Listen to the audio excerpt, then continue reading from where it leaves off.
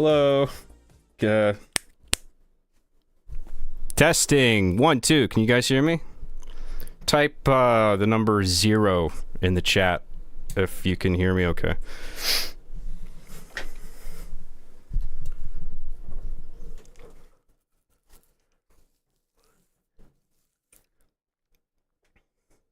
Good? All right. Well, I hope you liked it. I don't think everyone was impressed, but I think most people liked it. Thank you. Okay, we're doing good. Hey, Metal's here. Thanks for staying up, man. And thank you very much for your voice. You killed it, man. I'm so happy with all my cast. Everybody. They just did such a good job. Most of them are quite generous with like doing different takes and voices and stuff too. So like it was cool to have that variety to pick from, you know.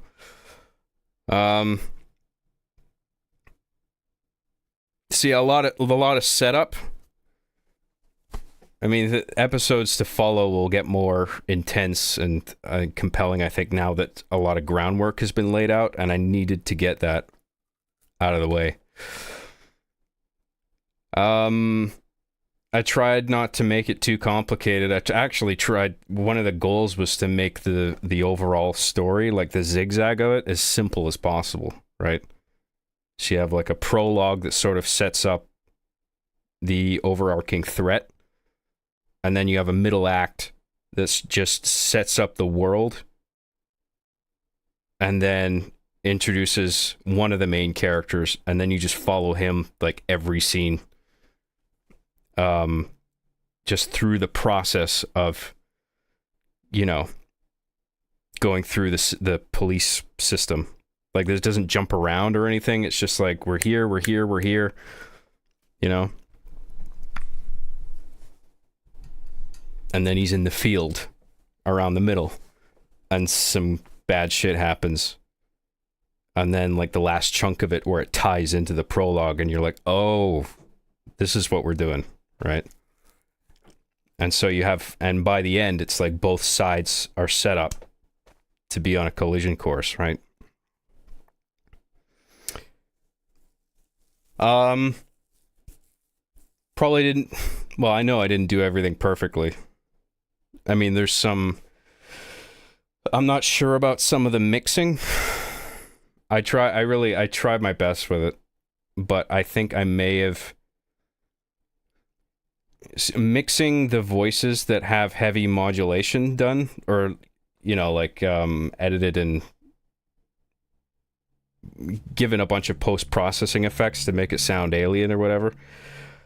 It's a bit hard to mix that, because you can up the gain on that so much, but it still won't hit 0 on the audio meter. Like, it'll stay below 0 dB, which is what you want.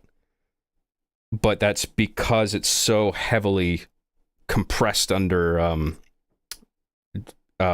post-processing modification that you just keep upping the gain, and it's still not hitting that. But like, I want people to understand what's being said while like keeping the energy up, which means like I want to have the music volume at sort of a minimum level, but I want the voices to be clear at the same time. So I don't know if I hit that balance right.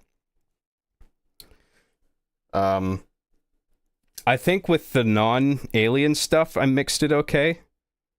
Probably should have lowered the music a tiny bit in some scenes. Audio is a little wonky, yeah. Yeah. I mean, I gave it multiple passes, but like, there's always room for improvement, right? And so this is good. Like, I'll try and remember this shit for the next one. But thank you all very much for tuning in and watching it. it almost it's kind of. I mean, I'm happy with it, and I'm glad people enjoyed it, but can feel a bit anticlimactic because it was so much work getting this done, and then in an hour it's just over, you know. And on top of that, some people are just like, you know, it's cool, I guess. I'm just like, oh shit. But I'm trying to lay the groundwork for something that'll be really powerful by the time it ends. Because like when I was first conceiving this, the first thing I thought of, well, I thought about like the setup a bit initially, but one of the first things I thought of was the finale. And so this is all sort of a build up to that. Yeah,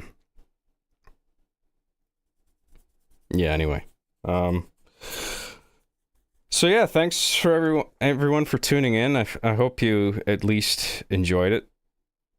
And I'm just here to answer questions and super chats and stuff. And if anybody has questions about the production, that's cool. I'm happy to answer stuff. Like I said, I tried to use the game as much as possible. I didn't want to. I got some emails from people saying like, you know, if you're gonna do like visual effects, let me know. I can help you, and we'll get started on this with Blender now. And I'm just like, I don't want to. I only want to use shit like Blender and like 3D modeling and stuff as like a last resort. I would rather do as much as I can in game, just to give it that classic sort of. This is like a 2000s machinima sort of feel, you know.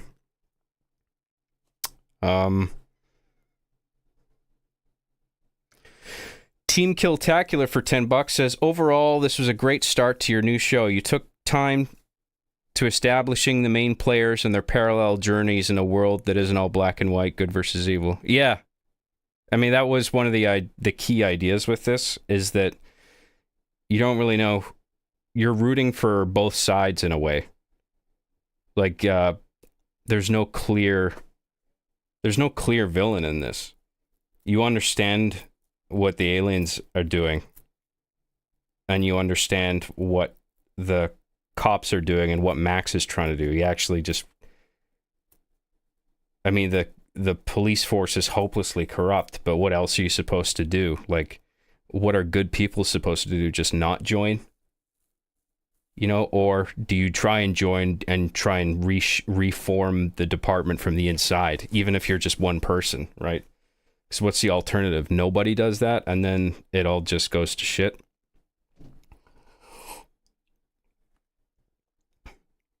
So the idea was like to have both sides.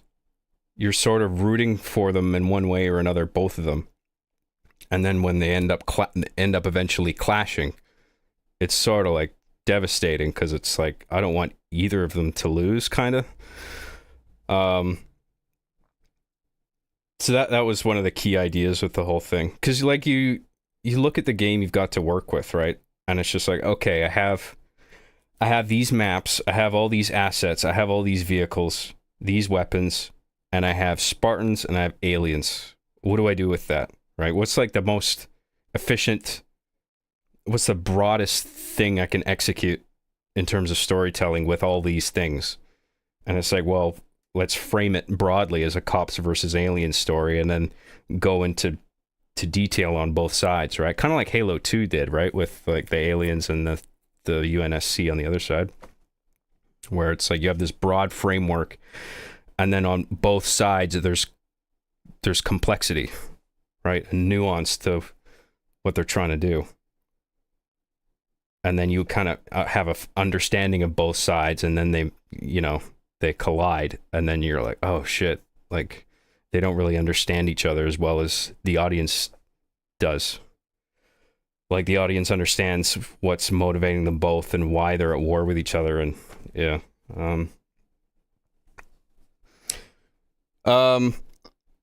the villain, I forgot to mention this as an inspiration, but one of the villains, a movie villain that inspired me for the alien side of things was, it's a movie called The Rock. It's probably like the one Michael Bay movie that I actually like. That is actually one of my favorite action movies too. It's directed by Michael Bay, but the screenplay was handled by a bunch of people. Some people have did uncredited work on the script, I think.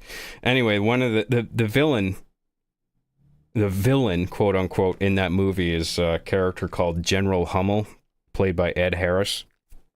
And he's one of the most sympathetic villains I've ever seen in a movie, where you see where he's coming from, you know.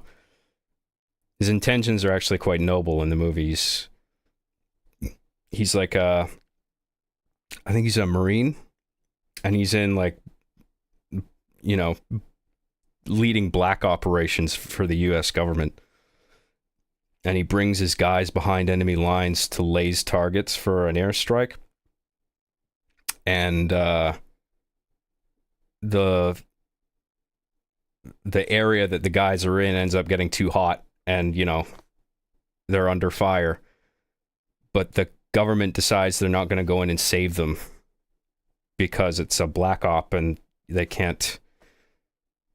They have to pretend this didn't happen, basically. So they abandon General Hummel's guys, and he's like guilt-ridden because he like led them into that territory, and he's like the one guy who survived.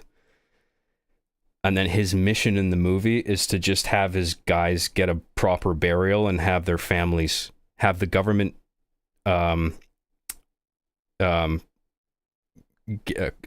what's the word? Reparations to their families. Like a sort of financial contribution to their loss of their husbands or whatever. And yeah, he's just like a really sympathetic character throughout the movie. Even though like what he's doing is terrible, but he doesn't actually have any intention of doing the big terrible thing in the movie, which is shooting rockets full of nerve gas into San Francisco, I think, from using Alcatraz as a base. It's kind of a crazy plot, but that's one of the reasons why I like it. He doesn't actually want to do it, though. He's bluffing, but the mercenaries that are working with him aren't bluffing, and so they sort of supersede him by the end. But anyway, I always loved Ed Harris's performance in that movie, and I liked that the villain was the most sympathetic character in that whole movie. I think even more so than Sean Connery. But yeah, that was one of my inspirations. Like, I wanted to have a villain that you just, at the very least, understood his motivation on like an emotional level. And so now you have this character who's like not only well trained but fucking furious, and he wants revenge. Part of it, this is like a revenge story, right? And then you juxtapose that with the idea of justice on like the police side of things, right? And so yeah. So yeah, no clear-cut good and bad guys was one of the key ideas. So I'm glad that was appreciated, at least. Thank you, Team Killtacular. I really appreciate that. Team Killtacular again for $5 says, that being said, I think you might have overdone it just a little with the impact sounds, especially when displaying characters' names on screen. I agree with some of that. I do think it's important to have, I mean, this is arbitrary, you know, it comes down to preference, but I have to say I do prefer having the impact sounds on the text because it has that extra effect of drawing your eye to the thing, right? Because it's like important, like the text shows up on key characters because like you, as just an extra descriptor of like who that person is, and then it's also telling you this is one of the key players in the whole thing, And so like be mindful of that going forward, right? Remember this character is sort of the implication of like the text slate showing up. And then it's not like an explosion sound, it's just sort of like a deep impact, like boom, right? I thought it was like low key enough, but also like serving the purpose of like more immediately drawing your eye to it, because it doesn't last for too long. If the sound wasn't there, you might just like see in the corner of your eye, oh, there's some white text there, and then you look and then it's gone. Like, I don't know, I really felt like it needed it.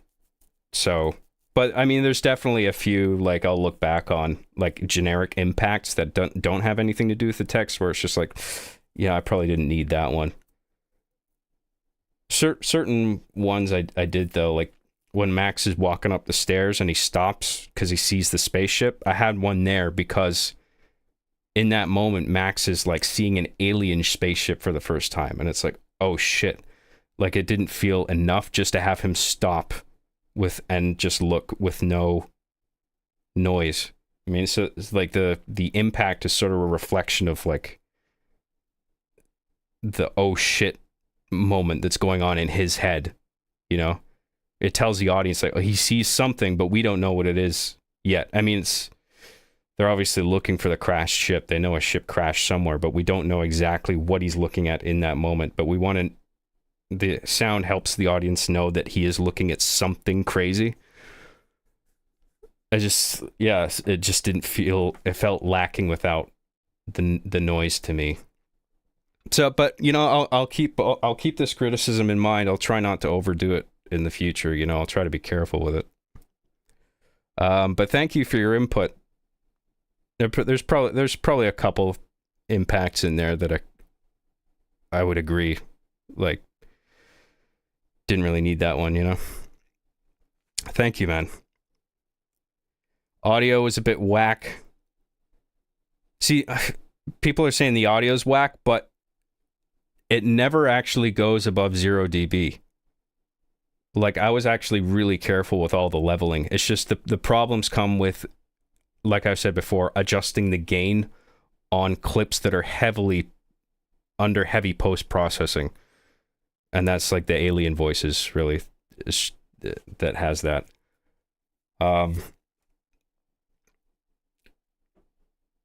But yeah, I think I had the gain too high on the alien voices, and even though it didn't surpass 0 dB decibels, it sounds oversaturated and like overpowering to the point where it's like, what is he saying, right? Even with the gain lower, just the post-processing alone, I think, is enough to like make people go like, what did he say? That's why I had the subtitles for the aliens, right? Because it's like, I don't want any confusion on the part of the audience as to what the aliens are saying. I want them to like, I never want them to rewind and be like, what was that? Like, what did he say? Like, I always want it to be clear what's being said. I felt like I didn't have to do that with the alien voices, even though there's a bit of post-processing on the alien voices as well. There's like a bandpass effect to give the effect that they're speaking through radios, right? Their voices are being filtered through like a communication system in the helmet, and then it's outputting from a speaker. Like Red versus Blue does that, you know? So I decided to do that here finally. I didn't do that in RB and the Chief, but I felt it was appropriate here because we're treating the game world as the real world in this situation, right? RB and the Chief, it's different because the game is being treated as a game. In this, the game world is this fictional city, right?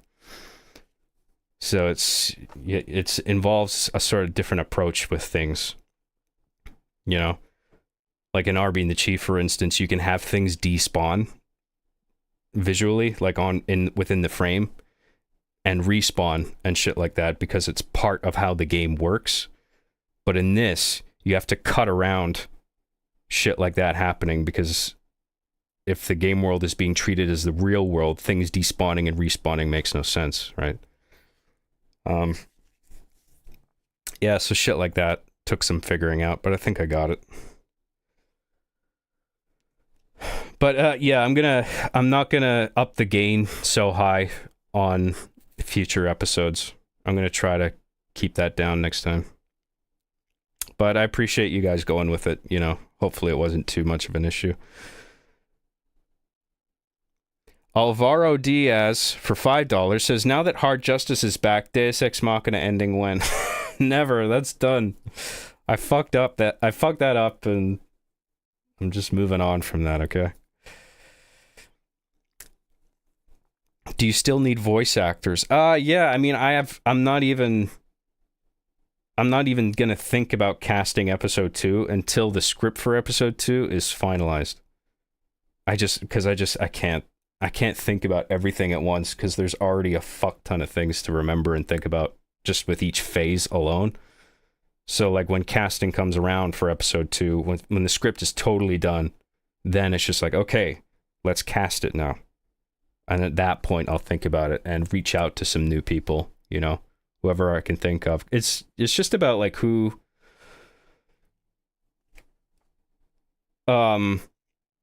like thinking about the characters and then thinking about who I know who would be willing to do this, and like matching voices to characters based on how well they fit that character. It's not just, you know, random cameos where it's just like, oh, you want to do this guy or whoever, you know. I put some thought into it where it's just like, you know what, this character, it would be so funny if like this person did this character, you know, or just not even funny, just like this person would be a great fit for this character based on their attitude and that the person's actual delivery, like the way their voice sounds.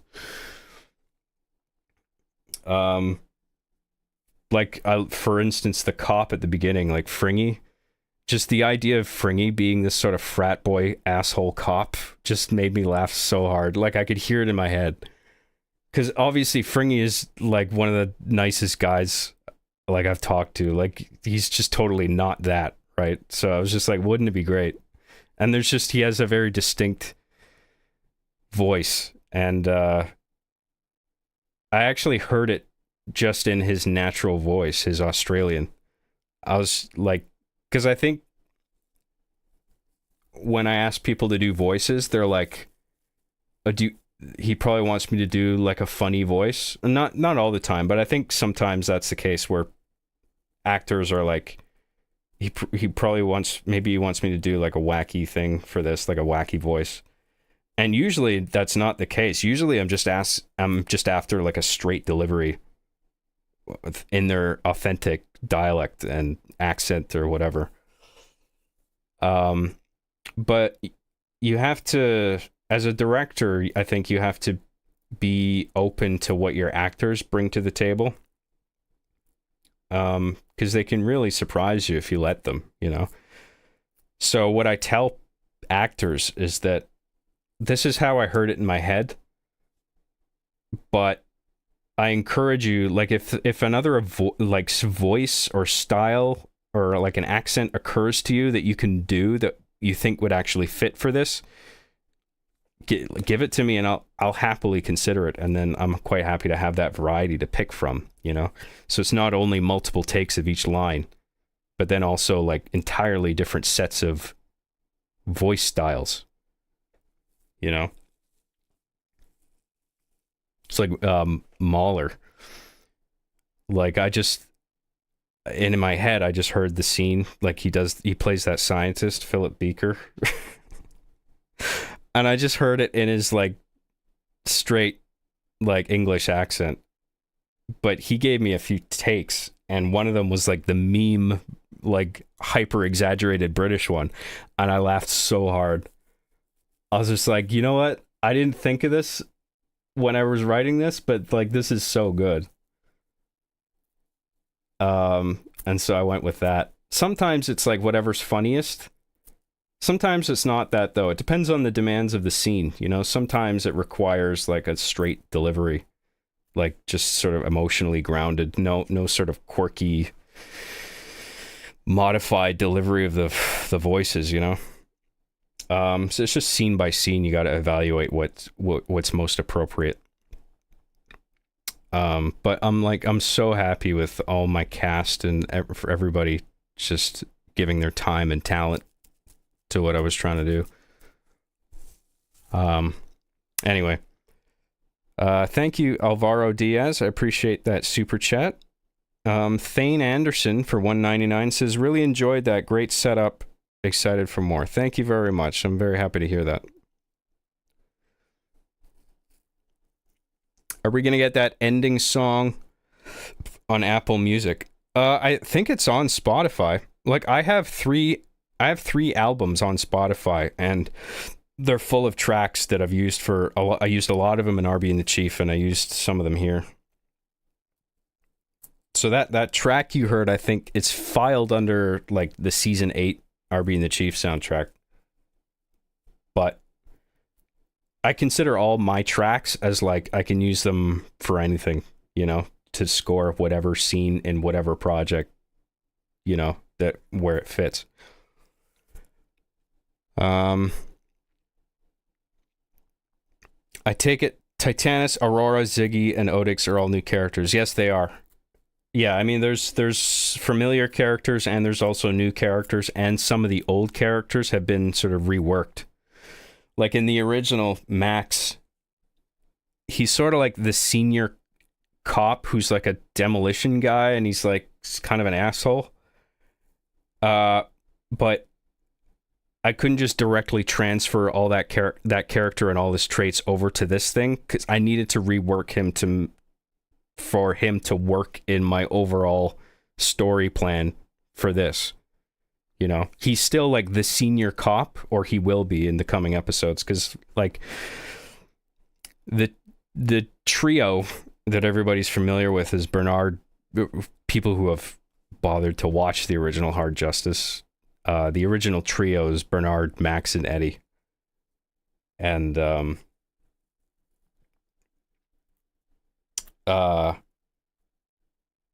so that team will eventually form. Like, we haven't been introduced to Bernard and Eddie yet because there just wasn't time in this episode, because this episode was dedicated to just establishing Max's origin as the senior member of that eventual team of 3.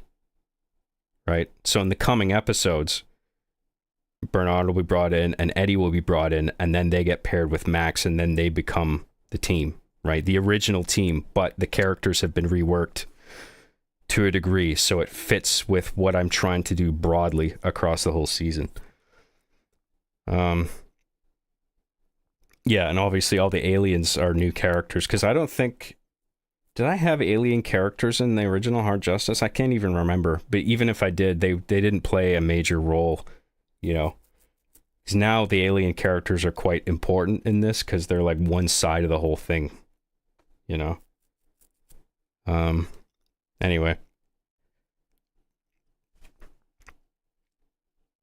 I know exactly how you feel when it comes to that anticlimactic feelings about your work. You work so hard to set everything up, but you feel people might be disappointed with the lack of plot events. Yeah, I mean, I debated releasing this in smaller chunks, but honestly, I was scared that, you know, if I like released episode 1 and it cut off at the end of the prologue, like, because I was thinking uploading this in like separate chapters. Like one chapter would be like one upload, but I felt like if I did that, the prologue would end and then people would be like, what the fuck, what's going on, right?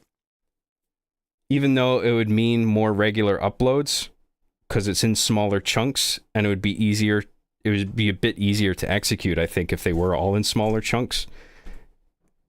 I feel like it would just be ultimately unsatisfying, because people, like, one chapter ends and it's not enough for people to see where all this is going, right? So I feel like minimum I needed 3 chapters per episode, because then it's like a 3-act structure, like a movie, right? So it's just like, we're doing this. Oh, now we're doing this. Oh, now we're doing this. That sort of takes elements of the 2 preceding chapters and dovetails them in a way that gives you a sense of satisfying direction, where it's just like, oh, I see broadly where this is going now, you know?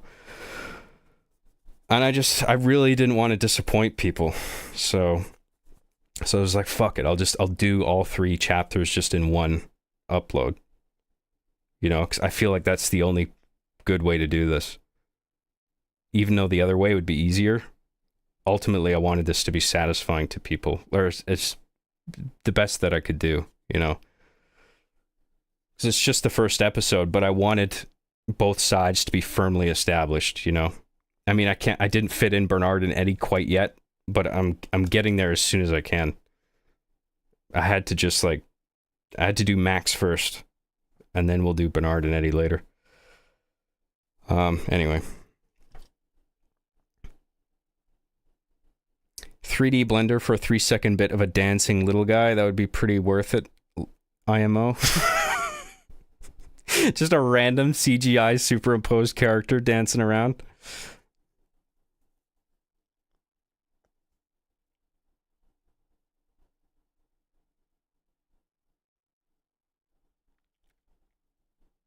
Compensation. Yeah. Right.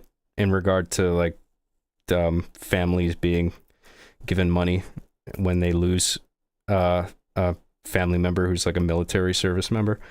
Thane Anderson for $1.99 says, really enjoyed that. Great setup. Excited for more. Thank you very much. Why are you burned, dog? Because I've been out in the sun, dude. What's up, Dr. Knapp, by the way? Good to see you. Yeah, I'm getting some sun, man. I go for a walk every day. Taking advantage of the nice weather. The impact sound makes me think of a sudden change in mood. That's why it felt a bit jarring at times. Yeah, but that's intentional. Most of the time it's used. When Fringy's cop character, for instance, pulls out the gun, there's an impact sound there because it's supposed to be a jarring shift in the conversation where it's just like, now it's serious. I have my gun out, right? Somebody could die at the end of this exchange, you know? So it is used for that effect deliberately, at least I think most of the time.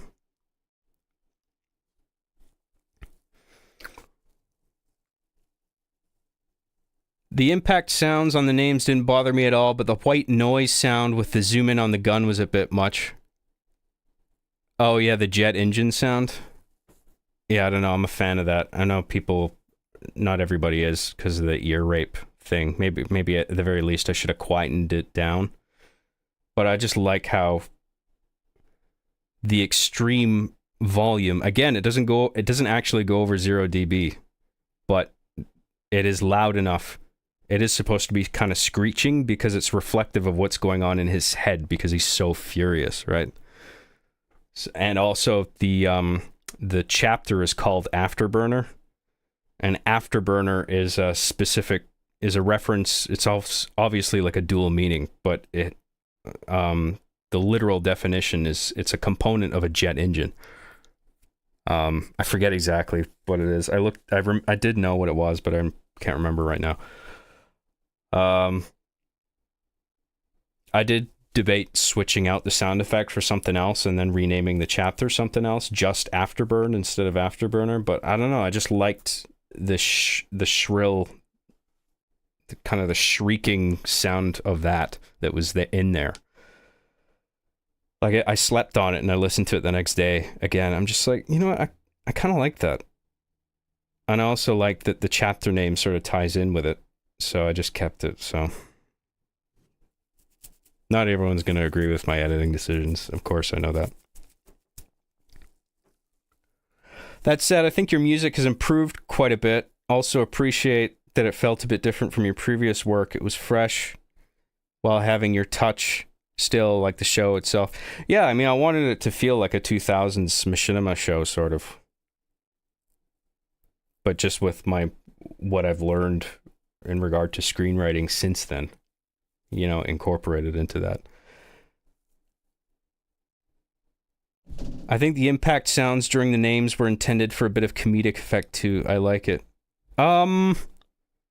Yeah, I guess for characters like Pal, that applies, yeah. It definitely, sometimes it is used as a gag. Like Arby and the Chief is full of impact sounds that are like, this is meant to be sort of a little joke. Because like in Arby and the Chief, it'll often be used to like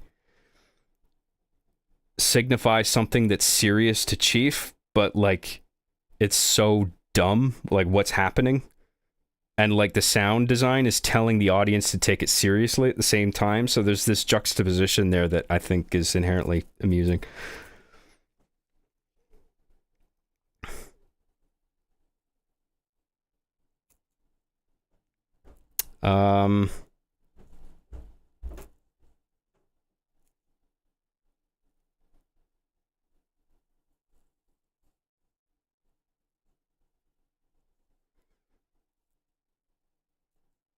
Sorry, I'm just figuring out where I left off.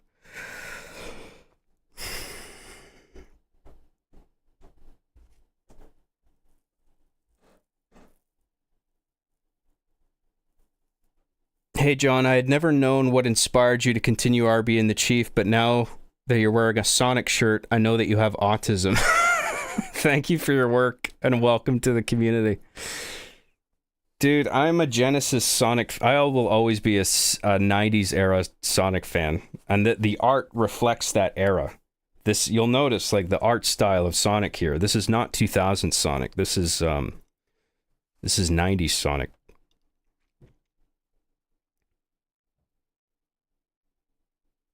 And the 90s Sonic didn't have this weird, whatever the fuck, autism thing that's associated with the character now. I find that really odd, all that stuff.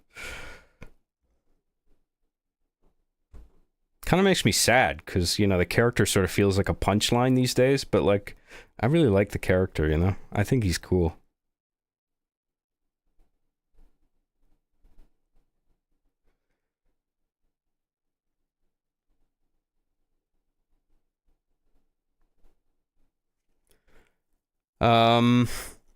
Where was I?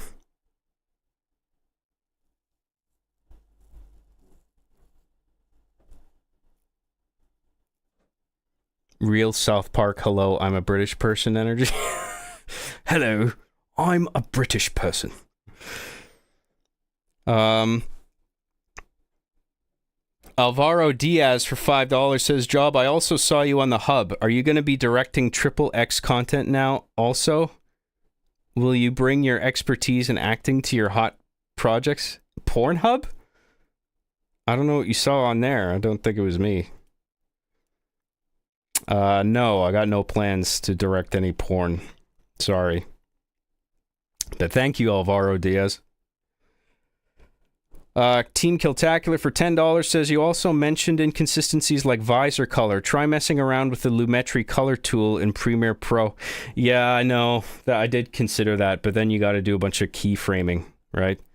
Because I understand what you mean, but then the visor in any given shot is probably going to be moving around.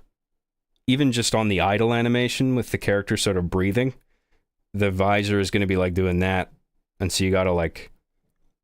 I'm actually I don't know a lot about that, like keyframing masks and stuff. It's probably like not as hard as I'm thinking it would be to do. Because I understand basically how it works. You basically just you find sort of an area where two pixels next to each other are in high contrast, and then you use that as sort of a marker. And then it'll follow that point around the image frame by frame, and then that motion data will be applied to like the mask that you put on. But then depending on the movement of the visor in that frame, you might have to adjust the scale and the skew of the mask that's being applied, like with the color correction within it. Like, it just felt like a headache. So I was just like, whatever, fuck it. That's just a little goof that I made that'll make it into some trivia wiki one day. You know what I mean? Like, it didn't feel like a huge deal. And then, like, it was taking long enough already without adding fucking VFX to a bunch of my fuck-ups, you know? So I'll just try to be more careful going forward. And plus, like, it just didn't seem... It wasn't a story-critical thing. Because the idea is that the civilians have generic visors, like a sort of not quite gold, sort of a pale gold, pale yellow, and then to have the cops have blue visors, right? So as soon as you see a blue visor, you know they're a cop. You know, that was the idea. But yeah, I fucked that up, obviously. I'll try and be more careful with that.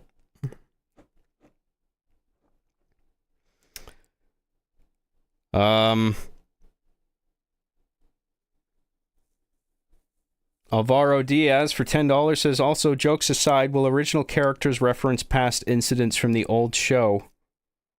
Or does the rework entail getting rid of their experiences from the old show and One Life Remaining? I don't know why people keep bringing up other shows. Like, no, the plan isn't to, like, mention... There might be, like, some nods to the old show here and there if I can think of something that fits. But the main idea here is to just rebuild the show from the ground up with the same sort of characters on a basic level. You know? Then the same sort of situation, at least on the human side, of like a police force. So yeah. That, like, One Life Remain. I don't know. Like, people are asking, like, was Anthony from that show gonna show up? Is Arby and the Chief gonna show up in this show? It's like, why would they? It's a totally different thing.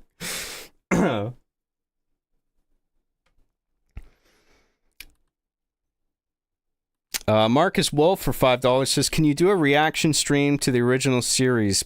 PLZZZZ. I don't know if I want to do that. That might be a little too cringe. Like I said, I respect that people have an appreciation for the original, but it kind of pains me to watch it. Sorry, I thank you, Team Killtacular and Alvaro Diaz, by the way. I'm sorry, I forgot to thank you guys. Thane Anderson, thank you for all of these. This is really nice.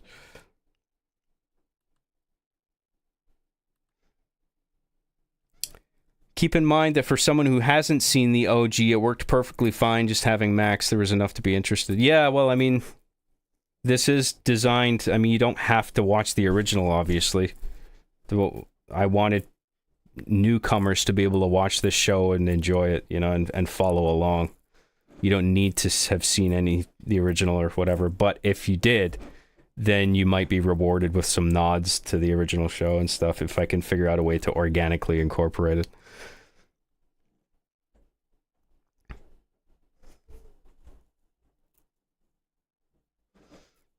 I think you roll out the show episode by episode is satisfying and establishes most of everything fairly well. Plus, when it comes time for the next episode release, we can rewatch in anticipation. Yeah, I mean... Yeah. I mean, that's... If I can have people thinking that I at least did things fairly well, that's good. I mean... But it's just hard to think how I could have...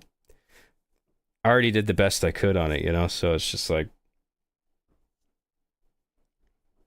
I mean, obviously I'm going to, like, I'm happy to get all this feedback, and I'm going to take it into a consideration going forward. And I've done that in the past with Arby and the Chief, where, like, I'll fuck something up, like, in terms of, like, plot continuity. And they'll be like, how the fuck did he know that when this thing happened, or whatever? And I'll be like, oh, shit. You know, like, fuck, I didn't think of that.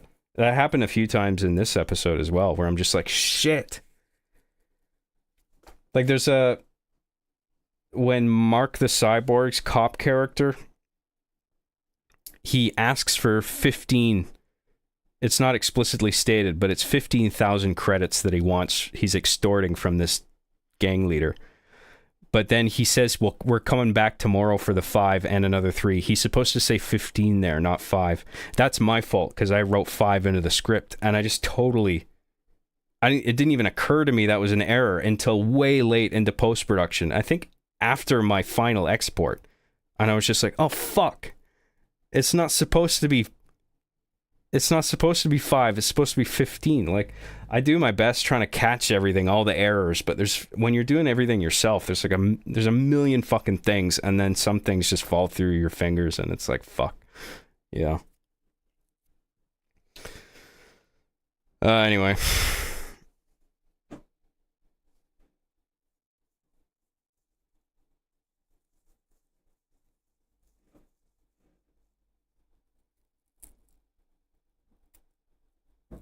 sorry, John, you're not allowed to like Sonic and not have autism. It's impossible. I'm making it possible, okay? I'm starting a new movement. Non-autistic Sonic fans. Maybe I am autistic, I don't know. Doesn't everybody have fucking autism now? Everybody's got it at least mildly. So the window of diagnosis on it now is so fucking wide. Oh, I'm feeling a bit anxious today. I must be autistic.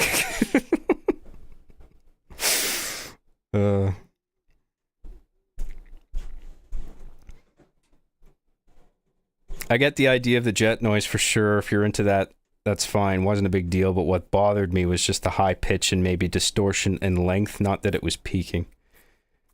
Yeah, I mean, it is loud. And it wasn't peaking. I was actually careful with that, but yeah. I get it, it's a bit too loud.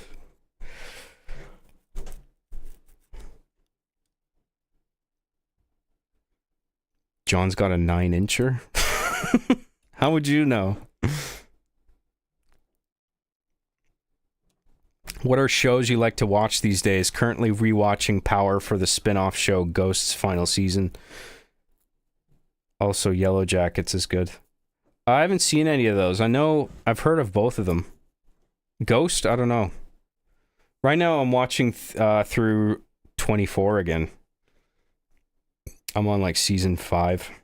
I've been watching a lot of that while I'm capturing footage and stuff, you know.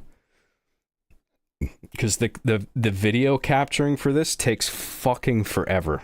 Like, just hours and hours and hours and days and days and days. I think this episode was...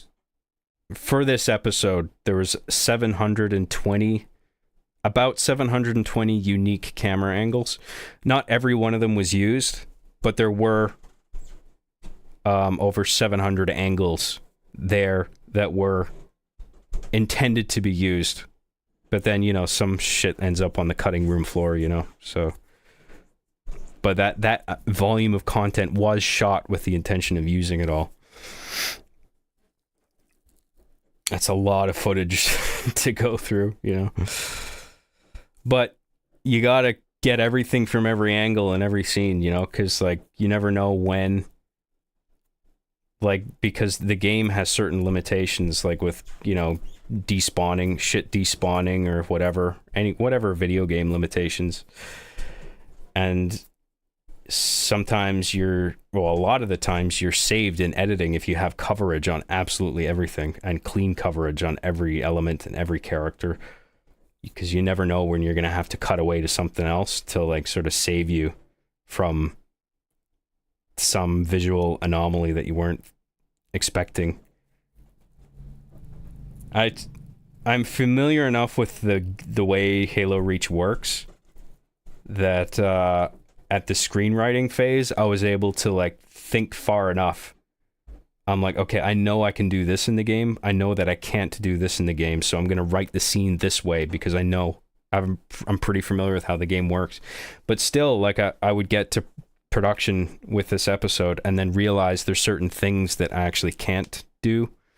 Just weird little game logic things, you know, like I had a bit, like, there's the human training montage where the vehicle hits the traffic cones set up on the ground as part of, like, a track. They're supposed to, like, stay within the lines, right? And the idea was to have one of the dumb recruits just mow through the cones and send them flying everywhere. But the game does this weird thing, I think, where if a traffic cone is on what the game code determines to be environmental ground, it's like physics are shut off for that object. And so, like, if you collide with it as a player or a vehicle, it's not going to move. But if you put a cone on a dynamic object, then all of a sudden it'll preserve its physical dynamism. It'll react to other objects in the game. But if it's on, like, grass or, like, the level's floor, all of a sudden its physical properties will be shut off. And so like I was trying to get the cones to move to react to the vehicles, and it just wasn't doing it. I was just like, is this because I'm doing it in split screen? So it's shutting off some physics just to be less taxing on hardware, but it was doing it even, I think, in one player. So that was like, fuck. I sort of edited around that. I just made the shot not last too long. But if you notice, when the vehicle drives through the cones don't move anywhere. But when the vehicle later smashes into the crates that have cones on them, you'll see them tumble around and fall over. So it's just weird little shit like that, where it's just like, fuck. I thought this doesn't work the way exactly I thought it would in the game. You think I'd have all this shit down after doing so many seasons of RB and the Chief in the game, but I still forget a bunch of shit. There's all kinds of little game logic things, you know. Anyway.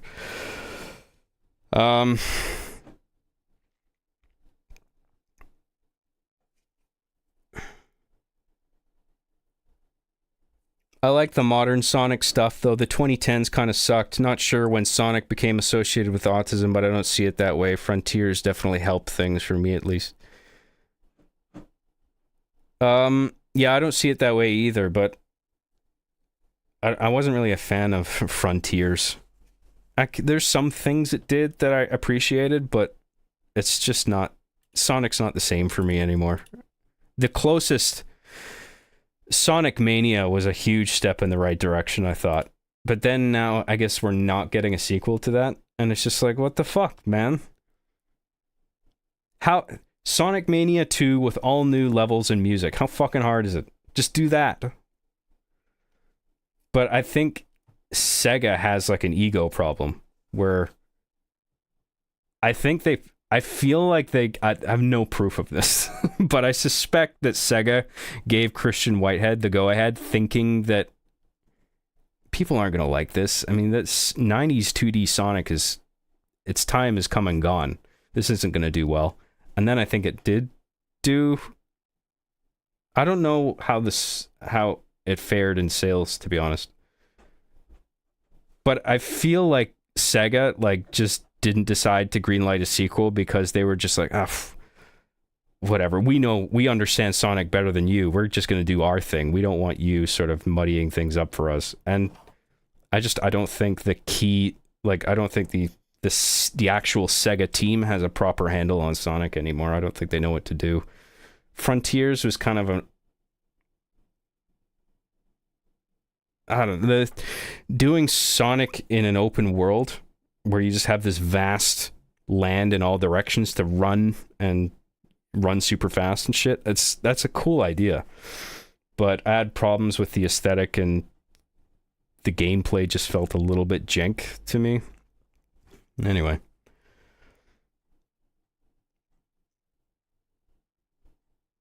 It's not hard, it's just very time consuming to go frame by frame with the masks, but if you're that crazy about continuity like me, then you'll drive yourself insane. Yeah.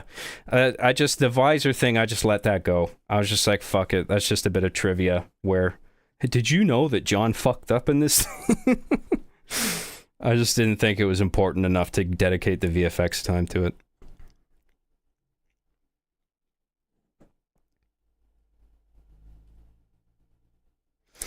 Crow Cage for $5 says, love the episode. You're a great writer. I'm excited to see what comes next, especially with Titanus. You inspired me to create my own machinima. Thank you. Oh, good luck with that, man. That's cool. It's a great teaching tool. Like, if you want to learn film and learn all the time-saving shortcuts when it comes to not only machinima, but live action production, machinima is a great way to teach yourself all that, because you learn to shave off all the...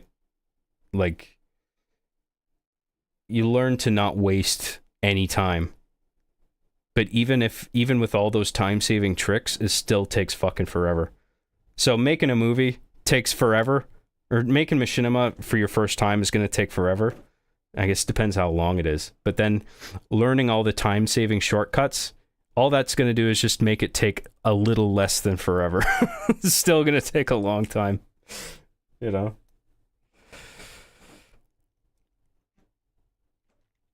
Thank you, Crow Cage. Thank you for all these chats. Really appreciate it. You think you could have used the flames from an exploded vehicle for the scene where the mother is burned to flames, at least for the close-up on Titanus, so you get as much in camera as possible? Well, in camera is kind of a different thing, but I know what you mean. Like, using in-game assets. And the answer is no, because there are certain... I mean, this is one of the things you just learn through experience. I've worked with Halo Reach so long that I know what maps allow which vehicles, or allow all vehicles, or allow no vehicles, because it's not just you can spawn any vehicle you want across the board.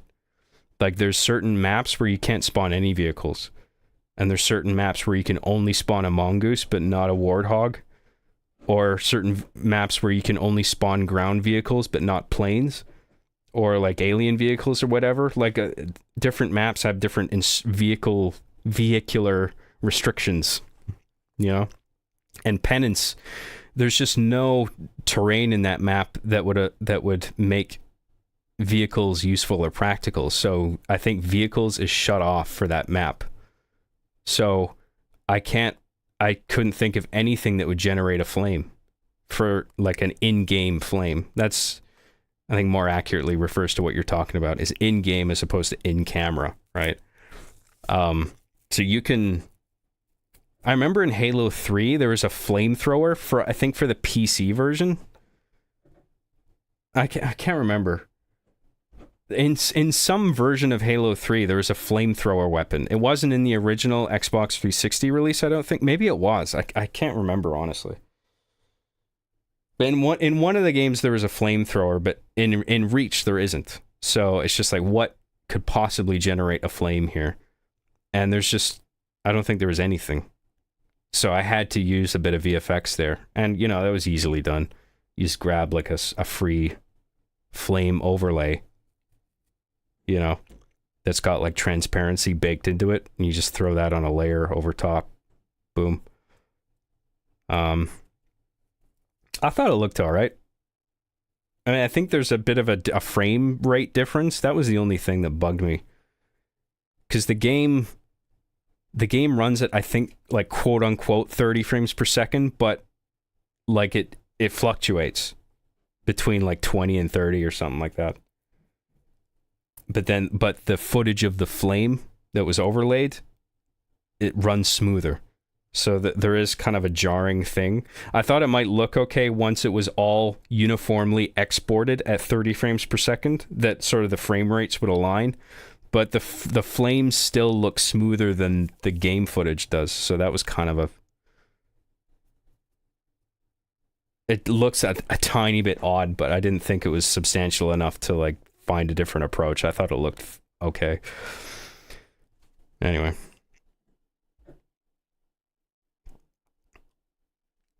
Alvaro Diaz for $5 says, I brought up One Life Remaining in particular because the Hard Justice characters show up at the end of the show. The Deus Ex Machina reference I made was just a joke. Oh, right. Yeah, I forgot I did some crossover shit. Like, I did Arby and the Chief and One Life Remaining. I sort of mixed those up at some point, too.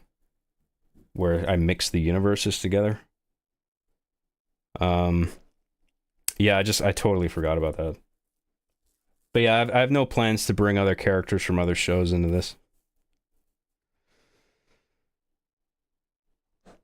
I mean, we did get Sonic Superstars and Origins. Oh yeah, I didn't play Superstars yet. That looked okay. I'm not really a fan of that art style. This sort of soft, rounded edge art style they're going for now, where everything looks too juvenile. I don't know. Like, Sonic's supposed to have a bit of edge, you know? And it feels like the edge is gone now. But Sonic Superstars did look fun. And it's not the first time that Sonic's tried to be Mario. Because, like, I mean, that Sonic Superstars, it just reminded me right away of, like...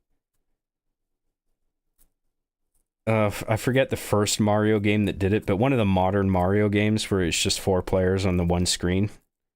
I think there's a game before um Mario Wonder that did that. Maybe one of the new Super Mario Brothers Wii games. But I saw Sonic Superstars and it's like, oh, it's just that. It's like when Sonic Shuffle came out because they were trying to do Mario Party. It's like Sega just keeps looking at Nintendo like, what should we do next? Oh, well, they're doing this with the next Mario or the new Mario game. Let's just do that. I kind of like Sonic Shuffle, but it was no Mario Party. Mario Party was better. Anyway. I haven't seen the first Sonic movie, but Sonic the Hedgehog 2 is Asterix. I don't know what exactly you mean, but the second Sonic movie is better than the first one, I think, but they were both pleasantly surprising. I don't mind either of them. They're quite enjoyable, 1 and 2. I'm looking forward to the third one as well. I think the Sonic comics tell better stories than the games do. Oh, yeah, I totally agree with that. Sega made a good choice in choosing Ian Flynn to write for the games and the comics. Huh, I didn't know that. That's cool. Machinima is good for learning movie making. In software engineering, we see constraints liberates. Yeah, that's a good point. I mean, that is like... when you're working with Machinima and you're working with the game's hard limitations and you decide I'm not going to use any augmenting like VFX or animation to like get done what I need to get done, when all of a sudden you realize you're working in this confined environment, your brain starts working a little harder, right? And then you start coming up with shit and it's like, oh, well, what if I use this in-game asset in this way to make it look like this? And then I kind of do this, like... you know, shit like that occurs to you because those limitations are in place, right? So that's another one of the reasons I prefer to do as much in-game as possible. And then if there's a storytelling thing that needs to be executed, but I cannot possibly do it in any way in the game itself, then at that point I'll consider doing creating a 3D asset in an external program like Blender or whatever.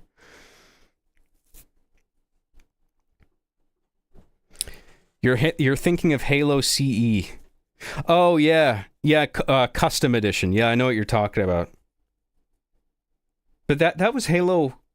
that was the PC release of Combat Evolved, though, wasn't it? Like wasn't there a flamethrower in Halo 3? Even the 360 version? I feel like Halo 3 came out on another platform later, and then it had... the flamethrower and some other little bonus shit thrown in. I could be just misremembering it. Combat Evolved port, which did have a flamethrower. Yeah, that's custom edition.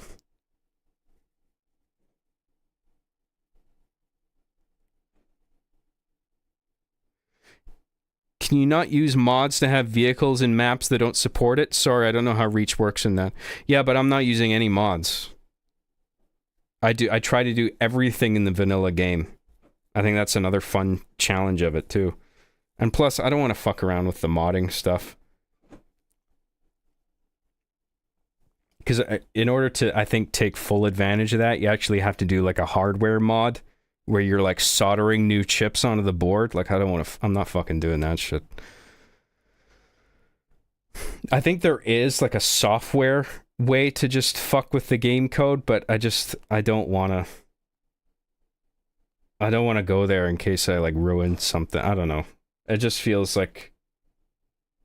It feels like I can do everything I need to do with just the vanilla game and its assets, default assets, you know?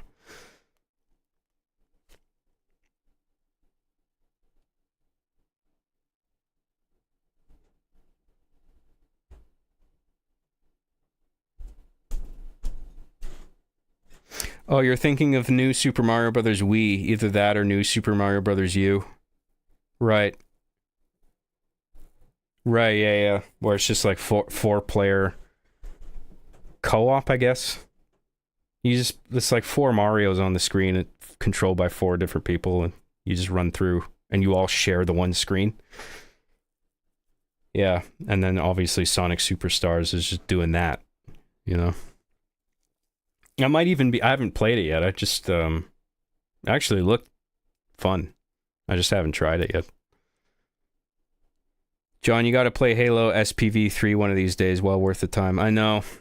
People have been telling me to play that for ages, and it's one I would actually consider streaming a playthrough of. Maybe I'll do that in the coming weeks now that I've got a bit of time to fuck around before I just hunker down and start working on episode 2, you know? Well, I mean, I gotta just get episode 2 written.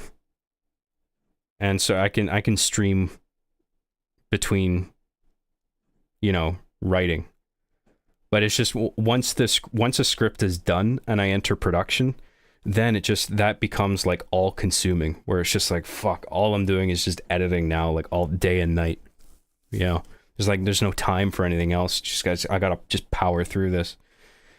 But with writing, it's just like, I can't just sit there for like 12 hours and write nonstop. Like I have to like, there's been occasions where that's happened, but most of the time, like I gotta just sit for like 2-3 hours maybe, and then get up and be like, okay, I gotta do something else right now because this is too cerebral, you know, like I gotta just do something fucking stupid and then come back and then start writing again with sort of a fresh perspective.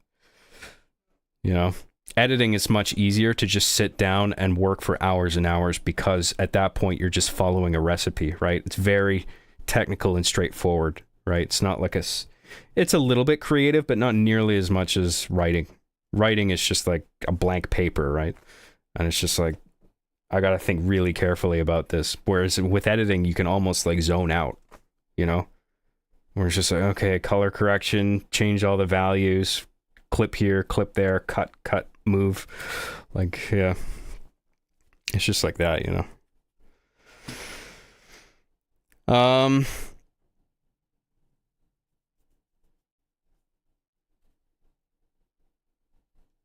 Didn't you mod Reach for Season 8? No. There are references to game mods in the story, as if the game was modded, but in the actual production of it, there were no mods involved. All of Season 8 was done just with the way the game works out of the box. I'm positive. Maybe I'm forgetting a couple things. I don't think there was anything that was modded content. I may have tried something years ago where I was just playing around with it to see if this would be like viable, but it ended up being a little too complicated, where it's just like, fuck, already got too much to think about. I don't also want to pile the way this works onto everything else I've got on my mind, you know? Because it was something to do with like modifying spawn points. You know how, like, if you go into Halo Reach Forge, you can spawn, you have initial spawn, and then you have regular respawn, right? So, like, initial spawn is, like, on game start. The players appear on those spots. But if you don't have any generic respawn points placed, then the game will pick a spot totally at random. Or based on where generic spawn points would be placed by default in, like, a fresh Forge map. But a player won't respawn on the initial spawn again. Like that's only like at the game start, right? But you can take regular spawn points and sort of adjust their properties. Where I think it's something about there's some I forget how it worked. You had to download something off of the Forge, whatever the fuck it was called. It was like a custom, like you go on Xbox Live and then there's sort of like a browser for Forge content, and you can download maps, and some of those maps were soft modded. So you download one of the soft modded maps, and then you can go in and you can work with that modified code. And one of the things the modified code did was it made the respawn points manipulatable. There was a property you could adjust where it had like a number value tied to it, and you would change that number value, and depending on the number that you set, when you loaded that map up in a custom game, a certain object would spawn on that spawn point based on the number associated with it. So, like, you know, you could put 20, for example, and like a wraith would spawn on that part. Or like a, you know, a camping stool or a traffic cone. You know, anything out of the entire object library. There's a number for everything. There's actually a description of that in part of Season 8's story of Arby and the Chief, where they go over that exact thing.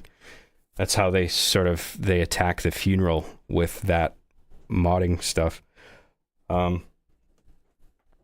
Yeah, but it's just, I was working with it and I was just like, I was intrigued. I was like, this is cool, but it was just making things a little too complicated than I was comfortable with in consideration of everything else I also had to do. So I just decided, you know, I'm just going to do everything vanilla, and that'll sort of be a fun challenge. Like we were talking about earlier, like sometimes it's like you want the limitations in place to help you be more creative.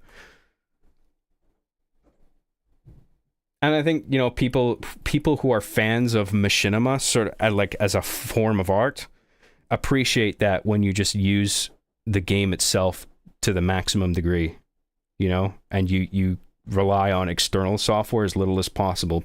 I think people appreciate just doing everything as much as possible in game without mods.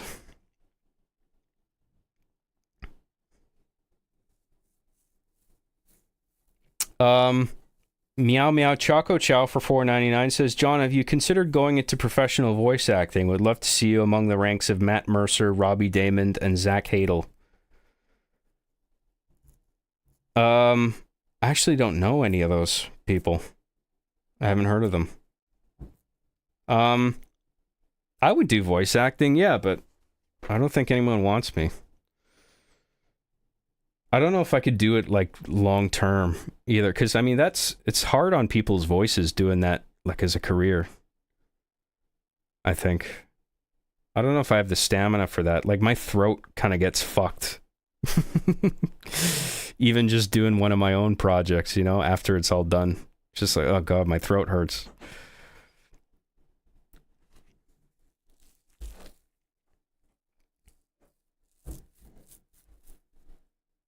I do like voice acting though. I don't have a lot of range. And I also don't take advantage of the fact that I can do different accents. Because that just feels too, it's like too obvious an attempt to switch up the performance of the same voice actor, you know what I mean? It's like if I did everything and then it's like there's like the Australian John and the Scottish John and the, you know, the just all these like stereotypes coming together where they're all like, it's like, what is this, a fucking, you know, this is all these people from every corner of the world coming around, and you know they're all just coincidentally here, and like, but it's so obviously the same person just doing different accents. Like that just, it comes off as silly to me. Good day, this is Australian John. This is British John. This is Scottish John. This is Russian John. How are you? I am a Russian. You. Hello.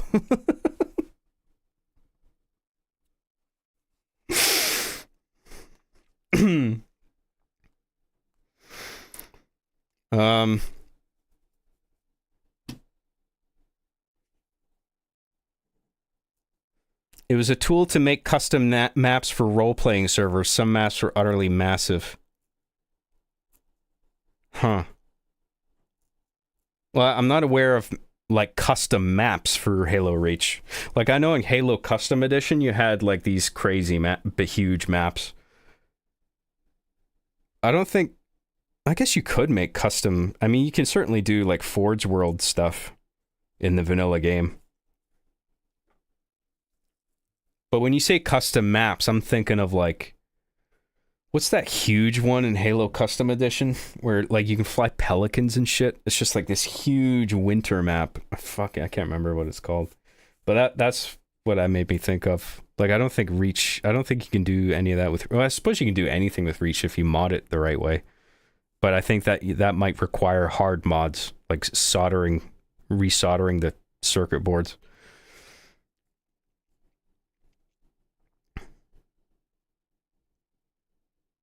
I'm sorry, but Custom Edition, lol. It was called Custom Edition. I know it's Halo CE, but the PC re-release was actually referred to as Custom Edition.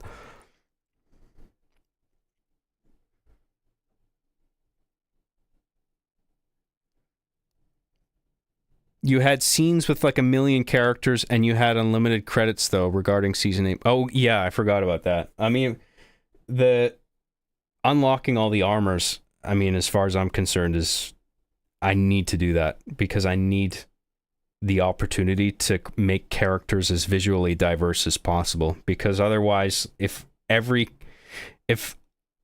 95% of all the armor is locked out of access to me, and then I have to deal with just a bunch of like default armor guys, and the only way to distinguish them all is color, then I think the audience will get bored of that. You know, it's just like, oh, there's red guy and there's blue guy. What a distinct personality. You know what I mean? Like having the armor permutations to work with to like sort of modify characters and give them a bit of flair. And giving them armor permutations that have something to do with their actual personality. Like that goes such a long way in helping the audience sort of like distinguish one character from another. Like, oh yeah, that's that character. That's this character.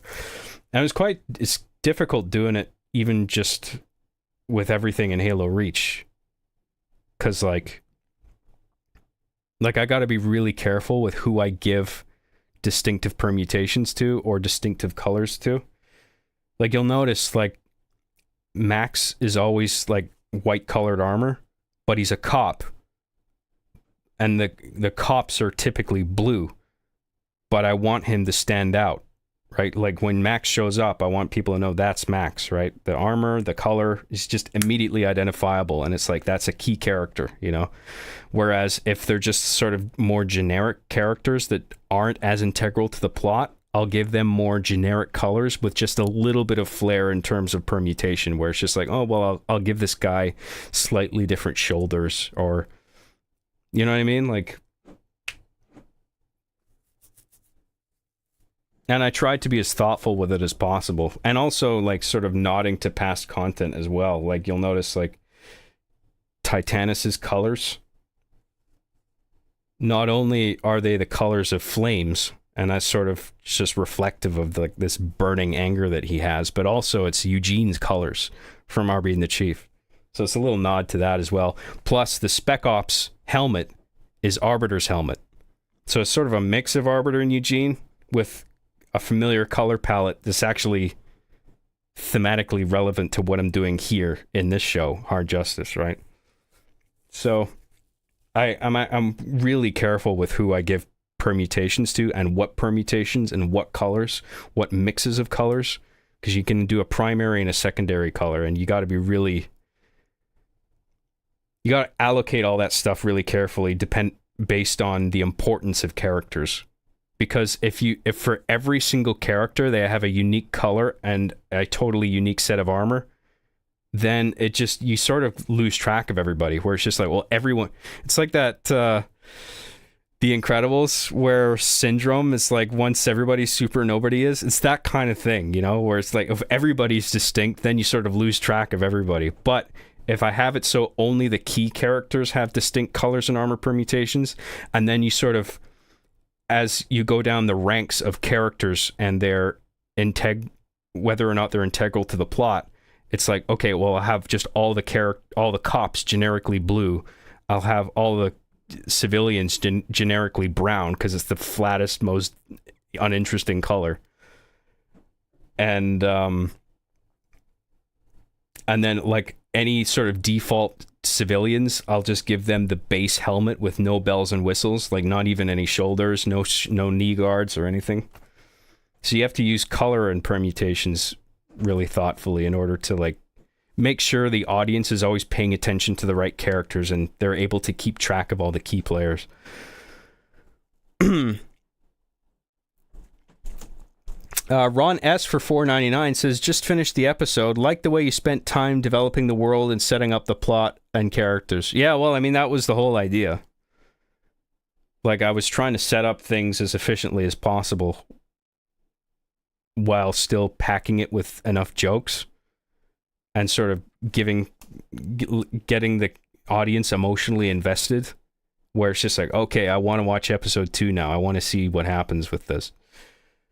And yeah, just setting up the world, you know.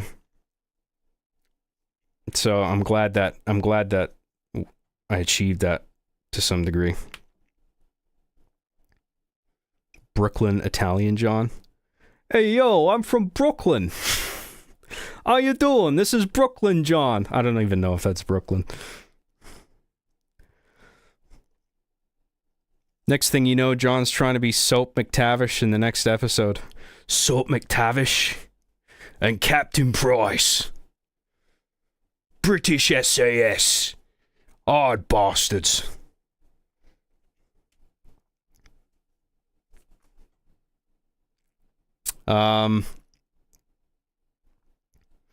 John something for $5 says, sup John, what new VSTs did you get?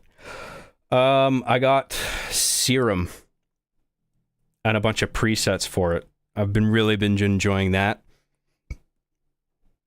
I got an effects plugin called Super VHS that sort of adds a vintage lo-fi tape recording quality to whatever sounds you want to apply it to. Everything else is just either free plugins I grabbed off the web, like SQ8L or Synth One, and then also Fruity Loops. You can do a lot with all their built-in plugins. There's quite a lot there to play with and get the sound you want. I'm talking about music, by the way, so I'm dabbling a bit more in that. I still want to make an album one day, but I mean, I'm juggling so many fucking things, man. I want to make a game one day too, but I mean, that's a fucking headache, you know. But I am brainstorming for that whenever I have some free time, which is never. I did recently sort of significantly break a story out for a video game though, like a little top-down comedy RPG. I've had a breakthrough where it's just like, oh, you know what? That'd actually be pretty sweet. But I mean, that'll be fucking years from now, probably, if I ever do it. I could actually do it though. I know how to program and shit.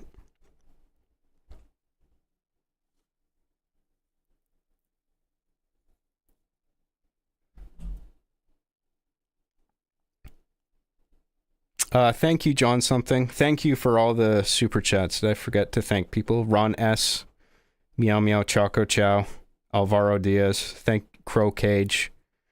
Thank you all very much. Marcus Wolf, you're all very kind. Cold Snap, yeah, that was the big ass Halo custom edition map that somebody made.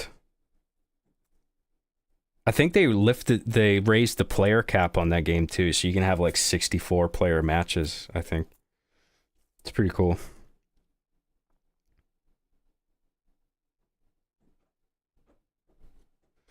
Hey John, I hear Destiny is on a full Wikipedia study on postmodernism to prepare for the upcoming debate between you and him. Oh my god. Destiny's too good at that. He'd fucking destroy me in a debate.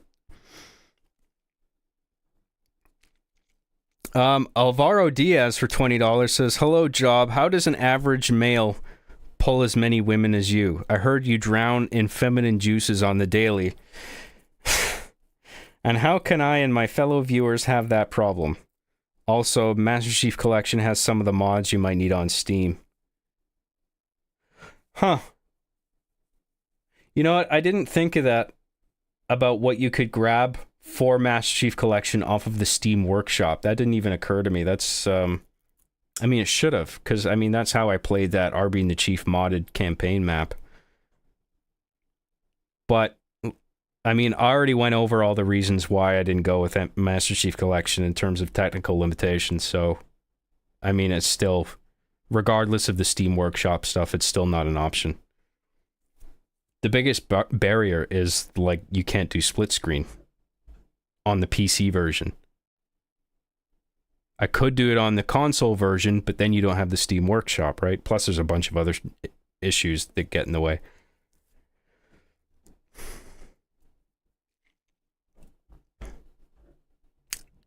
Oh, so brown is flat on an interesting.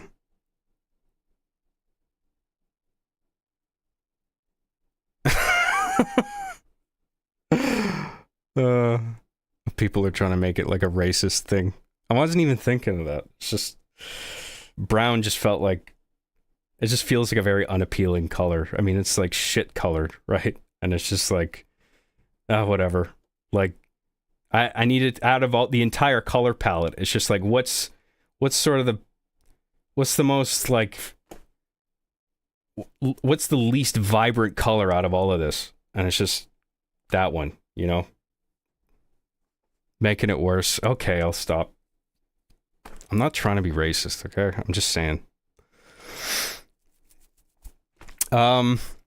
Serum is a very powerful VST. It's amazing. Super VHS is definitely a good choice for lo-fi and synthwave. Yeah, Serum. I'm having a good time with Super VHS and Serum.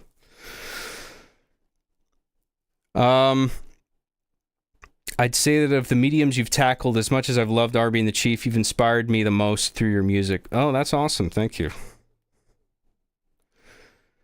Do you miss getting millions of views, or do you like having a smaller but more tight-knit community? I think I prefer the latter, to be honest. I wouldn't want to have... I wouldn't want the pressure of being like a million sub guy. Just being scrutinized like endlessly over every little thing. Like there's a weight to that I don't think I would handle very well. I do like sort of being under the radar a little bit.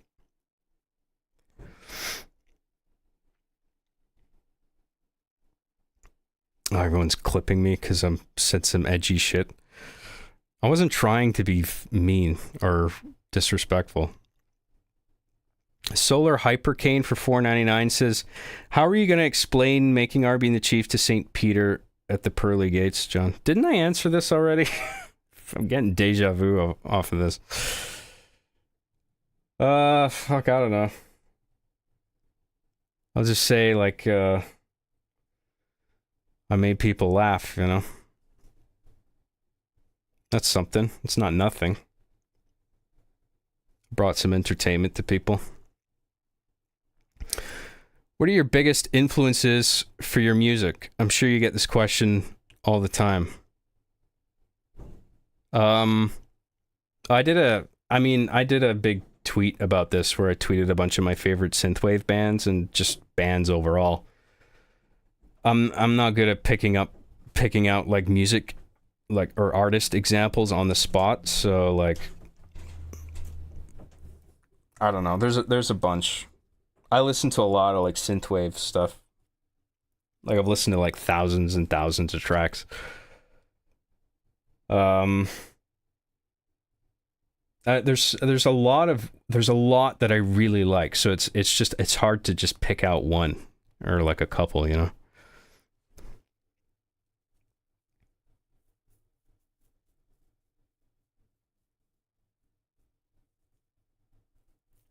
John Super Chat Graham. What do you want me to do?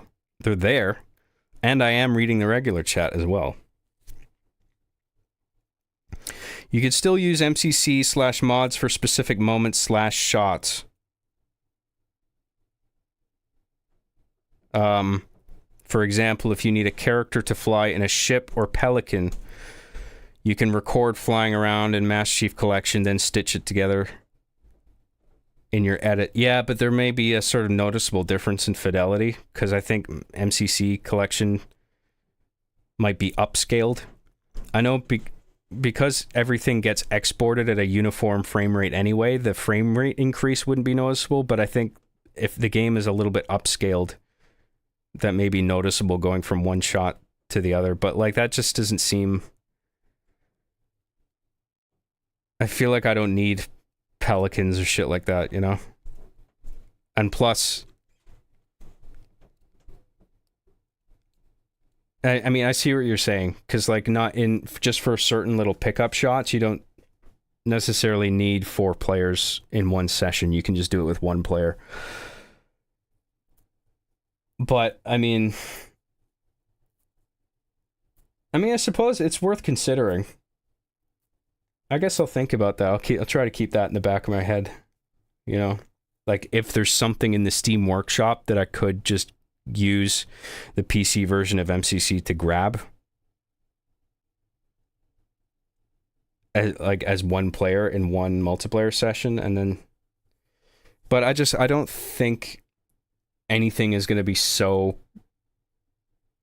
you know, critical out of Master Chief Collection or the Steam Workshop that I need to like use it. I feel like I can just do everything I need with the game, but I'll try to keep that in mind. It's a good point.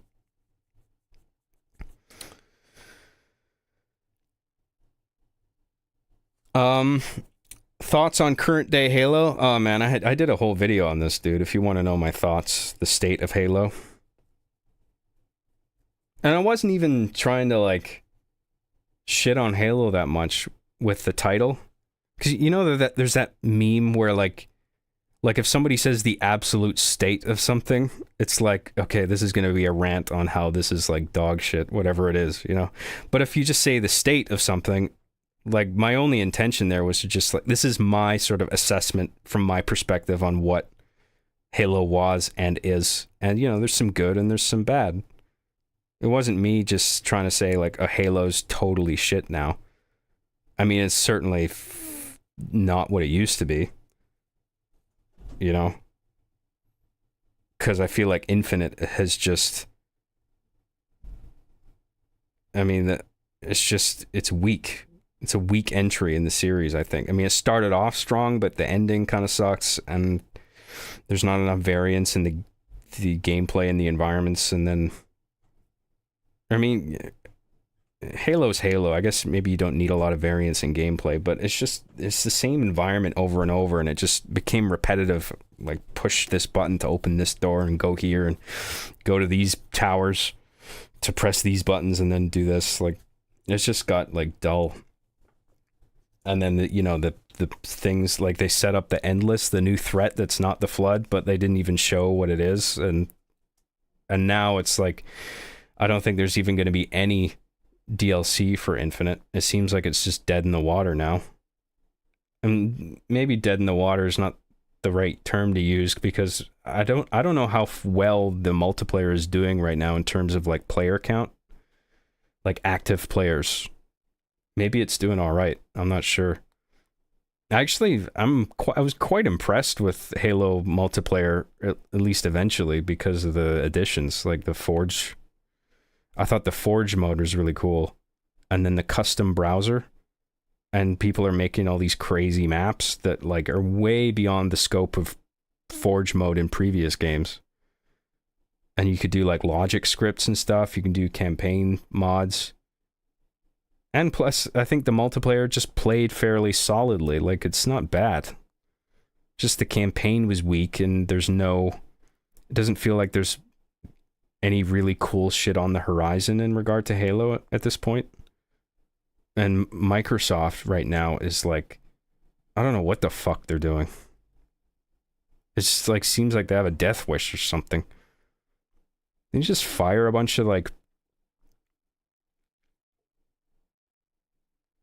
they bought a bunch of studios. They're huge fucking meme acquisition, $69 billion acquisition. And then they just shut down a bunch of their internal studios. Like, including the guys that made Hi-Fi Rush. I can't remember who it was. But then, yeah, it's like,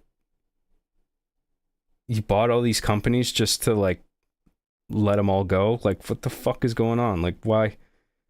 I don't know. I just feel like Microsoft is kind of flailing right now. They spent all this money and they're just not.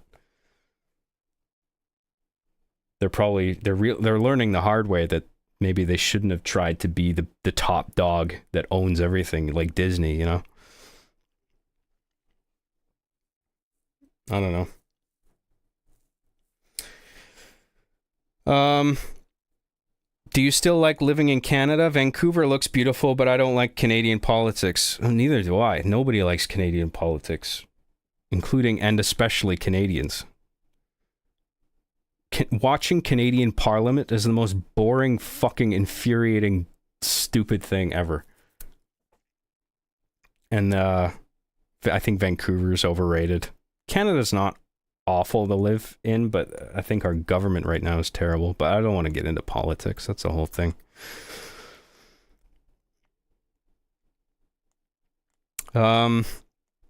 Check out Wave Shaper, John. I think I've heard of that. I'm not quite sure what it is. Is that a VST?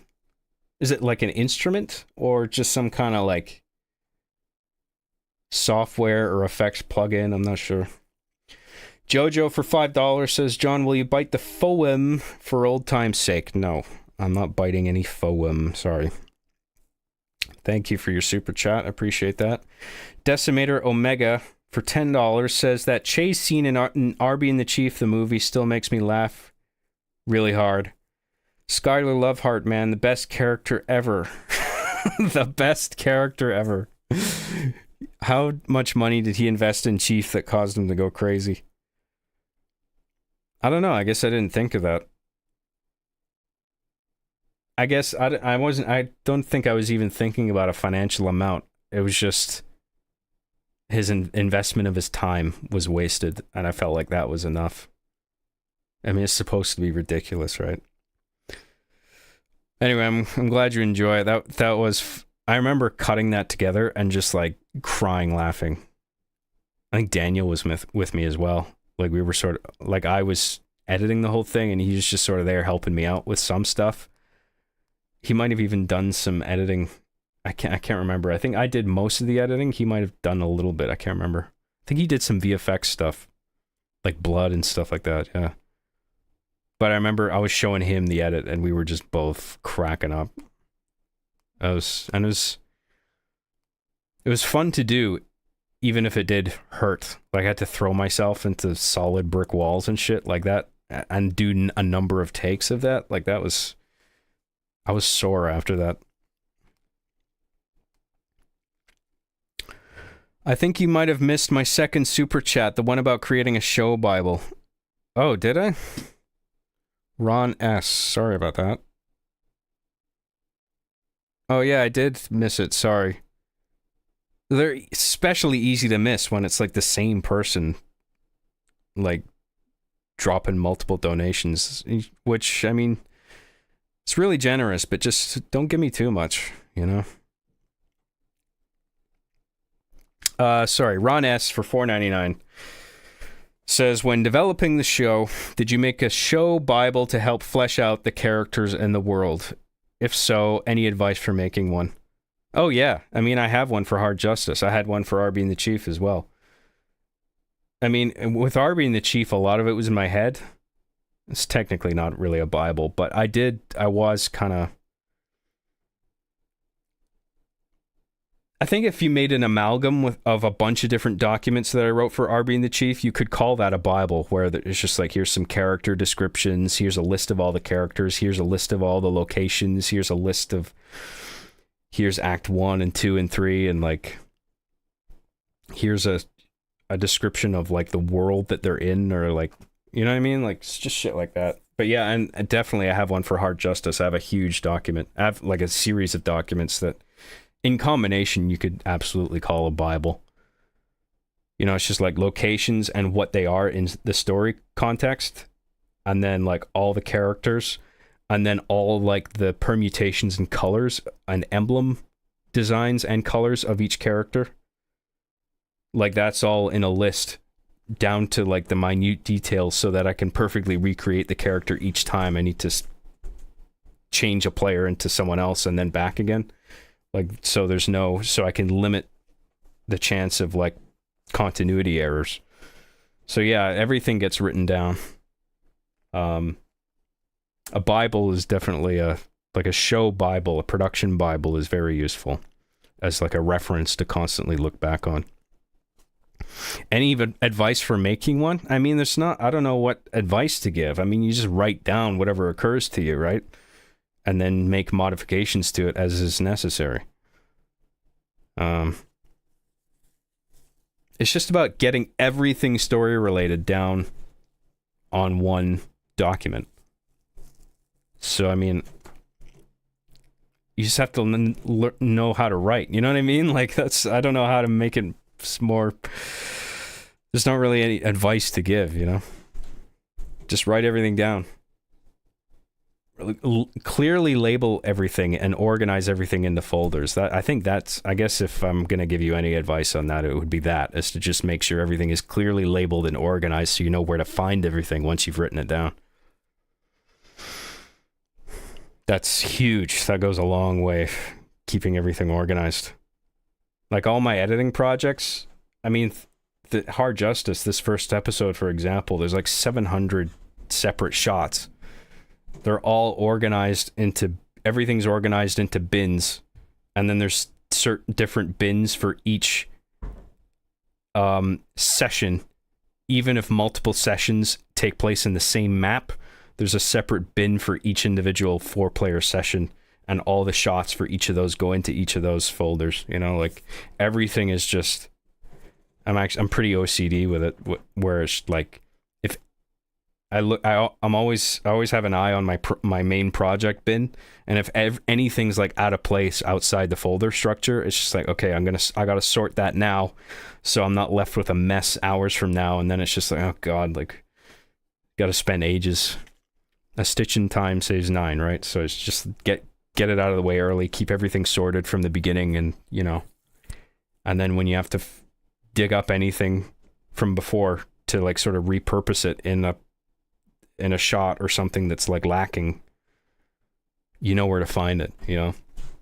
It's like with some of the acting performances, like sometimes I had to like splice one word out of a take from like a entirely different scene and then insert that in the overall delivery of a line of dialogue in a totally different scene, just because the inflection in the original line reading was wrong and it didn't fit. So it's like you have to look for the same word in a different line in a different delivery context, and if I drag it here and put it here and splice it in, then it actually works.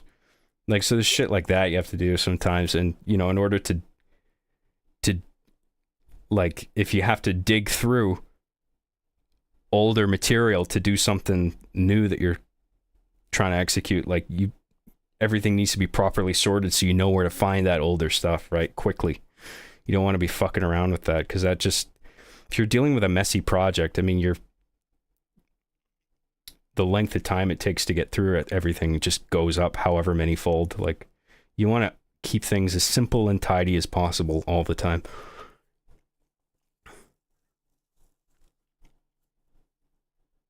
But yeah, there you go, Ron S. Hope that answered your question.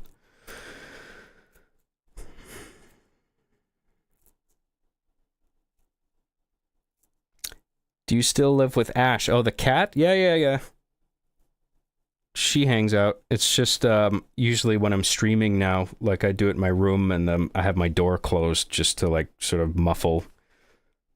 Like, I'd rather my voice wasn't projecting out into the rest of the house. Like, I want to just have my bedroom a closed space while I'm streaming, so the cat can't come in, right?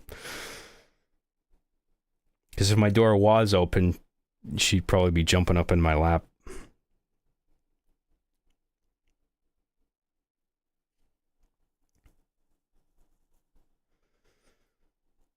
Halo 5 gave me cancer.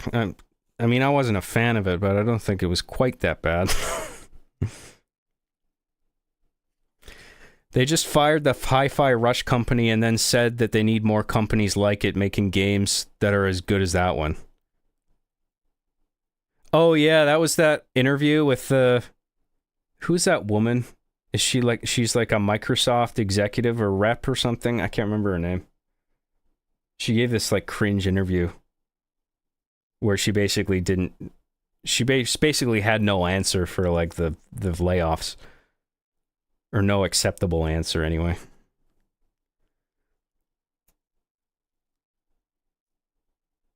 But, you know, to me, it's obvious they bit off more than they could chew. I mean, that was a massive acquisition. They were probably popping champagne the day they got it. But then it's just like, I feel like you've doomed yourselves because there's way too much to keep track of now.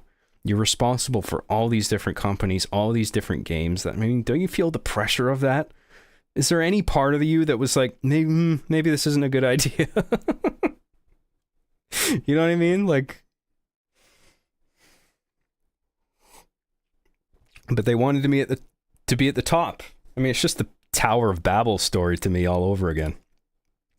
You know?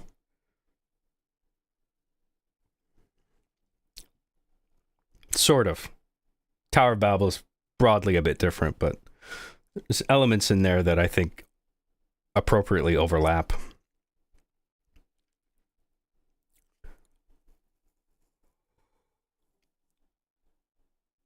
You can tell the Infinite campaign map is a lot of copy and paste. A lot of the banished structures look like Mega Block sets, which I think was by design to sell Mega Blocks, lol. Really? That seems like a stretch. I don't know. To sell Mega Blocks? Like, we're gonna deliberately change the art style here just to sell, like, a kid's product? Like, I don't know. It's an interesting theory. Word on the street is they were consolidating for pay for Xbox Game Pass, which is underwater at the moment. Oh, yeah. Well, is Game Pass not good for Microsoft? I mean, I'm not entirely on board with the whole cloud service thing, but I thought the Game Pass was a successful move on their part, if an experimental one, where it's just like, don't know how this is going to do. But then I think it ended up being profitable to them, and then you get a lot of value out of that, I think, as a consumer. You know, it's like Netflix. You pay like a relatively low price relative to like this full price for a single game, and then you just play whatever you want. I don't even know if it's like cloud-based gaming. Like, because I know, like, you log on to an online service to access the games, but then I'm wondering, can you download the game? And then as long as you have a Game Pass subscription, you have access to play the game, but you're actually running the game off of local storage. It's not being streamed off of like a system somewhere remote, you know? I'm actually not quite sure how it works. I don't have Game Pass just because, I mean, I can see it's like a valuable service for some people, but like, I don't know, it just doesn't jive with me, you know what I mean? Like, the whole cloud gaming thing. Like, I want to own my games, whether it's digital or physical or whatever. I don't really like treating games the same way that shows and TV are treated on like Netflix and stuff like that, you know? But, you know, that's just, I come from an older generation of gaming, so I'm kind of stuck in my ways with that. But I think for some people, like, Game Pass is a pretty cool thing to have access to all those games and for that relatively low price.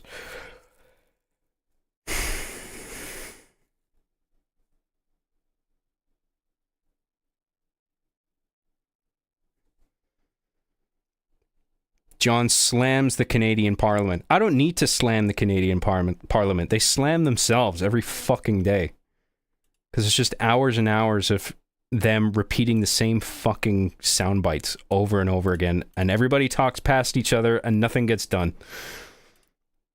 It's all just a bunch of like posing for the camera and trying to look good, you know? Like, it just, it sucks. least the British Parliament, to watch that is way better because they incorporate humor and satire into their discussions. So it's actually entertaining on some level to watch.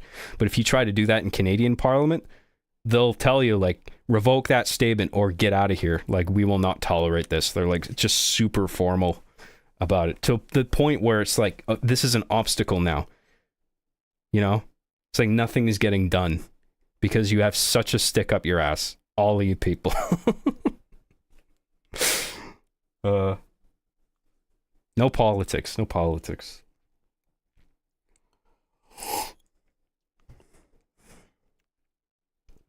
Long-time fan, just wanted to pop in. Your stuff is fantastic. Keep it up. Thank you very much. But it's a premiere for a new series. You have to bite the foam. It's like breaking a bottle on a brand new ship. Oh, yeah. No. Sorry to disappoint. It's not happening. Hey, John, you once said that a crossover between all the live-action Spider-Mans was a dumb idea. After No Way Home, do you have a change of heart? I say it was executed well. No, I was wrong about that, man. Because, like, when that first came out, that was after the Sony had that massive security breach. And they had all these leaked emails, a lot of which were from Amy Pascal, I think. And she was talking about, like, let's get all the different Spider-Man together in one movie. And I'm just like, that sounds like the worst fucking idea for a movie. Like, I feel like that's a disaster. Because, like, at that point, Sony was not impressing with their contributions to Spider-Man. You know what I mean? Like, I like Andrew Garfield's Peter Parker, but the script for that... I mean, the script for both of those Sony Spider-Man movies were rough, and that second one in particular, like, yikes.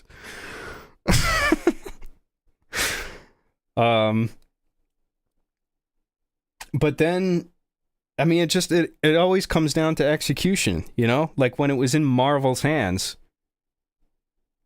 I mean, obviously, Homecoming and No Way Home didn't do... Oh, no, actually, No Way Home did do the multiverse thing a little bit.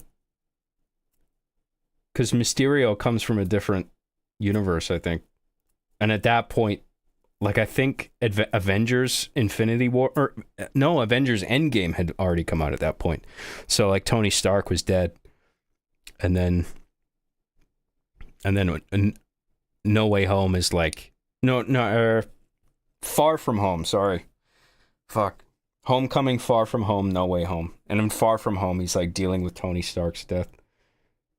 And at that point, obviously, it's, like, portals everywhere, and everybody's coming in from different dimensions and all that shit. And then they did No Way Home, and I was like, holy fuck, this actually... I mean, before that, it was Into the Spider-Verse, I think. And then No Way Home came out? I think. And Into the Spider-Verse was fantastic. I was like... I remember, like, thinking, like, when I saw that movie, I was thinking, like, God, I remember when the leaks came out about all of the Spider-Man in one movie and how dumb I thought that was. I'm like, this actually works really well. And then No Way Home, like, I love No Way Home. I mean, it's flawed. It's nowhere near perfect, but, like, I really enjoy that movie. It's fun and cathartic, and it's just a feel-good crowd pleaser. And it was very nice to see Toby again. And just the interaction that Tom Holland, Andrew Garfield, and Toby had, it felt special, you know? Like they were actually getting along, like they were actually bros. It was cool. Yeah, I was wrong about that, man. But to be fair to me, Sony was not impressing at that point. So I think that idea in Sony's hands would have been a disaster. But get the right people to do it who understand all the characters, and they don't... The mixing of characters and universes doesn't come at the expense of any one character's integrity, which I really liked. And you have to have really skillful writers who really understand these worlds and characters to do that properly. And they did a pretty good job, I think, with No Way Home and the Spider-Verse movies. Across the Spider-Verse, I thought was really good. Not as good as Into the Spider-Verse, but I did enjoy it. And then I'm looking forward to the third one, whenever that comes out. I don't think they've even announced a release date for it. Anyway.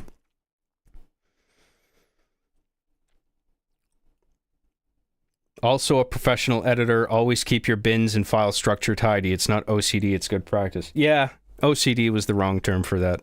You're right. It is just good practice. Everybody should be doing that.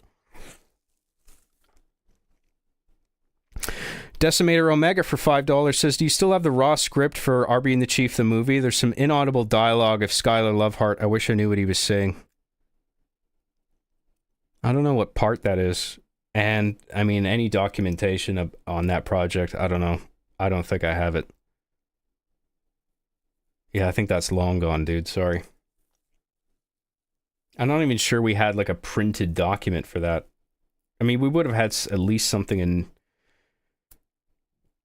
Or no, I would have had, like, a screenplay file for that, but, like, I think it's too old. I don't think I have it anymore, sorry.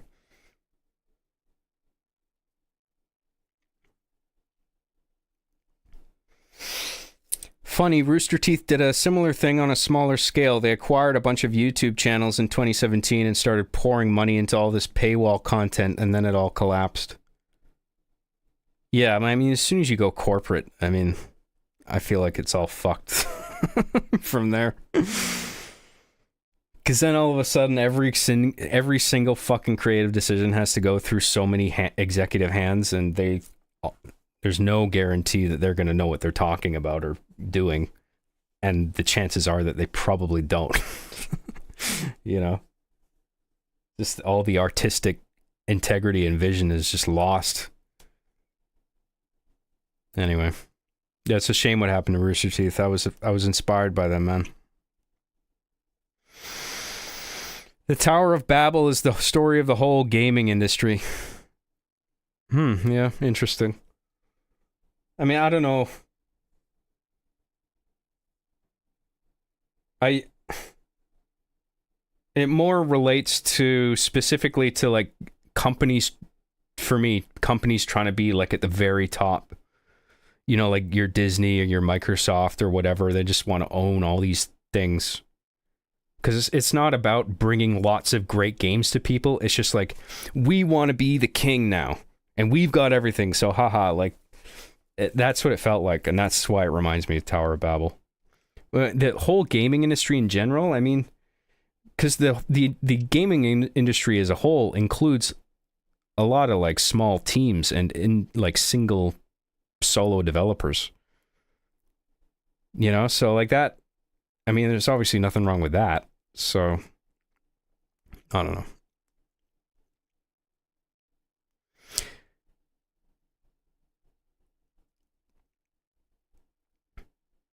Game Pass is profitable to them, but not to the studios making the games. It's like a Chinese sweatshop for devs. I refuse to subscribe to it.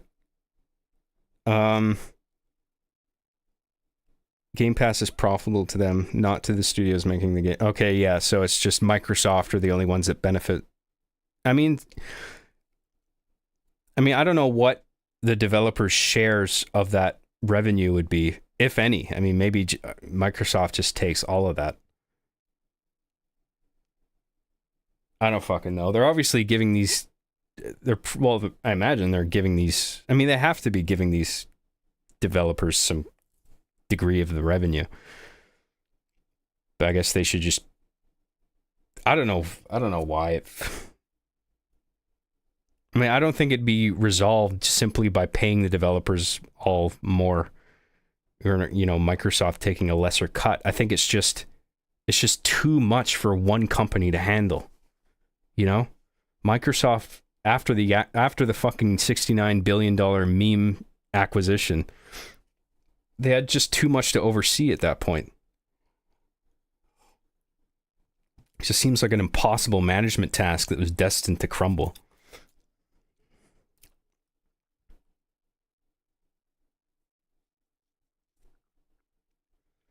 From what I understand, it's being streamed. Oh, so it is actually cloud gaming. Game Pass was popular for a short time, but now they have ran into the same problem as Netflix: lack of exponential growth. It's bankrupting Xbox at the moment. Oh, so it's no longer profitable. Okay. Huh. Lack of exponential growth. Yeah, well, I mean, wonder if they have any growth at all now because of the shit just falling apart at this point. You know, like, aren't they? Isn't their next big move to bring Call of Duty onto Game Pass? And I mean, I don't know what to make of that. I don't know if that's a good idea or not. Like, people have mixed opinions on it. I don't really understand it, but I mean, Call of Duty, since I feel like they really botched Modern Warfare 3. So I think that really hurt the Call of Duty brand. I mean, unless the next one they put out, like what's the fucking Black Ops 5 or something, or 6?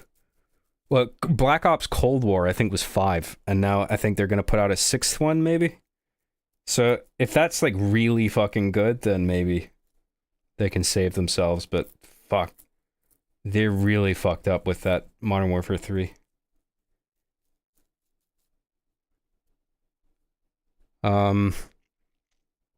Game Pass cuts into the game devs' profits because why spend $60 for a single game when you can spend 10 a month for 100 games? Right, yeah. Yeah, I mean, there's a lot of layers to the math there that my brain is just not willing to go there right now.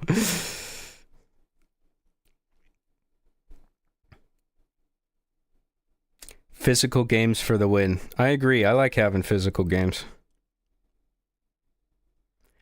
It doesn't jive with you. What is this, 1980? It's the 1980s, baby.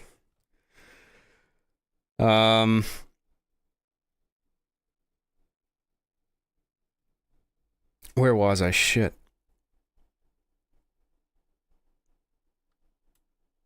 Didn't you say once you stayed with Jeff when you worked with Rooster Teeth? How was that? He seems fun to hang out with, especially back then when he was a bit more of a party animal. Yeah, but it's not the Jeff you're thinking of. It's I think his name is Jeff from Achievement Hunter. I stayed with him for a few days. He was kind enough to let me hang out because I needed a place to stay and would rather not have paid for a hotel room, but I would have if I needed to, but Jeff was just saying, you can hang out with me, and he was very nice and appreciative of that guy.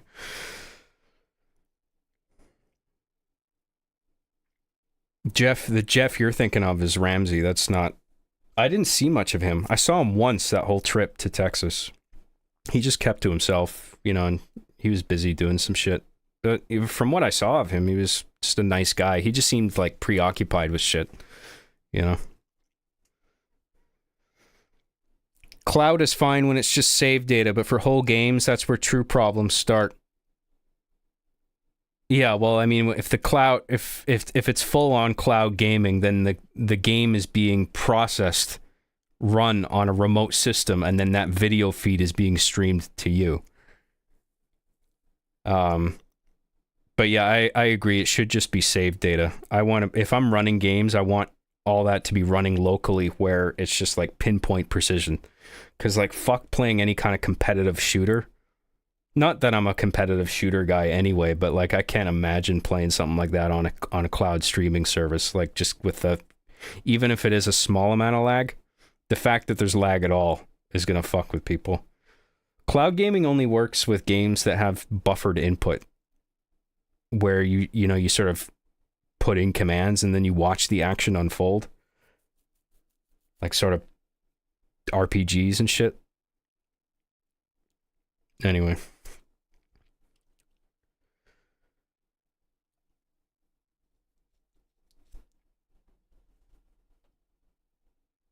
speaking of owning your games, have you heard that Ross Scott, Accursed Farms on YouTube? Oh, I know Ross Scott. I've emailed him a few times. Has launched a class action lawsuit on Ubisoft. Any support on that will help preserve games. Take a look. I didn't know that.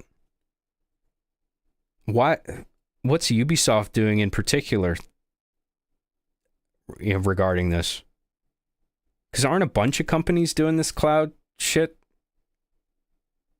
I don't know what Ubisoft's whatever their overstep was. I'm not familiar.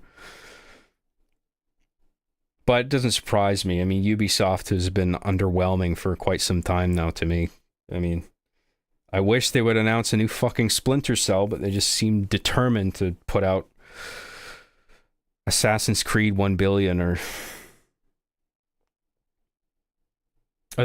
wasn't it them that did that started that quadruple A meme? They called, what's their fucking pirate game that they're trying to get going? Skull and Bones? Is that it?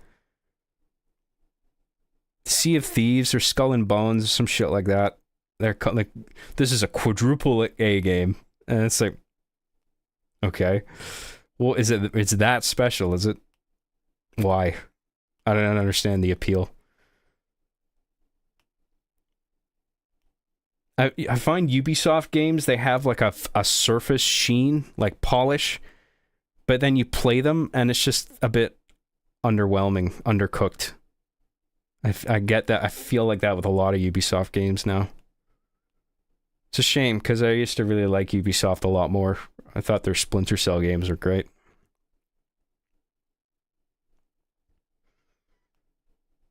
Oh, hey, John managed to get Simon Pegg onto a stream. That's badass. I got connections. What can I say?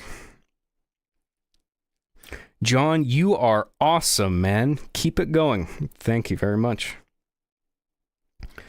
Go back on the official podcast, man. I can't just invite myself on podcasts, okay? They got to invite me if they want to have me on. I'll probably go on if I have time. But yeah, it's not up to me, dude.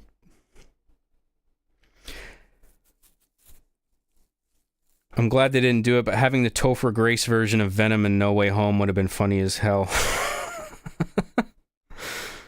Oh, it's a shame. I like Topher Grace, but man, that role was not for him. And now Rooster Teeth is basically dead, basically. Well, not yet, but they're on the up and out. I thought they were dead. Like, doesn't Rooster Teeth literally not exist now? They are shut down, right? I don't know. That's what I heard. John, Better Call Saul or Breaking Bad? Breaking Bad.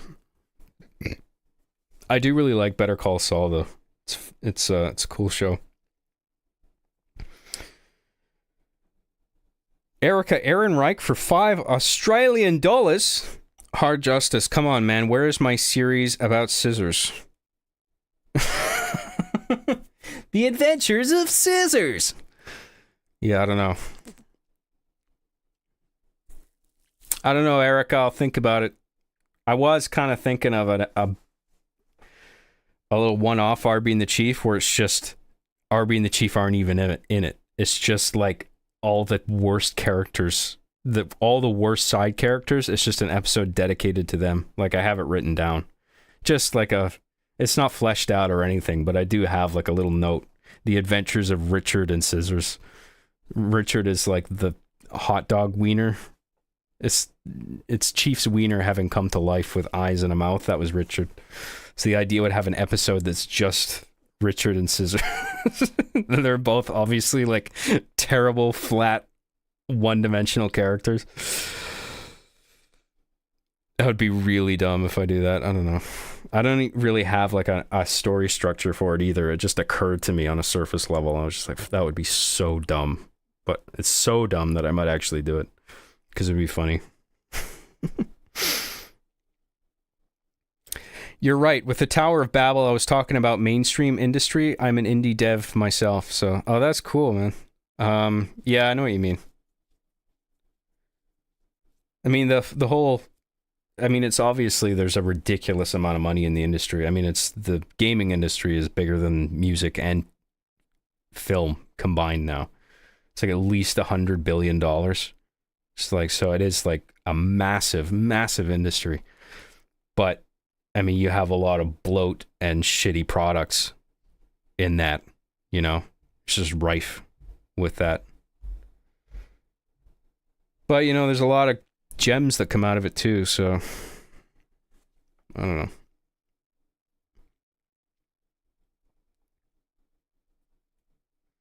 Do you have the Arby and the Chief movie? There's a version on YouTube with the Machinima logo cropped out already. I also have one that still has it in. I could send. I mean, I'm not really keen on having the version with the logo in it, to be honest. But I can see, like, just for the sake of having the original upload, I guess that would be useful. I mean, if you want to email it to me, I'll download it and add it to my archive. I appreciate you offering. That's nice of you.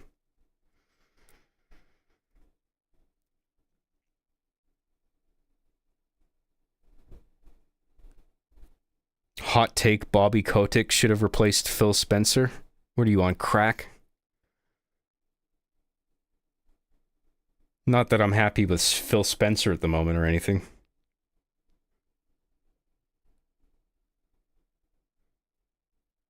I read some like emails, I think, from or to Phil Spencer. And it's just the sense I get from him is just like he's just interested in big business moves. Like, I feel like it's not really about games with him. Yet he's the head of Xbox.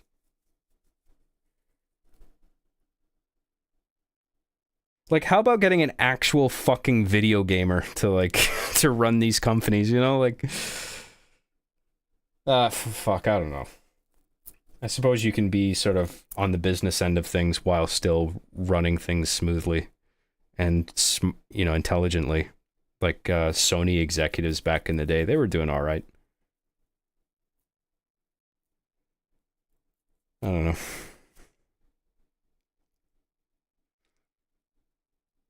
I'm appreciating your room/office. You maximized the space well. Peak cozy. Oh, thanks, man. Yeah, I mean, I put a lot of effort making this space a space that I'm happy and content to occupy. You know what I mean? Because I mean, and I also keep it tidy. Because if my room was a mess, my mind then would also be cluttered, and then it would affect my productivity. But I like to have my room not only tidy but also a fun place. Just fun lighting, cool shit to look at, nostalgia shit all over the place, you know. I'm happy to be in here and getting work done, so it's important to me.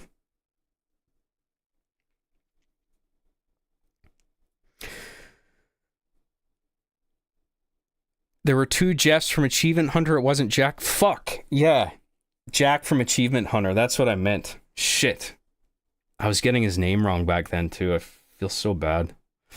Shit. But yes, it was Jack from Achievement Hunter. He's a really nice dude. Ubisoft shut down The Crew, which relies on online service to run, apparently. This would prevent all owners of the game from ever being able to play it again. Oh, yeah, that bullshit fucking sucks. Like, these live service games, and then, like, the only way you can ever play it is if their service is running. And if it's not, you're fucked, and fuck you, even if you paid full price for the thing. I got burned in that way on one of the SOCOM games, SOCOM Confrontation, I think, for PS3. One day, just the servers just all went down, and then there's not even a single player component or like offline multiplayer. It's just like, oh, you can't play it anymore. And it's like, what? This is a full price game. Are you fucking kidding me? Like, there's not even a tacked on offline mode at the very least. Ever since then, I was just like, fuck, I gotta be more vigilant. Like, it's online services. I mean, do you guys hear about that Helldivers thing? I mean, they reverted their decision recently, but like, there's a shitstorm for a while because Helldivers wanted you to connect your Steam account to your PlayStation account, even if you weren't playing on PlayStation. They wanted you to connect the two. And people, like, I mean, there's some arguments for it, but there's way more arguments against it, I feel. Namely, that the being able to play the game is now dependent on two services running. And there doesn't even need to be that Sony one. I mean, all that is for is just them artificially inflating their account numbers. And it was just like, this just feels like an unnecessary hoop to jump through just for artificial reasons. Like, aren't you gonna... I mean, this is just gonna piss so many people off. This can't do anything but hurt you in the long run. So, it made no sense to me. Maybe in the really short term, they were just like, yeah, we need our numbers up. But, like, in the long term, it felt so stupid. But it's just like, you don't want to have... I mean, it's bad enough that Helldivers is dependent on the developers' services running. But, I mean, you have to accept at least one, right? Because it's like, it's an online thing. You have to log on to their servers to get the game going. And, you know, it's multiplayer, and you need those servers to connect all the players together. So it's like, I get it. I'm not a fan of signing in and, you know, being tethered to an online service, but I get the necessity of it. But then the Sony thing came along, and it's just like, what? Do we really need to do this? So now if you ever go down, or one of you goes down, it's fucked. You both have to be running simultaneously. So you've just, for very poor reasons, introduced a second point of failure. So I hate that shit. Because, like, these Zoomers who are like, oh, it's not a big deal. It's, you know, it's free to create a PlayStation account, so just connect it. What's the big deal? And it's just like, you're operating on the assumption that these services are always going to be up and running. And they're not going to last forever.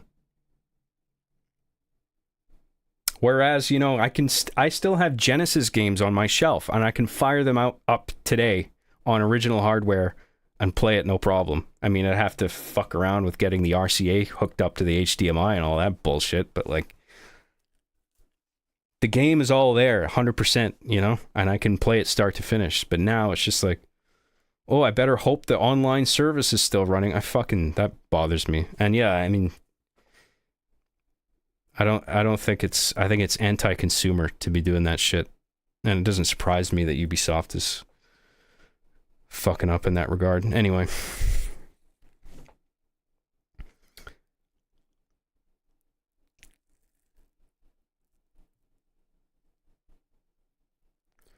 On the good side of big game CEOs, Rebellion CEO is a YouTuber and medieval enthusiast, a true nerd. Helldivers seems like the devs are big gamers too. Yeah, I get that impression as well. Helldivers 2 plays really solidly. So yeah. And also, given the fact that it's a live service game, I mean, I'm kind of iffy about live service, but if they're gonna do that, they are taking full advantage of the nature of live service games, where they're treating it like a, you know, the world and certain elements of what's going on in online matches can change dynamically because it's a live service game. So they're at least taking full advantage of interesting things that model lets you do. You know? So, also, something worth knowing, Phil Spencer has a communication degree. Yeah, I mean, I think he's probably a smart business guy. I mean, aside from the big dumb acquisition, I thought that was a mistake, but I don't think he's an incompetent dude. It's just, you want somebody who cares more about games in a position like that, you know?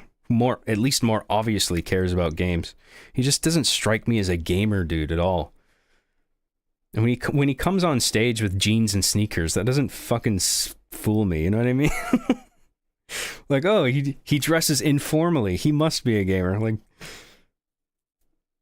I just think it just feels so like surface.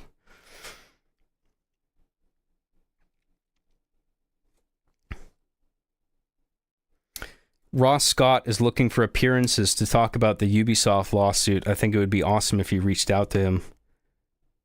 Dude, he's got a bigger platform than me. What am I going to do that's useful? No, John, no one heard about that at all. I know. It's just... I was just... Whatever.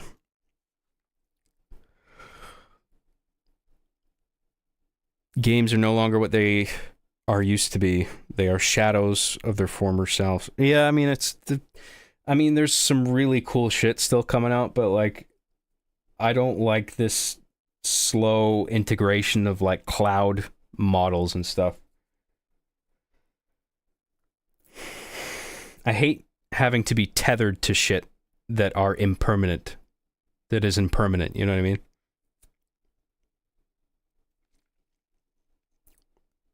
You kidding? That was news for several days. Yeah, I know. Okay. I was just prefacing my little Helldivers rant with a little springboard to sort of help me jump off. You know what I mean? I figured most of you, the vast majority of you, would have heard about it. I mean, I don't know if all you guys play Helldivers.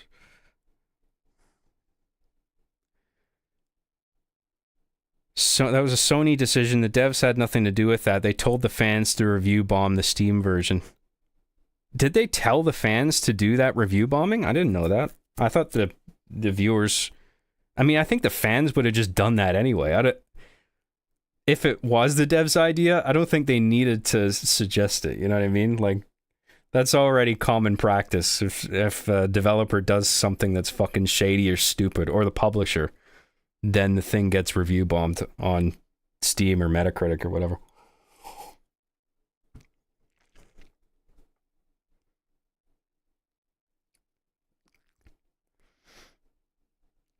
Helldivers 2 couldn't be played in over 100 countries thanks to Sony's decision as well. All around great decision.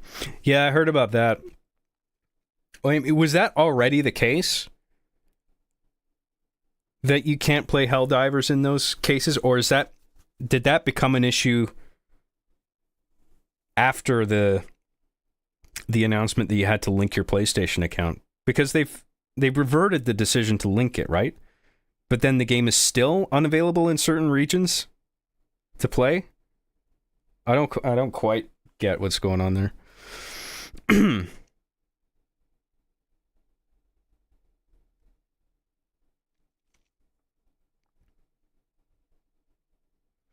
Communications majors tend to be a meme in any scholarly setting.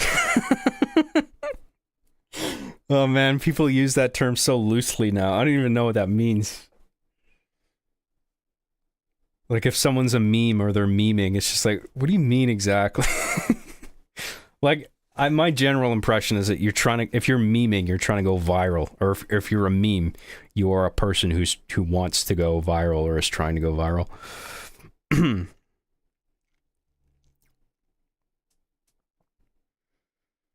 John, how dare you try to transition to a new topic instead of just randomly bringing it up? Sorry, yeah, I know.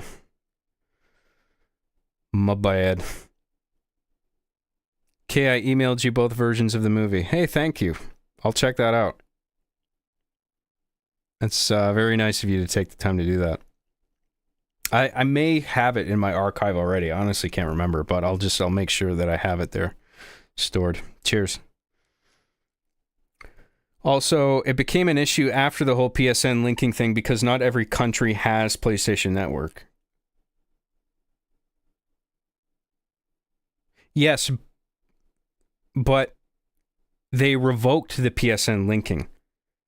But from what I'm hearing is that the accessibility in certain regions is still an issue, and I don't understand why it is. I thought it was only an issue because of the linking thing.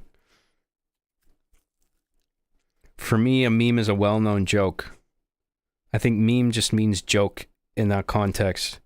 Well, I think one of the essential components of the definition of meme is its virality. It's not just that it's a joke, right? It's that memes, of course, they're funny often, but they spread. I think that's sort of the overriding characteristic. I don't know, maybe I'm wrong. You following the NHL playoffs? Canucks are doing good for once. Yeah, I'm not a sports guy. I don't give a shit. But I am sort of keeping an eye on it. I have a lot of friends. My mom also, she's kind of interested. And, you know, I'm mildly curious. I'll be like, who's winning today? You know? But ultimately, like, I'm not invested. I don't care. But, you know, I respect the game. I respect the skill. And I do find it funny when the gloves come off and they start punching each other in the fucking head.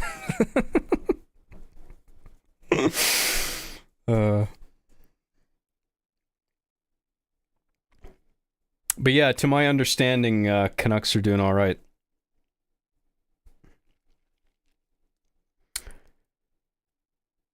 I actually took a class at my university, which is a top 10 public in the world on memes. What the what does that mean?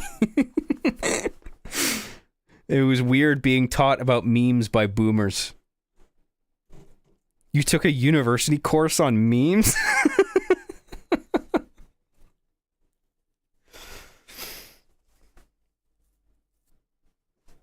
I hope you finished your assignment on Pepe, boys and girls. Today we're talking about Pepe the Frog.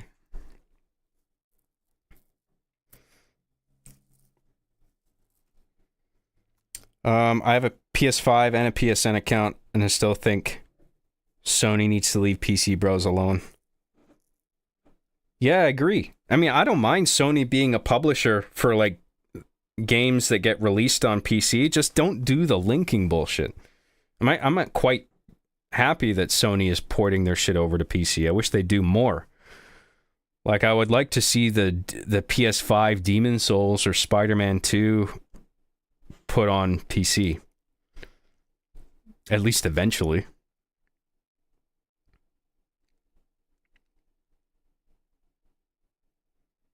Or like Stellar Blade. Isn't that a PS5 exclusive? I think so.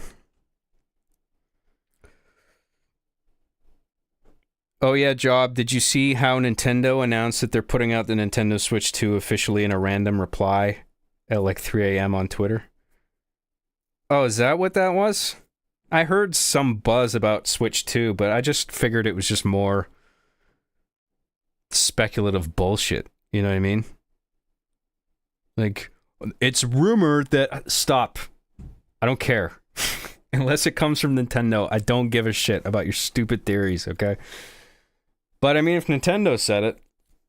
yeah, I did hear that they're supposed to be making an official announcement before the fiscal year, and I think the fiscal year ends in March. So by March of next year, we should know more about the Switch 2. Which, I mean, cool. You know? I like Nintendo. I like Switch. Switch 2 will probably be sweet.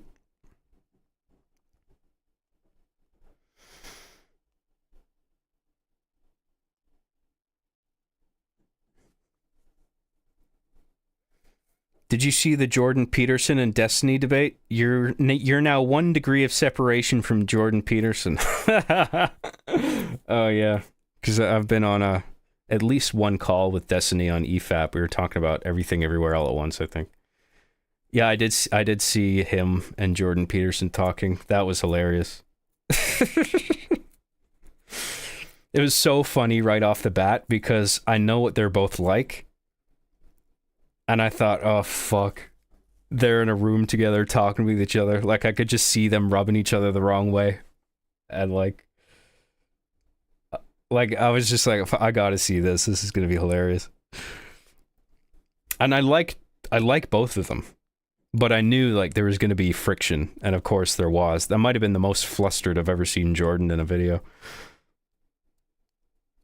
But anyway, yeah.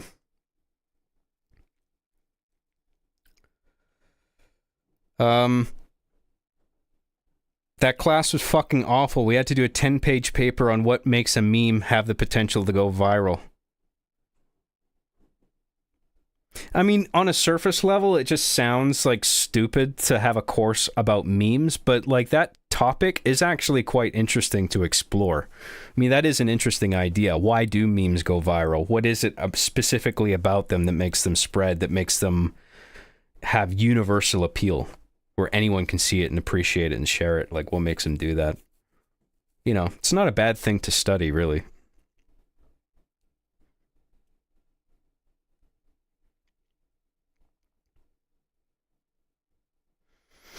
Yo, John, I don't know if you ever remember reading an email about someone being suicidal. Oh, I've had my share of those. That was me, lol. Well, I mean, you'll have to be more specific. I've gotten a few suicide emails. It was a long time ago, but I just wanted to say thank you for your content. I got a beautiful fam now. Seriously? That's fucking awesome, man. Well done.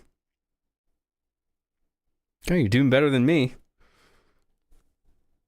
I'm not in a relationship yet. I'm too busy. But that's I think that's really cool that you got a family, and I hope what I said at the time you found useful or inspiring. I guess clearly it was. But I'm glad you dug yourself out of that hole, man. That's nice. That's really nice to hear. Thank you for sharing. What did you think about the Fallout show? I thought it was really good as a non-Fallout fan, and it also got me to buy Fallout 3, 4, and New Vegas. I've heard a lot of mixed reviews about it. Like, either it's great or it's, like, abysmal. I don't know what to make of it. I mean, I haven't seen for it myself. I would like to see it for myself to see, but I think Every Frame of Pause, they just did a video on it yesterday. I mean, I'd have to look up their takes on it, but I don't think they like it. But I know other people in their circle who really like it. So it's just like, what is it? Is there any middle ground here? Is it just, it's either terrible or awesome? I don't know. I would like to watch it, though. It seems like a faithful adaptation. I think the one big change they made that a lot of people are griping about is that in the games wasn't it the communists that like nuked everything? But then in the show, it was like a Western capitalist company that dropped the bomb on everything. And it's like, why would they do that? You know, like, I think I mean, overall, it might be executed well, but I mean, the whole thing is based on that event, which just doesn't make much sense. I imagine that's what's bothering a bunch of people. Anyway, yeah, I haven't seen it myself, so I don't know I can't say anything on it, but I would like to check it out.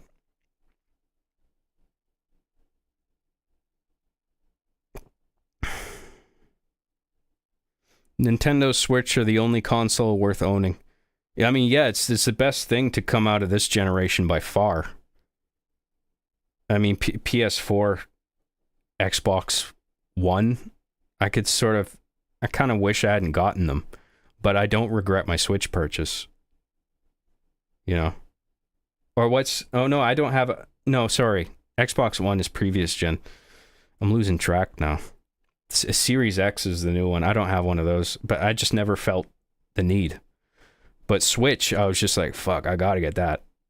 Because that's going to have all the Nintendo first party stuff. Plus, it's just an ingenious piece of hardware. Like, and it's portable. Like, really cool. But yeah, my PS4, like, I barely play it. Anyway.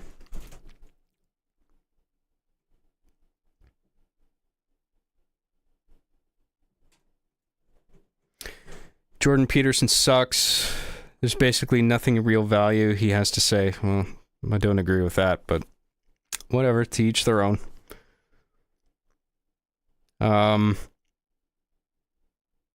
We're on the same boat, John. I haven't been in a relationship in years. No, I mean, as long as you keep yourself busy with something that feels worthwhile. It's not so bad. John, you need a girl who's also busy, and you can both be busy together. It's actually not a bad idea. I think there's a lot of... I mean, I think that's actually what you're saying there is smart. But, I don't know. Just haven't met the person yet. I've shown the last 3 of my exes Arby and the Chief, and they always fucking love the show. That's cool. It's nice to hear. Similarly, coming across Arby and the Chief made me buy Halo Master Chief Collection on Steam. Oh, that's cool. There are no real communists in Fallout, let's be real. I mean, I don't know. I'm only, like, I've barely even played the games. I played a little bit of Fallout 3 in New Vegas, that's it. Like, there's so much about Fallout I don't know. But I heard some things about the broad plot.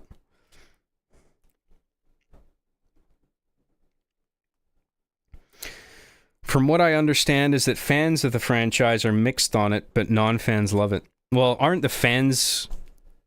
never mind. I see what you're saying, yeah.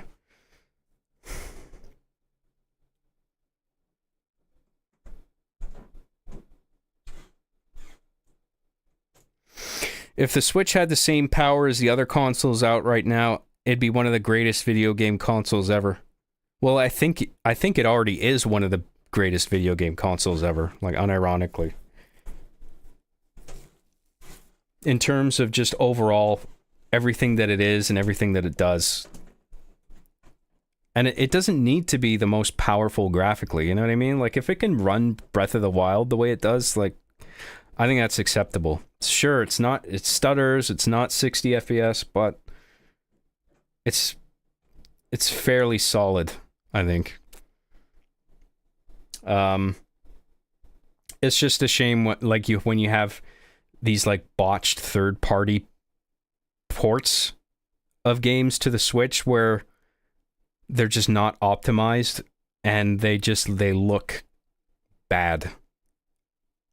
You know, it's a shame that third-party developers, in order to make their games multi-platform, when it comes to the Switch release, they have to downscale so drastically compared to the power of the other two that I think that becomes an obstacle. But like I don't play a lot of third-party shit on the Switch. Like I on my Switch I play first-party Nintendo games and then some indie games that run really well on it, you know? So yeah.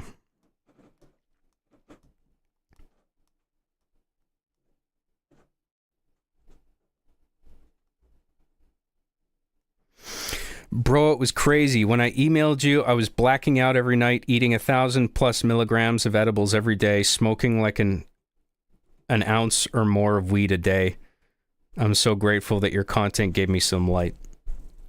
Dude, I'm glad you're in a better place now, man.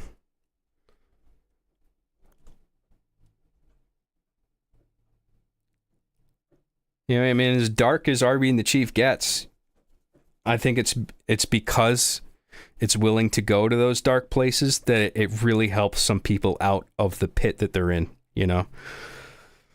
Because in illustrating that darkness, you have people watching it who are like, oh, he gets it. There's other people like me out there who are struggling, you know?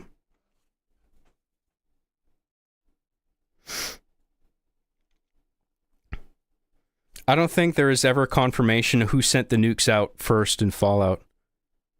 I mean, I heard in the games it was some communist faction or whatever, but maybe I'm wrong, I don't know. Maybe I misheard.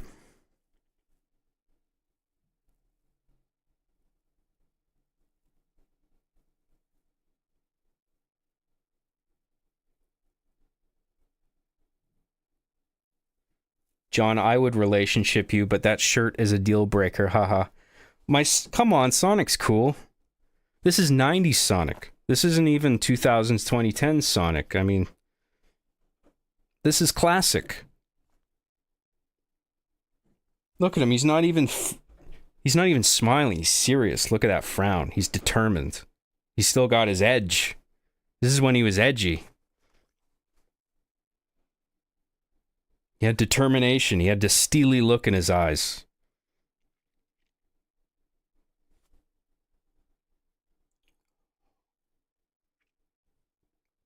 I heard this thing about phones the other day.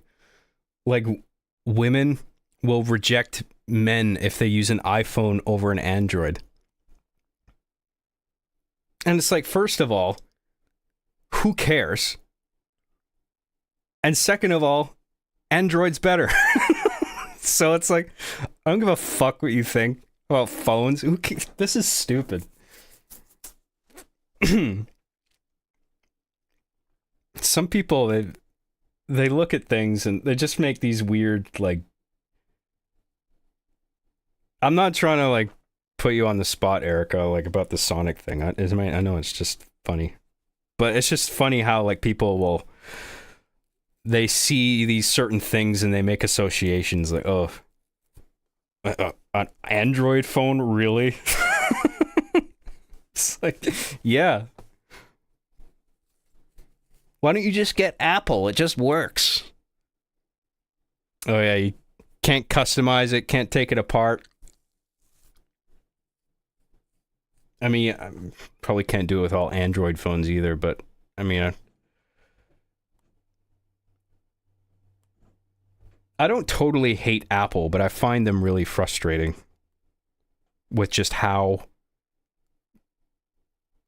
they have such a closed system with their products. They don't want people messing around with them or changing them or whatever, you know. There's a movie called Steve Jobs. I mean, there's a few Steve Jobs movies, but there's one by Danny Boyle where Michael Fassbender plays Steve Jobs and Seth Rogen plays Steve Wozniak. I know Seth Rogen's kind of a meme now and he kind of annoys people lately, but he's really good in that movie. As Steve Wozniak, and the debate that they have in the movie, I think, is actually a great representation of the different company approaches to technology. Steve's was all about making a computer as a work of art that shouldn't be sort of interfered with or modified, and Steve Wozniak is like, no. People want to customize. They want to upgrade. We should make everything sort of modular, you know? That movie was a good sort of representation of those design philosophies. I highly recommend that movie. It's cool. It's Aaron Sorkin's script. It's really well. It's well written.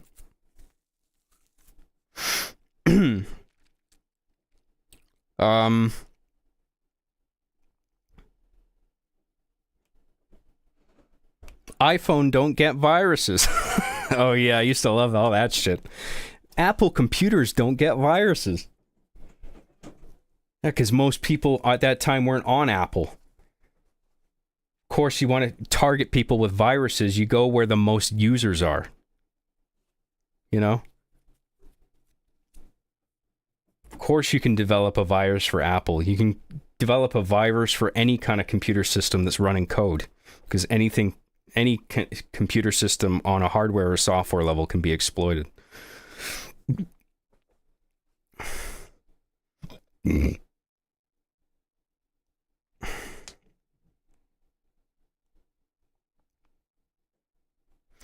I get why people think Android is better than Apple, but I think most people don't really care as long as the phones work. Well, that's true. People just want shit to work. I mean, when it comes that, I am kind of the same when it comes down to it. But I think one of the things that's going on there is brand association, right? If you have iPhone or Apple broadly, you're one of the cool people.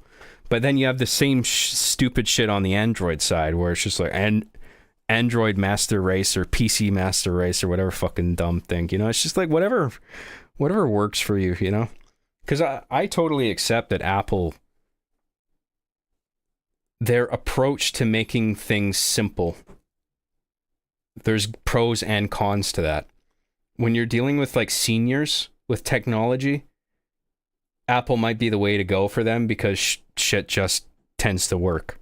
But if you even have like a moderate amount of technical knowledge, that simplicity, I think you're going to find frustrating. And you want that extra layer of customization, you know, that platforms like Android provide. Anyway.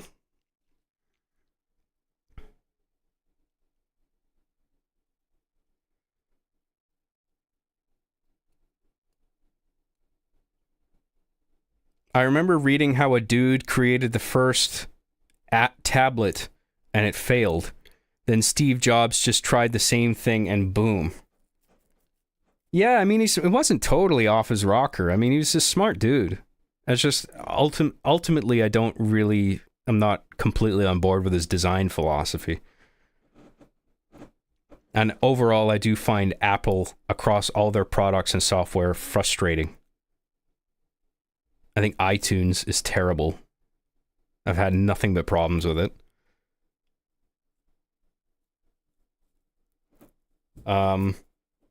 But there's some utility in the way they do things. It's not all bad.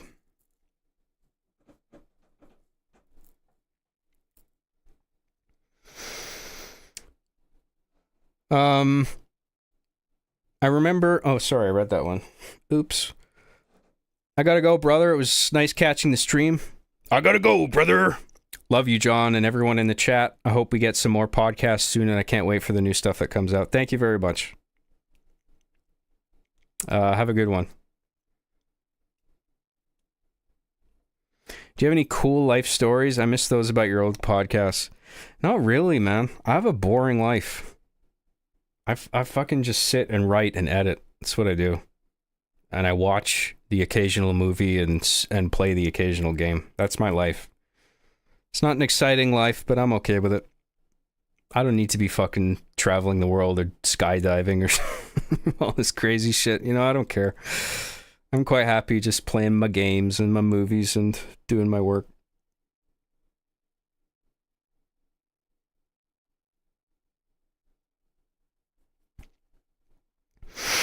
I only have an iPhone now because of Apple Maps being reliable. Otherwise, I'd go to Android. Yeah, I mean, I'm sure there's some Apple services that are perfectly fine. One of the things I really like about Apple is their video codecs and how much color data it preserves. So you can really play around with the colors in the image on a very fine level of detail. Like there's a lot of layers to it that you can manipulate. With other codecs, you don't get nearly that amount of flexibility to play around with how an image looks. So like, I respect that about it. You know, it's one of the things. Now that I'm not lurking, I wanted to say that Hard Justice was great, and I really hope you keep going with it. Thank you very much. I'm glad you enjoyed it. Yeah, I would love to make more, man. I think it's a story that I think will build up to a satisfying conclusion.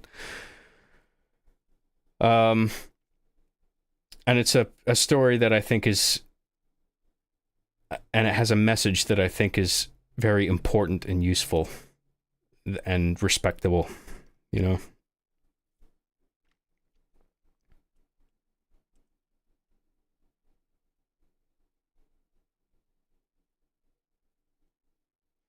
You have a cool life, man. I'm stuck in the aerospace industry. I wish I was in your shoes instead. I mean, that sounds interesting. I mean, the grass is always greener on the other side, right? I mean, I know a bunch of people, they're like tradesmen and, you know, they got 9-to-5s and they look at me and they're like, oh man, you're a content creator? That's cool. And it's just like, sure, I get it that it's like different to you, but like, I'm in my room all day, you know? Like you go to a place of work, you have coworkers, you mingle with people, you're on a strict, not a strict, like you have your window of time that you get work done, you know? And you have an hour for lunch, and then when work is over, it's over, and then you go home and you do whatever the fuck you want. Me as a content creator, I have a tough time switching off, you know? where it's like every minute feels like I could be getting something done in editing or writing or whatever. I wish sometimes that I had a job. I'm very envious of like that idea of having a job where it's just like, I'm off work now. I'm not going to think about work at all. I'm just going to fucking go home and watch movies and play video games. This is my off time. This is my me time. But when you're a content creator, those worlds just blend. And it's just like you don't know what to do with yourself sometimes. Like it just feels like anytime you try to enjoy yourself, it feels like you're wasting time. And that can be a drag. But there's upsides, you know? I'm on my ass most of the time. I'm not breaking my back, you know, through some labor intensive thing. And I enjoy what I make and what I write and what I put out, and I get a lot of creative satisfaction out of it. So, you know, all things considered, I am quite happy to be doing what I'm doing above all else. But I mean, there's times where it's just like, fuck, I just wish I had a regular job sometimes, you know? And then the people with regular jobs look at me with envy. It's like, man, I wish I could do all that editing and stuff and making music and, you know. Count your blessings. Because, you know, everybody's got a different lot in life, and I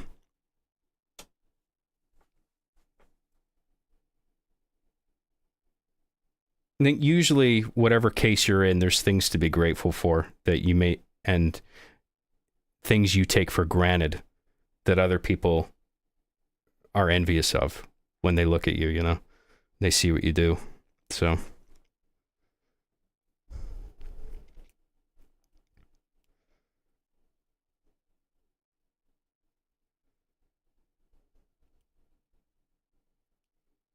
Yeah, the prom story. I mean, yeah, that's a good story, but like that was ages ago, you know? Like that was like 2006? Like it feels like nothing eventful has happened since then. Cuz my life is just so uneventful. But you know, whatever. I don't really want an exciting life either. So I have anxiety, man, you know? Like, I don't want to be worrying about shit, have a crazy lifestyle or anything like that. Do you just work on your shows or do you have other stuff you do for work? I have 3 different people I'm editing for right now. So it's like my own workload. And then I have 3 different workloads that trickle in with work. That work isn't nearly as intensive as the work that I do. It's a nice little distraction. It helps me supplement my income, you know, so compared to like my own productions, it's cool to just edit something basic. And it's almost like meditative where it's just like, okay, I can just sort of work on this and decompress because this is easy for me. And then it's like, okay, back to my own project. And now it's like, fuck, there's so many things to think about, you know?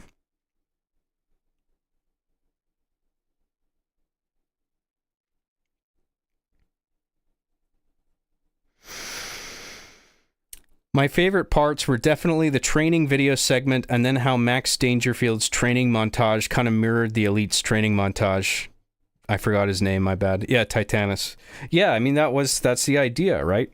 I mean I'm drawing these parallels between the humans and the aliens, and they're at war with each other, or they're going to be. They hate each other, but they're not that different. Actually quite similar. Like comically similar to the point where it's just like, God, they're just mirror images of each other, right? So it's just like, why even fight?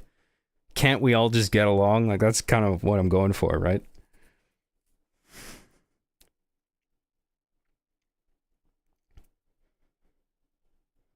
My baby won't stop crying, John. Please help me. Oh, fuck.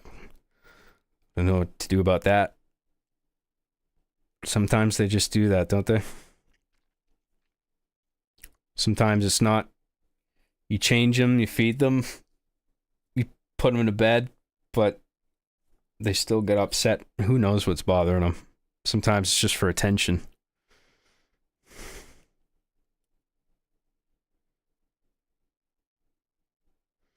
Yeah, happiness is a trait that you're born with, I think. Some people have almost nothing and are naturally happy and bubbly. Some people are rich and accomplished and are miserable.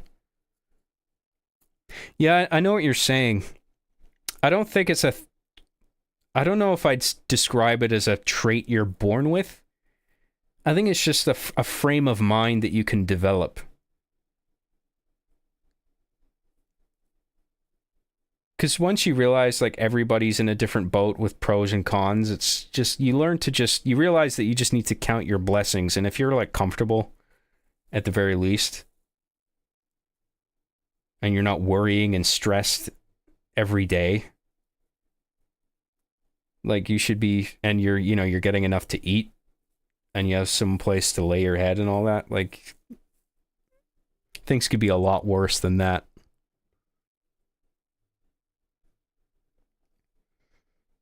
And some people have very simple lives, like I remember reading about this like Russian lady.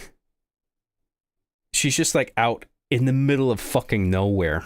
She's just surrounded by like lakes of ice or whatever. And she just seems quite content. She just goes out, does her thing and fishes or whatever, and just gathers water and I don't know, just she was just doing her thing, and she was quite happy to do her little routine, and she probably just counts her blessings in that situation too. She's out getting some fresh air and exercise. She's sort of integrated with nature and in a way that she's learned to appreciate.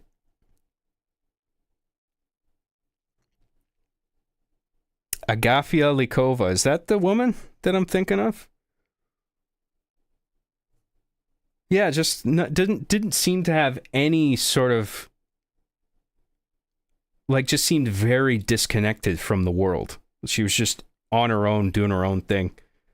And she just seemed quite content. And it's a state of mind. How do you frame the world in your head from your perspective? Like, you can just constantly point out the negatives and think about what it is you don't have, or you can just look at the things you have and be happy about it, and not just in a way that's like bullshit where you're just like coping. It's just like, I am actually happy with this, because some people aren't people persons. Some people don't want to interact with the world. Some people want to be alone.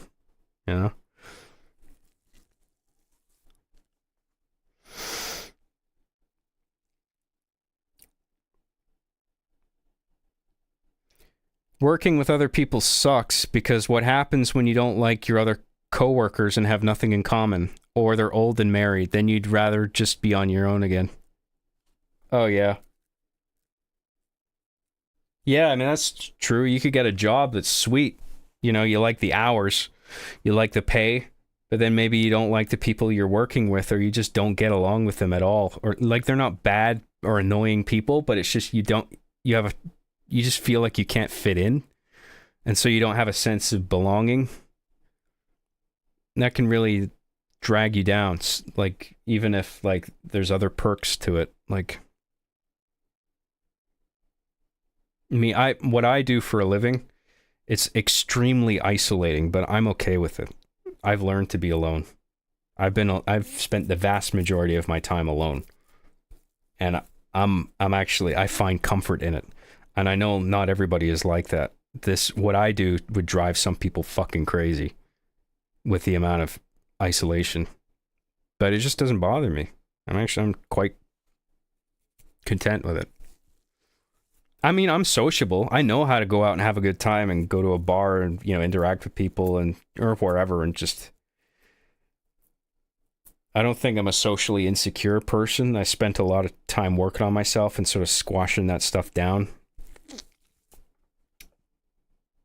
But once I get home and I'm by myself again, I'm quite happy, like, it's just like I had that social time that was fun. Now I'm alone again, and this is cool. Like, I'm actually this is sort of me recharging, you know? Because I'm not a social butterfly. I can't be constantly interacting with people. It's just not me.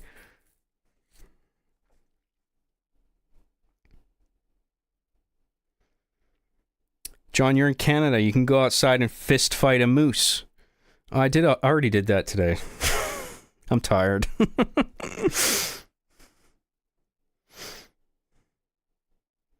Hey, John, I wasn't able to catch the full episode. Mother's Day took all day, but from what I saw, it's incredible. The cinematography, writing, it's all fantastic. Hope to see more. Yeah, thanks, man. I'm actually kind of...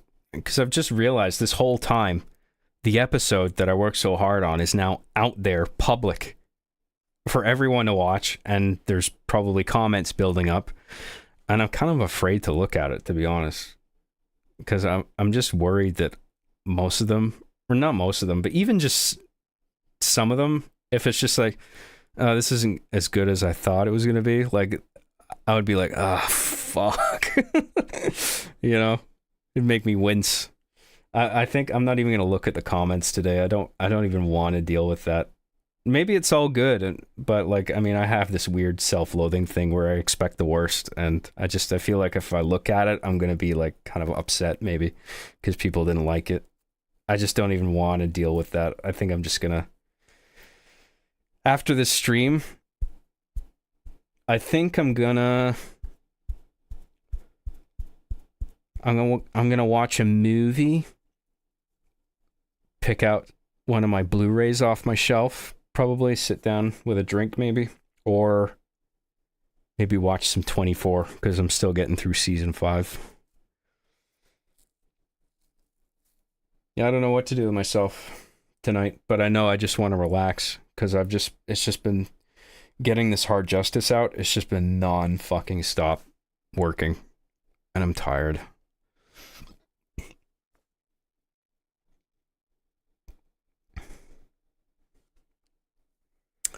What does it take for a guy to get some of that brain spooge? Hoping he'll get that on the market soon. Oh yeah, that was totally like, that was my nuke from RoboCop 2. It's just like the hot drug on the street, you know what I mean? Like, what's the thing that's destroying society right now? Brain spooge just stuck out to me as really funny.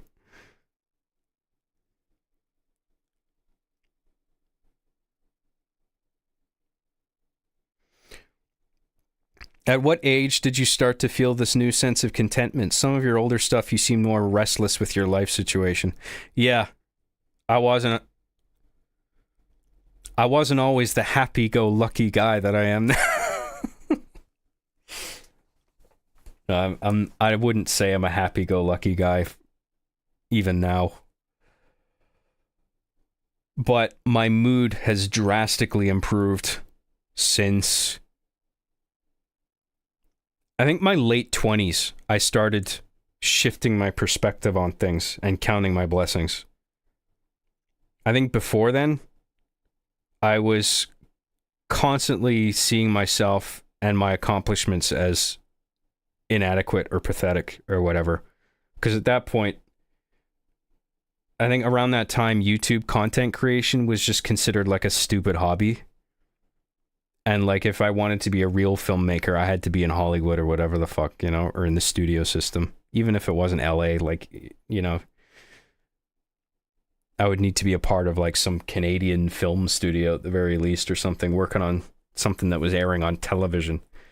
But I think observing things across the years, the whole media landscape is changing. So now the YouTubers are the ones with power or like influence, and like, isn't it like the most desired job now is like influencer / YouTuber? You know, so I'm in a good position in that regard, you know? Like, I think that shift helped me, you know? Because at that point I realized, like, oh, it's all relative. You know what I mean? Like yeah, the landscape is changing. And now people can just make whatever content they want from where they are. And it's okay that you're just based if you're just making content in your room and making a living doing that, that's fine. I used to frame that in my head as like, this is pathetic. Like, I should have done more with my life. And I think getting older and also observing the change in the media landscape and like changes in culture and shit like that, it helped me realize, like, you know what? I actually have it pretty good, and I'm making a lot of people happy with the shit I make. And now it's more apparent than ever that, you know, from all these services like Netflix, professional services like Netflix and Disney and whatever, there's a lot of dog shit coming out. And it's just like, well, at least I'm making something I'm actually working really hard on and people enjoy, even if it is sort of an amateur production from my bedroom. It's just like, I got a lot to be proud of here. You know? And I've been inspired by other people. You know? Because there's people on YouTube who just, they're like me, where they just make content from their rooms, and the way they earn a living is making videos like it's just them playing an instrument or something, doing covers for music or whatever, or just, I don't know, making an album, a music album with their keyboard at home. And you don't have to be out in the world, a part of some major organization, to be a success in life. I mean, anybody can just be a success from wherever they live now. And I used to see it as like I was just not doing anything with my life that was meaningful, and everyone else was moving on to bigger and better things, and I just felt like this. I felt like a joke in comparison. But now the YouTubers are the major league people now, because Hollywood is becoming a joke now. YouTubers are becoming the mainstream.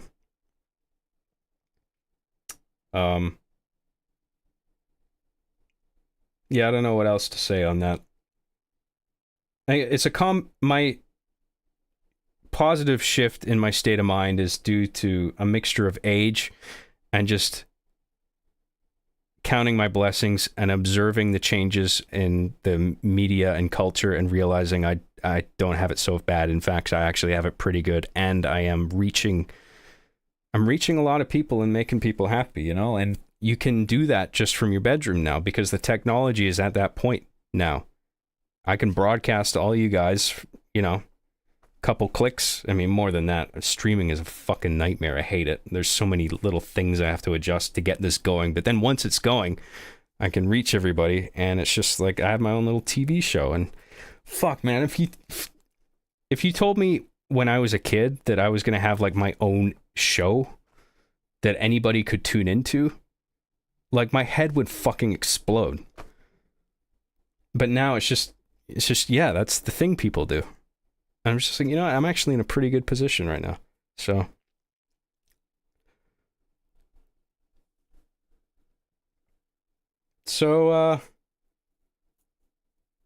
yeah, don't even if you don't have a thing like me where, like, you know, you're making a show and putting it out there, or even if you don't have a YouTube show or a podcast or whatever, if you have like just a simple life where you feel like you're not doing anything major, but you're kind to the people around you, and you have relationships with people who are glad to have known you and have you in their lives, you're doing well, I think. You know? And you shouldn't feel like a joke, because I mean, it's so destructive to feel that way, and I felt that way for a long time. That's why, like, when I first went to film school, I didn't tell anybody what I did on YouTube, because I thought, oh, these are all film students. They're all going to think I'm a fucking joke. You know?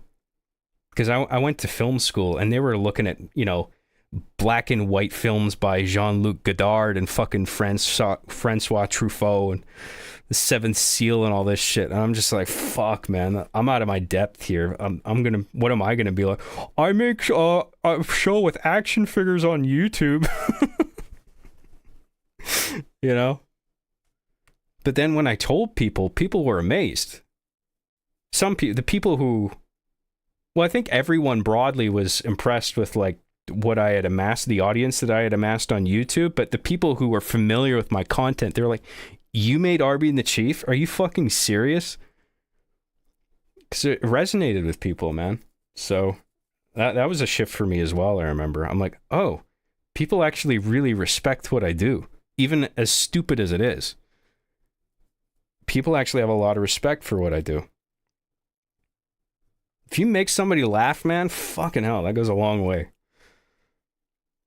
Even if it's just through like little TikToks or whatever, you know? Instagram videos. I mean, if they can make a living off that, I mean, fuck. Well done.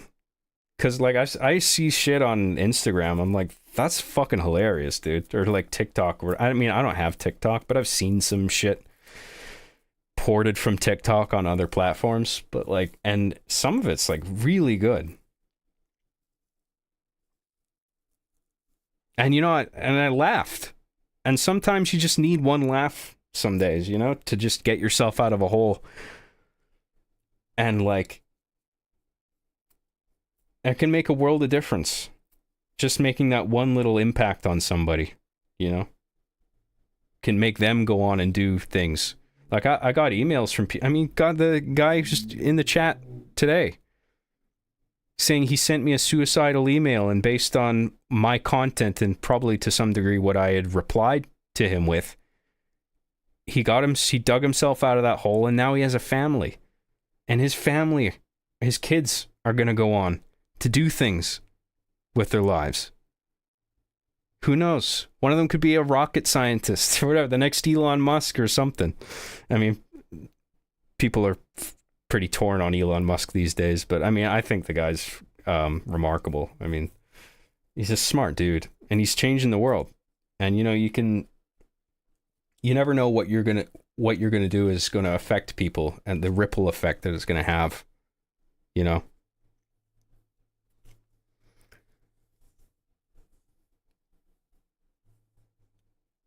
I have a deep respect for anybody who just tries to be a good neighbor to people, you know? You don't even have to do anything special or grand with your life. Just, I mean, ideally, you want to do something large and meaningful if you can. But if you can't, and all you can do within your limited means is just be a friend to somebody, and be a positive influence in other people's lives. I mean, that's huge. Anyway.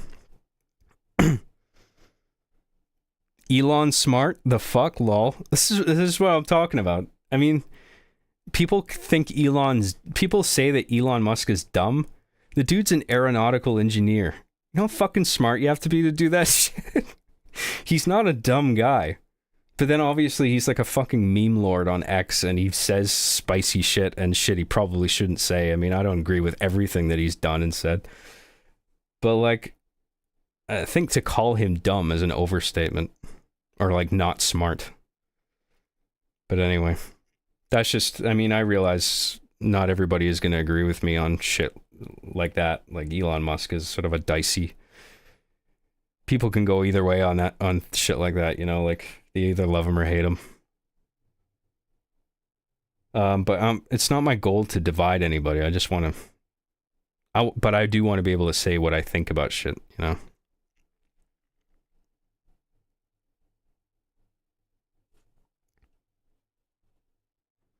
Well, that was my TED Talk, everybody.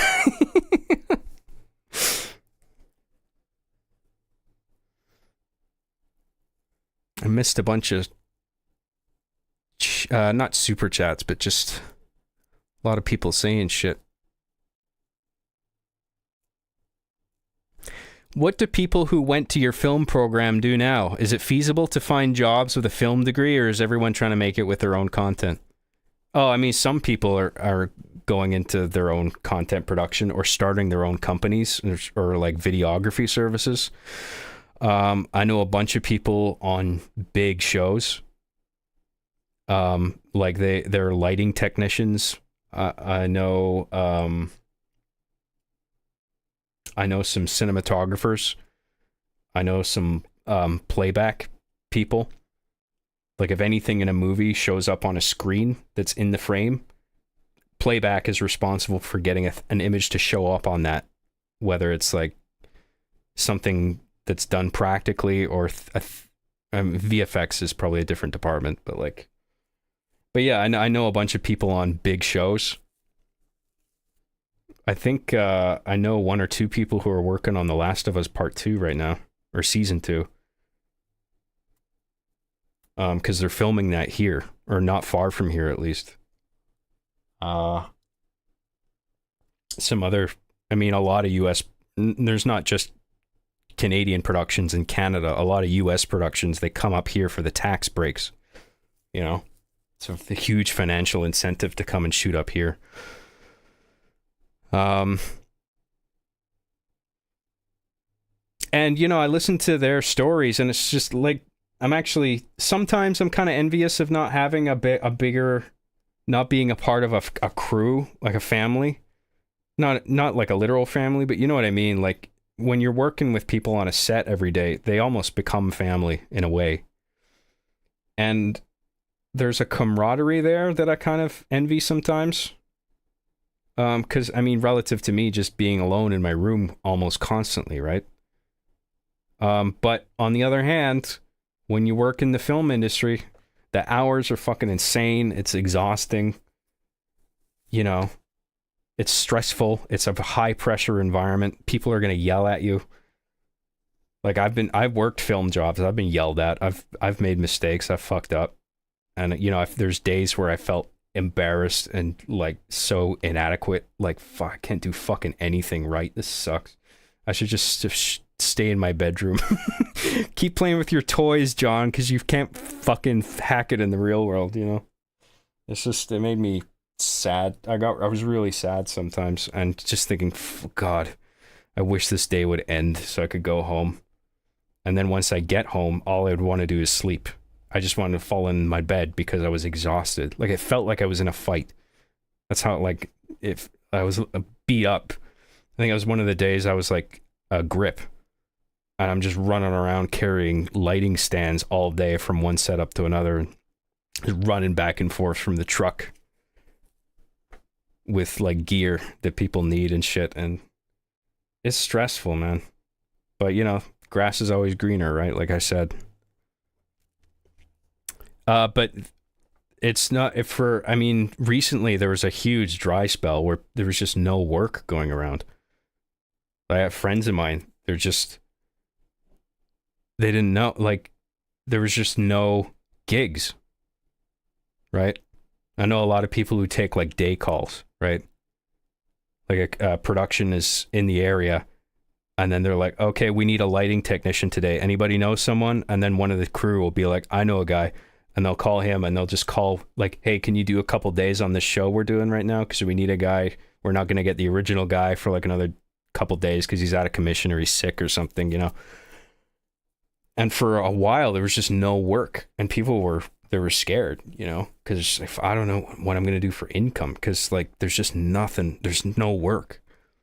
And that was a moment where I felt quite lucky being a content creator with my Patreon and fucking YouTube membership money and all that. I'm like, fuck, I'm actually quite in a fortunate position here.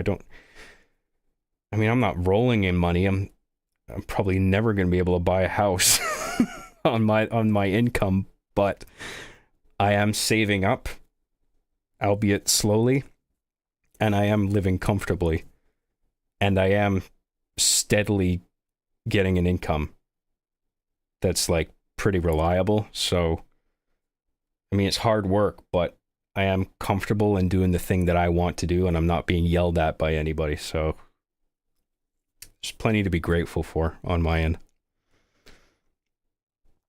I think the work in Vancouver is slowly picking up, though. Because, I mean, the virus fucked everything up, right? The coof, sorry. God, my stream is going to get, like, flagged now because I said the V word. I don't know. Oh, yeah, man, I don't know. I know a couple people who are trying to do the content creation thing, and it's like Some of them have asked me for tips because they're just struggling to get noticed. And I'm like, fuck, man, I know. Like, if I was trying to do my thing, if I was just starting that now in this current media landscape, I would be having just as tough a time as you getting noticed, because I mean, it's a competition for eyeballs, and there's just, I mean, YouTube has never been more saturated than it is now, and it's only going to get worse. I mean, standing out today, I mean, it was much easier to stand out with something like RB and the Chief back in 2007 or whatever, you know what I mean? Now it's just like, you're just in a sea of like people, and you're just one guy going, hey, look at my content, you guys. I'm making content too. Everybody's a fucking content creator now. It's tough, man. John, no one cares. Just make funny fart noises. Oh, sorry. Here we go. Ah, fuck, that's not gonna work. I just showed my belly fat. Sorry, am I gonna get flagged for nudity? Sorry. Don't ban me. Copy strike. Sorry, I will make fart this stream will be nothing but fart noises now.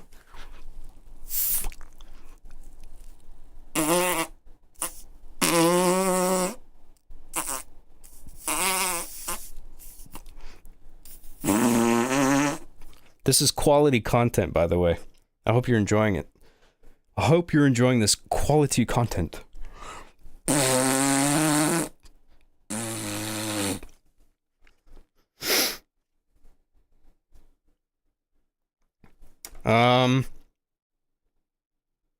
Plus, you work for yourself and reap all the rewards. That's true. There's perks to working by yourself. That's for sure.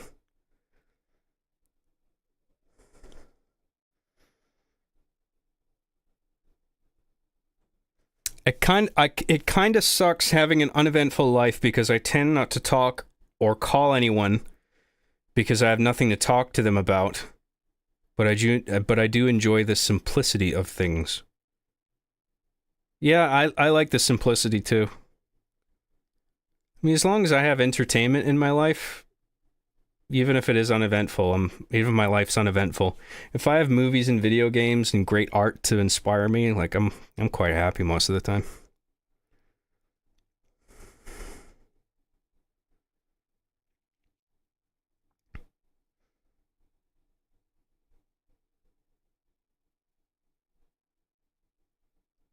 Whenever you speak up in EFAP, I always think a John is talking. Listen and learn.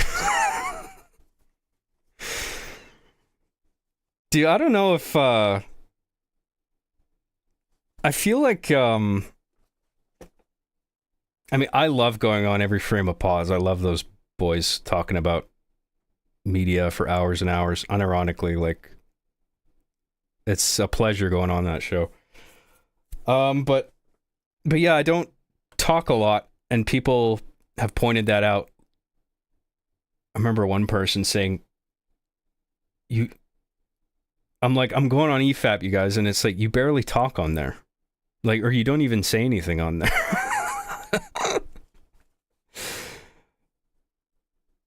And then when I'm a part of an episode with other guests, I find that the other guests will be mentioned a lot in the chat, and there's just like no mentions of me. And I don't know if it's just people are largely unfamiliar with me, that audience, or if just they're just like, oh yeah, that's John, he's on a lot. Or if people just don't like me that much. I don't know. It's like, I feel like it could go, because I know some people they hate my laugh. I kind of hate my laugh too. It's a little loud and obnoxious and delayed. Like, I'll listen to it and I'm just, oh fuck, even I kind of hate it. But like, I don't know, that's just the way I laugh, you know? Like, I hope that people like my appearances on there. It can be hard to tell sometimes. I mean, I'm always happy to go on. I feel like I'm worried that maybe I've been on too many times and I'm outstaying my welcome. I mean, I'm not fatigued going on there at all. I just feel like maybe the audience is just like, fuck, John again? Jesus. I don't know, maybe it's all in my head. But it's like when I was on the last Halo one, like it was a great lineup because Patrician TV was on, Little Platoon, I think, ER, and it was just there would be some comments where it's just like ER and Patrician and Little Platoon, this is gonna be a great stream, and I'm just like, I'm here too, you guys. I don't want to sound like insecure about it. I mean, I kind of am, but it doesn't bother me that much. It's just something that I observed, and I just hope that it's not because people are getting tired of me.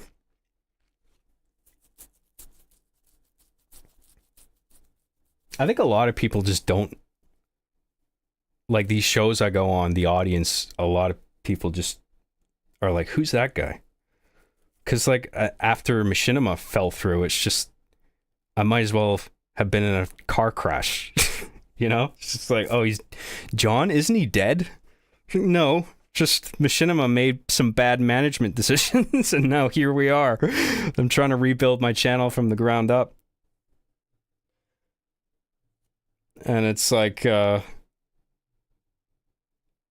so you know, I'm trying to like re-enter the realm of relevance, and thank God guys like EFAP or like side scrollers are willing to have me on so I can put myself out there a bit beyond just my own submissions, because I think I have a lot of like fans out there who are just, they don't even realize I'm still on YouTube making shit. Like I get comments almost every day saying, oh, you're still making this? Like, what the fuck? You know, people are like really surprised. And it's just like, yeah, man, like, wasn't conjoined at Machinima's hip, you know what I mean? Like, they fucked up. Doesn't mean I stopped making shit. But anyway. But yeah, when I'm on Every Frame of Pause, I tend to only talk when I feel like I really have something to say. Otherwise, I have no problem just sitting back and, you know. I hope they enjoy having me on. I mean, I know Mahler. I mean, and that guy's so nice, and he's just like always shooting me invites, and it's just, I'm always just happy to go on, man. I just hope I'm not fatiguing listeners. Anyway, I don't know. I'm just worried about nothing. It's stupid.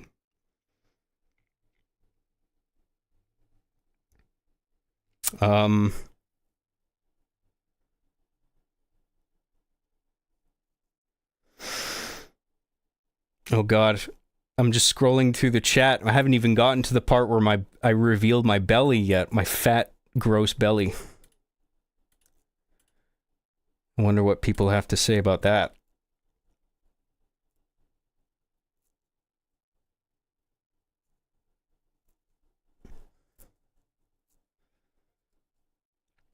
Regarding Elon Musk, it might come from his obsession of pods/futuristic ideas too, where it's all just impractical solution and logistical nightmares where there's much better solutions already, i.e. Hyperloop. Oh yeah, I don't know. Maybe.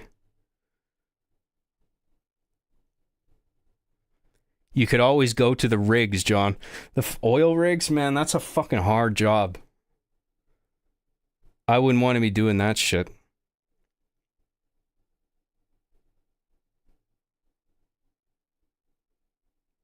And it's not that like the work is beneath me or anything like that. Like, I am a content creator. Like, it's not that. I have a huge respect for people who do dirty jobs like that because it fucking needs doing. But like I don't think I have the stamina to be able to do shit like that. I mean, I try to stay fit. I lift and all that, but man, you got to be fucking fit. Like, you got to have stamina to do that kind of stuff. Nice farmer's tan, John. Oh yeah, well that's my Scottish skin for you. Who needs Dostoevsky when you have John Fart streams? Well, I agree. There you go.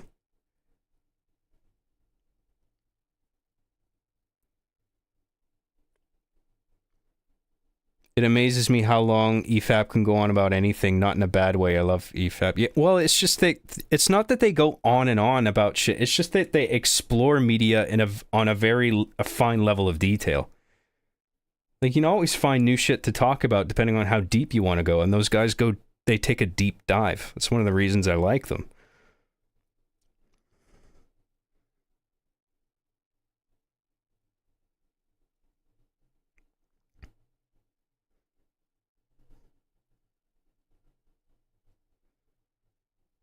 John, you're the best part of EFAP, and your laugh is adorable. Aw, shucks. I do hate that my laugh is, like, delayed. Because like, a joke will be made, and then other people will laugh, and then, like, a second later, I'll be like, ha ha ha! As if it's, like... It's not that I'm not listening. It's just I take an extra beat to like process the joke, and I don't know. I'm not trying to sound out of step. It's just the natural way I respond to shit. Like, I don't know. Anyway.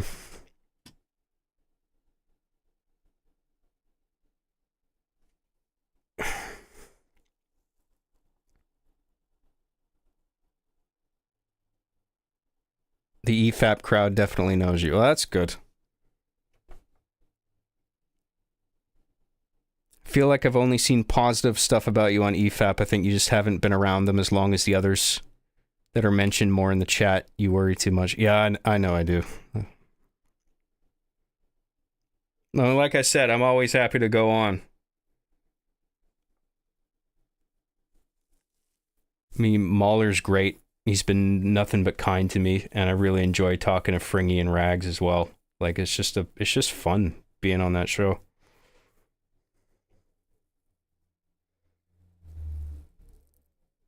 Just speak up more. Yeah, I mean, it's because, like, I hate interrupting people.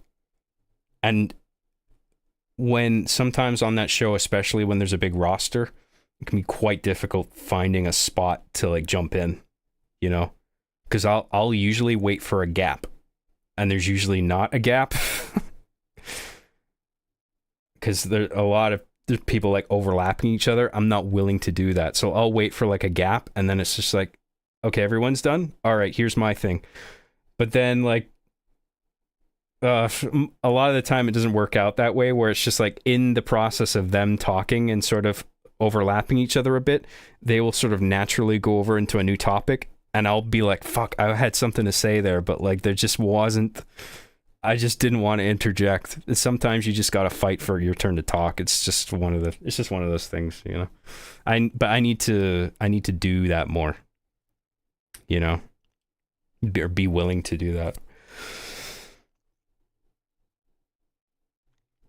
You're not a real film school type until you're bald. Is that a thing? Balding and malding. Balding and malding every day. More and more every day.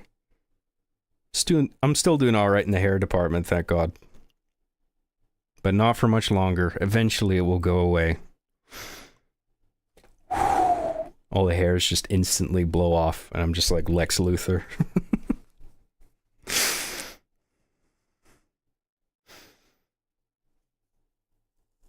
Machinima is a cautionary tale to keep backups of your content without Machinima's gross logo on it. I agree.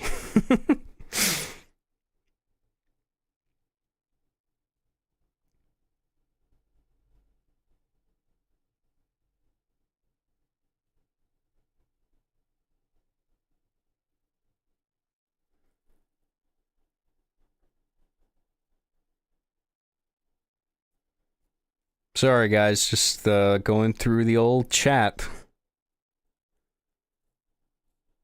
Trying to find some interesting talking points. Fuck Machinima. I hated the way they treated you and other creators, but do you think working with them helped you gain a platform?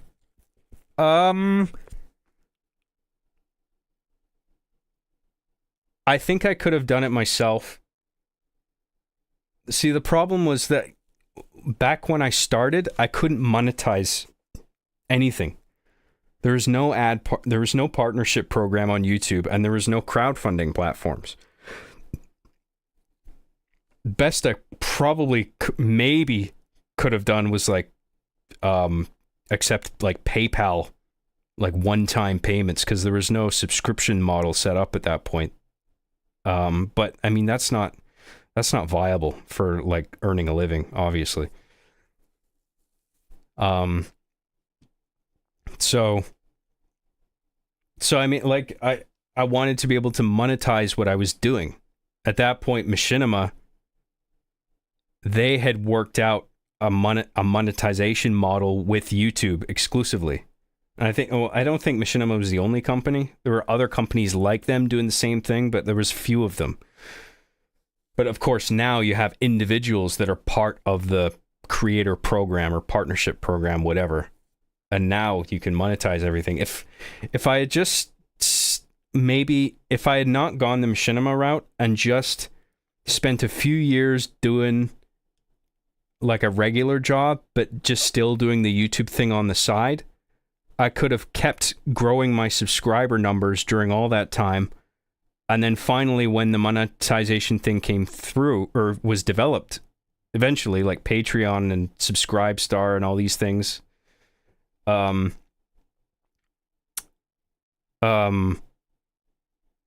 could have had all that time developing my own channel and the eventual monetization. Because as soon as the monetization became an open thing, then all of a sudden Machinima is just this irrelevant middleman, right? Because the reason people were going to Machinima is so they could get paid for their work. That was why I did it. And I'm just like, well, I want to do this, and you're telling me I can keep doing it and get paid for it, and I can use that time to develop, you know, my filmmaking abilities. So I was like, yeah. So if I just hung on a bit longer with the no monetization thing and just doing YouTube as a hobby and then taking advantage of crowdfunding when it eventually came along, I wouldn't have needed Machinima to like do what I do. I mean, I was making the show 100% myself. The only thing Machinima was contributing to me besides a paycheck was like wrangling cast for me around the studio to like do voices for my projects. But I mean, I could have reached out to people over, you know, just like fans or whatever, like do the audition thing that I did with some recent projects of mine. And now I know a bunch of content creators that I can go to for like voices. And hey, do you want to do this thing? And like everyone I reached out to was on board because I think they just appreciated the quality of the work. And they knew like that I would do the best I could on it. And they wanted to be a part of it and you know, help me out. So, but you know, Machinima felt like a necessary stepping stone at the time, and you know, what's done is done. But I didn't need Machinima to make the show the way it was. If I was earning an income, I could have just made the show exactly the same way, you know what I mean? Anyway, it's all in the past.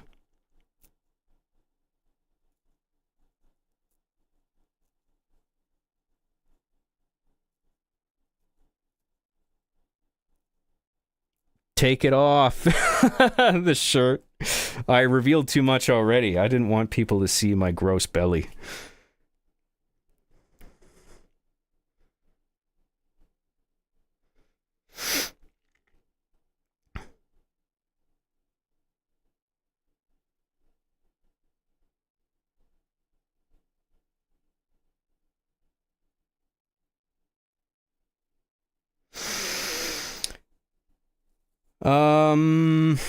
What else we got here? You're like a YouTuber's YouTuber now. A lot of people who are really popular now are fans of you since you were popular before them, like Actman, Moist Critical, Mauler, etc. Yeah, I mean, I don't know how. I think Actman was aware of me. I think Moist Critical, I don't think Charlie specifically was familiar with me, but a friend of his was a fan of mine, and he reached out to me saying, I can probably get you on the show if you want. I'm like, yeah, sure. If they're willing to have me on, absolutely.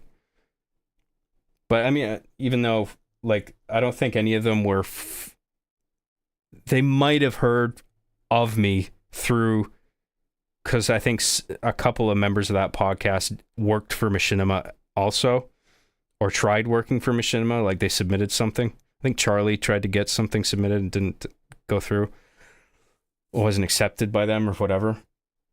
But like the people who did some work for Machinima may have heard of me because like I was on like the YouTube front page and like the website header and shit like that. So I mean, I don't know.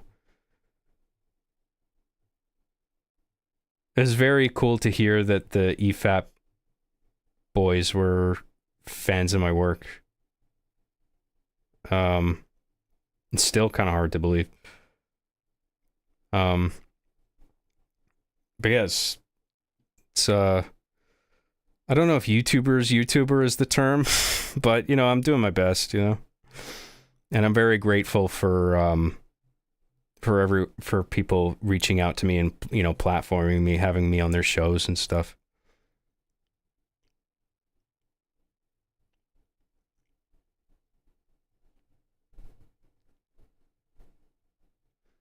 Look at me, I'm John. I went to film school. I'm trying to go to Los Angeles. Los Angeles. Yeah, I do not give a fuck about Los Angeles, so. I want to live in the fucking woods now. Like, I don't want to live in any city. Like, I just want to be in a small town or in the middle of nowhere. I don't give a fuck about, like, Vancouver's overrated, man. I certainly don't want to be in LA.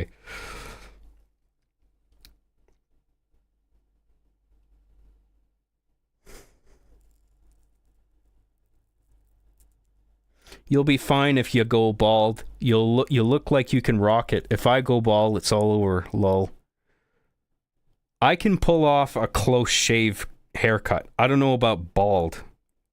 I don't think I would look good with a bald head.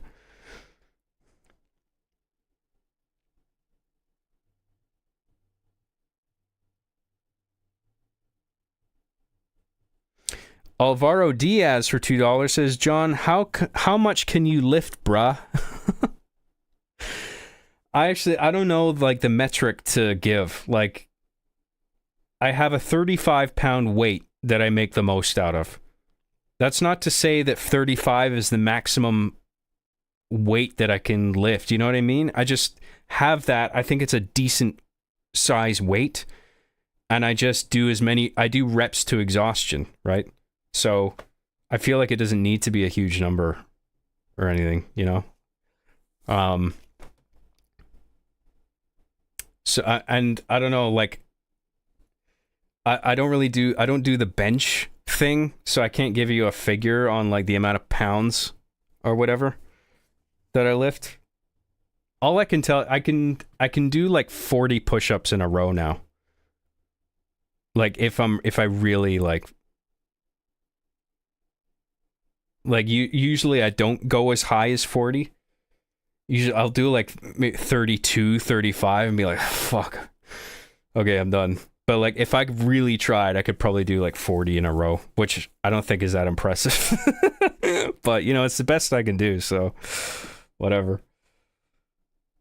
And then I do the lifts as well. I've stopped lifting weights temporarily though, because I pulled a thing in my spine last week, and I don't want to aggravate it. It's quite painful. So it's getting better though. It's been several days since I heard a crack. So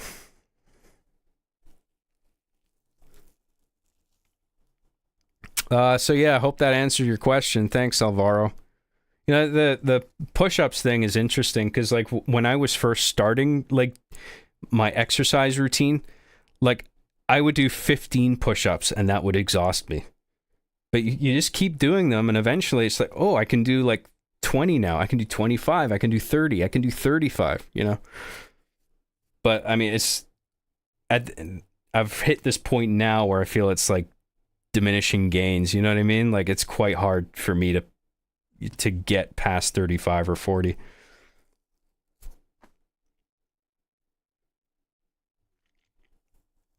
Do you believe in Bigfoot? I don't know. There could be a Bigfoot. I haven't seen. I don't really know whether to say one way or the other if it's there or not. There could be creatures out there we don't that are undocumented, you know, or not found or photographed or whatever. John, serious question. If I use genuine cheese curds on McDonald's fries and jarred gravy, would you still consider it authentic poutine? I'm not a poutine guy. I know, like, people think, like, oh, you're Canadian, you must love poutine. You'll love your poutine, don't you? I actually, no. I prefer not dousing my fries in gravy, because then they all get soggy and gross. I don't want my fries set in a liquid. I don't like mushy fries. I think it's gross. I like dipping fries in something, but I don't like when it's like it's the fries are doused in something and it's served that way, you know. So I don't know. I don't even know what authentic poutine is. Like what makes it authentic? I know what poutine is. I don't know what authentic poutine is.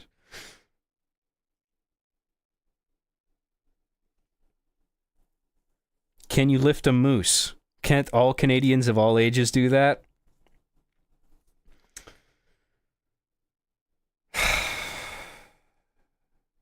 Yeah.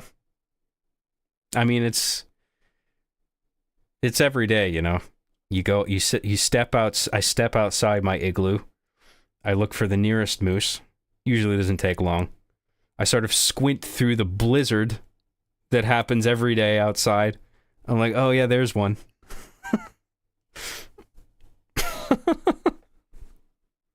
By the antlers, just grab it. Sort of balance it so its hind legs are pointing up, and that way, and then I fight it. Get it in a headlock.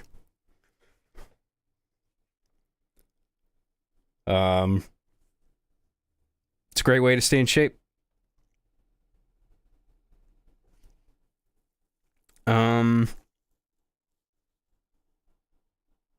What did you think about the Ghost of Lockout? Oh, I remember that. I love all that kind of video game creepypasta shit. That shit's funny. Or not funny, but like can be. But I just like the sort of I like when little things catch on and go viral like that. Like, could there be? Like, do you think there's a ghost on this? Like, it makes no sense. Like, it's a video game. Why would there be a ghost on the fucking map? But it's cool when like sort of viral creepypasta shit catches on.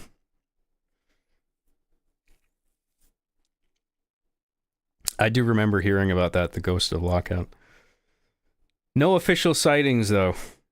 At least from my perspective, I haven't seen anything. Right now, my max squat is 495 pounds, bench is 250, deadlift 475. Yeah, I don't do any of those moves, so like I don't have the equipment. I don't go to a gym. I just have my weight, and I use that on each. I have just one weight. I don't even have two. It's just one, and I just do one arm and then the other. I do like curls like this, or I do like ones like this where this is the focus. And then I do like curls like this where this is the focus, like the forearm. And then I do lifts with it where like I put the weight on the ground and then I lean over and I lift it off the ground like that, you know, and then other arm. And I just do it to exhaustion. I don't even count, you know. Well, sometimes I count in my head, but like that's not the important thing. The important thing is just doing as many as I can.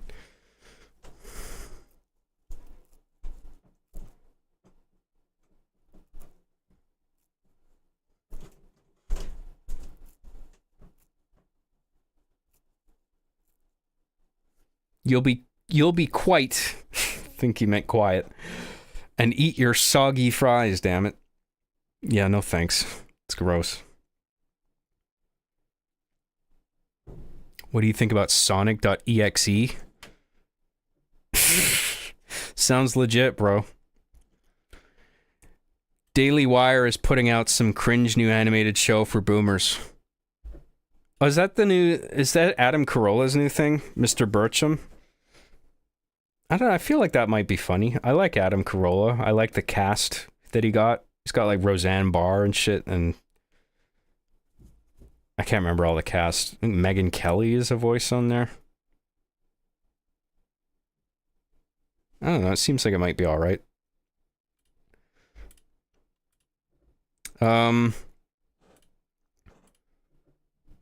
What more does a man need than a computer, a microwave, and a weight?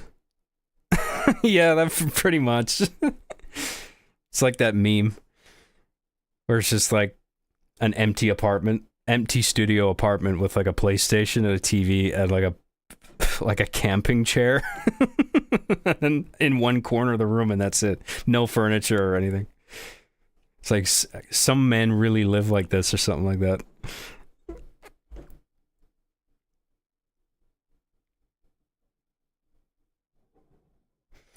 Spooky video game rumors were the shit back in the day. That can't really happen anymore with the internet since it'll be debunked immediately. Yeah, it's true. The internet has sort of made that kind of shit less special. I remember in the days of magazines, like no internet, where like, I remember from a magazine I learned that GoldenEye had button codes, like cheat codes you could put through button inputs. And that was like late into the game's lifespan. And I was like, what? Are you kidding me? And it's like nowadays, like a thing like that would be discovered quickly. And then it also makes sense now that I'm older and have a new, like an informed perspective on game development, that of course developers are going to put in debug codes. You know, a quick little thing that they can put in, like input, just to activate like God mode or no clip, and then they can go into and check whatever part of the game needs sort of debugging or whatever. But I just remember like before the internet, discovering shit like that was like, it felt special, you know? I know what you mean.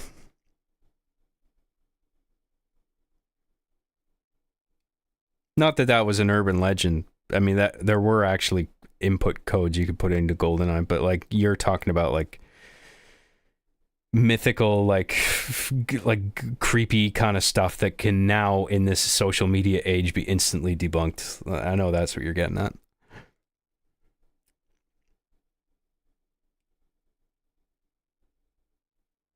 Remember that time Chief said, "Look behind you, it's the Covenant." Not even just one alien, the whole Covenant. Look behind you. The entire this entire species of alien is right behind you.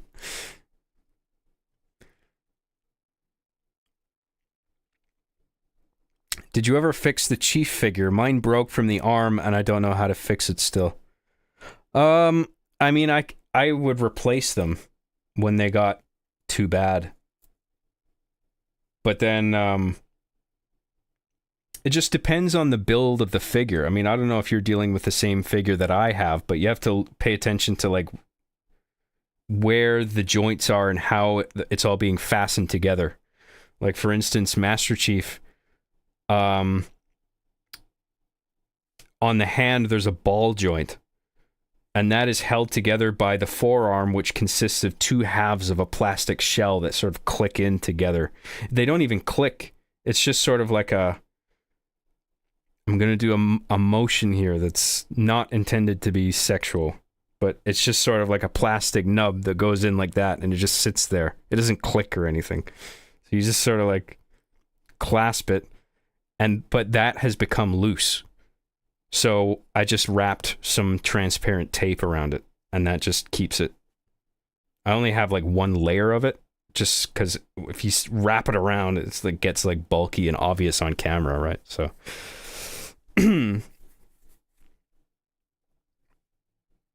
So yeah, you just have to like look at like if the figure is falling apart, just look at the build of it, see how all the pieces are sort of working together to fit and be secured by one another. Like, because I could just take the time for that forearm issue. I could just take the time to like put super glue in those holes, and then sit the plastic nub in one last time, and then it'll just hold there. So it's just been quicker to do the tape thing because I don't think I had super glue at the time.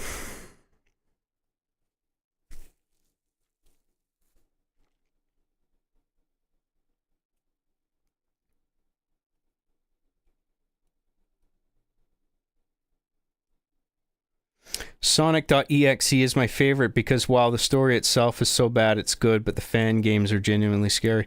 Oh, so that's an actual thing? Like some kind of Sonic hacked ROM or like a... I played some weird Sonic thing called Sonic Dreams or something. There's actually an official release with Dreams in the title. That's not what I'm talking about. This is an older thing where it was just this weird... it's just it's just like a series of rooms, like film sets, and you walk around as like Sonic characters or something, and you just, like it's just sort of weird and surreal, like a walking simulator. There's no like combat, there's no enemies, you just kind of look around at all this weirdness. Sonic Dreams Collection? Yeah, isn't that the name of the new thing that's coming out? Isn't there a new thing coming out by Sega called Sonic Dream something?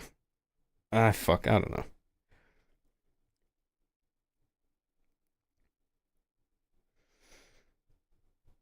Do you have a favorite scene or line from the Arby and the Chief series? You provided a lot of bangers.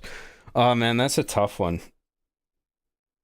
Because I mean, there's even just in season 8 alone, there's a lot of scenes that I'm proud of. Like, I'm just like, fuck, I did a good job writing that, you know? I mean, I think. But my favorite moment, the one that sticks out immediately is when Adam is fragged near the end of season 6. Because I think what I liked about it is that not only was this nefarious character finally out of the way, that was just a nightmare to deal with.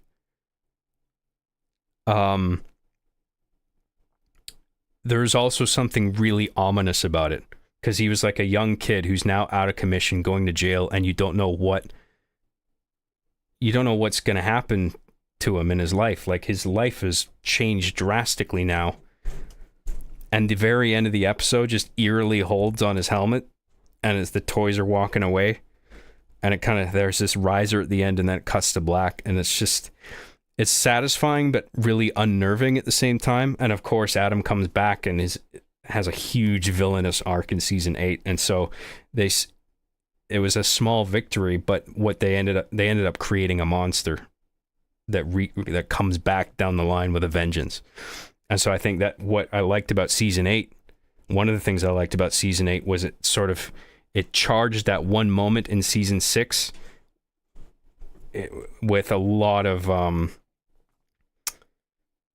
don't know what the word I'm looking for is, but like if you watch the whole show and then you rewatch it, when you get to that point in season 6, you're thinking like, fuck, they won now, but like season 8, they're gonna fucking regret that they did this. You know, that's like that's what I really like. That's one of my favorite moments in the whole show. So like that bitter victory where it's like you're gonna regret this day. Enjoy this victory while you can. There's a sense of action and consequence that I thought was really captured well there. Anyway.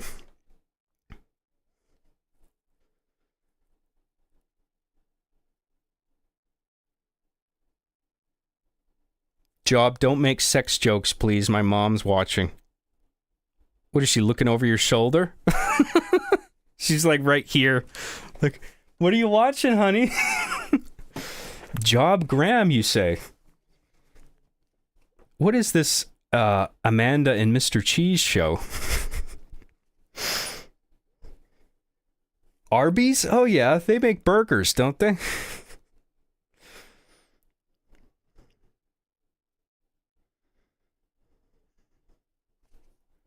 This sounds like a fever dream. The Sonic Dreams thing I was talking about? Yeah, it was made to sort of feel like that. Sonic Dream Team. Yeah, I think that's Dreams Collection is a shitty fan game. Oh, okay. I don't know. Maybe I don't know. I don't know which is which.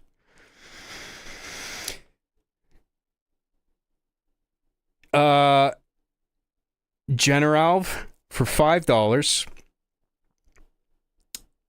Had to leave a job I liked a lot because I needed health insurance and the new job sucks so bad. You live in Canada, but have you ever dealt with that, I guess?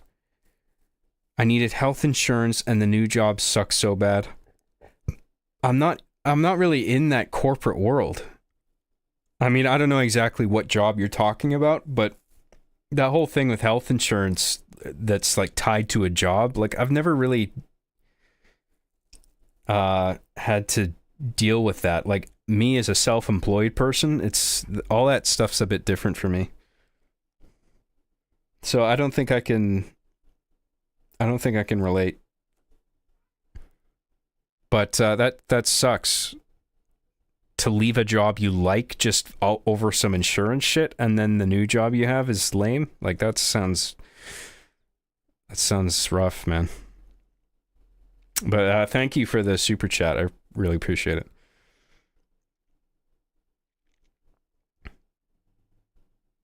I like Chief and Arbiter's dialogue as they're walking down the bridge to the church. Yeah, that was a cool moment. The whole wedding setup and foreshadowing, and then the big payoff at the end of season 5. I remember that was definitely a huge jump in my style because I was inspired by shit like Breaking Bad, like non-linear storytelling, and I wanted to do something like that where you foreshadow something at the very beginning and then you like 3 weeks earlier.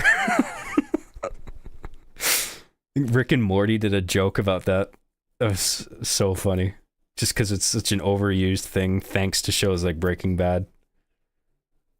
Somebody's reading a story to Morty and like he's describing this like epic thing, and then he turns the page like 3 weeks earlier, and then you just see Morty going like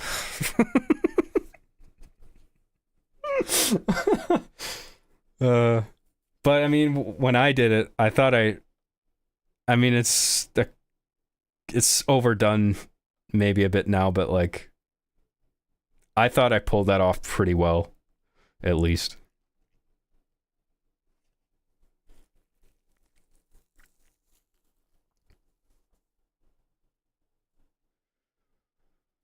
Have you played any Kirby games, and are you a fan of them? Oh yeah. I was the first one I played was Kirby's Dream Land 3 on SNES. And then cuz it wasn't even like the gameplay that initially like drew me to it. It was just the box art, the color palette. Like it was just great, vibrant colors, and it looked like such a fun. The art was so fun looking.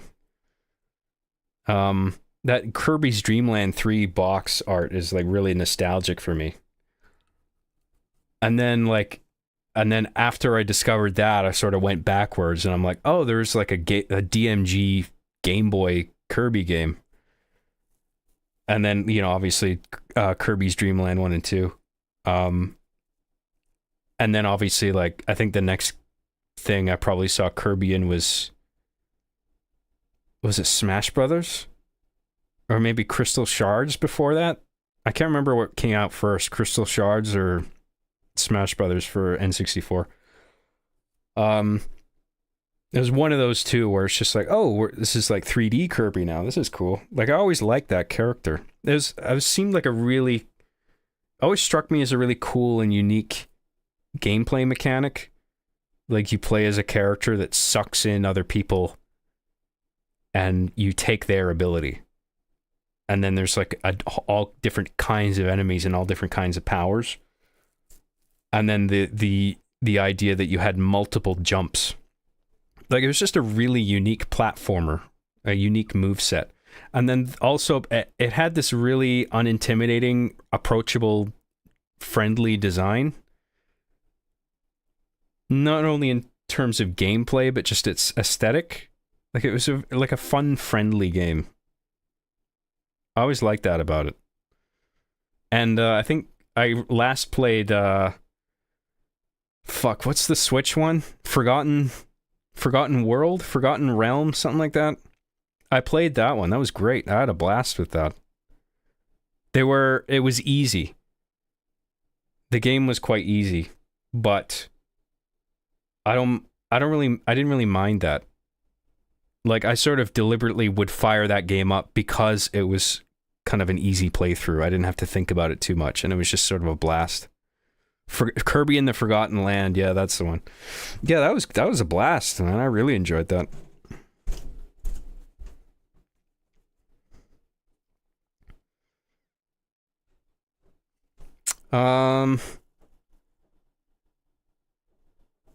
What else we got here?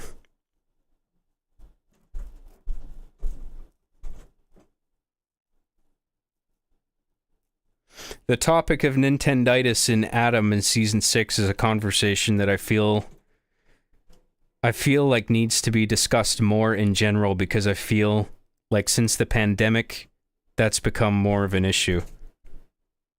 Oh, I mean, addiction to social media or phones or games broadly, whatever it is, electronics.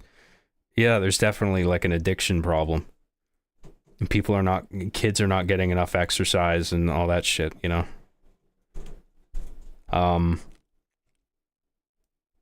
Yeah, I mean, I don't know what to do about it, because, I mean, it's only going to get worse, right?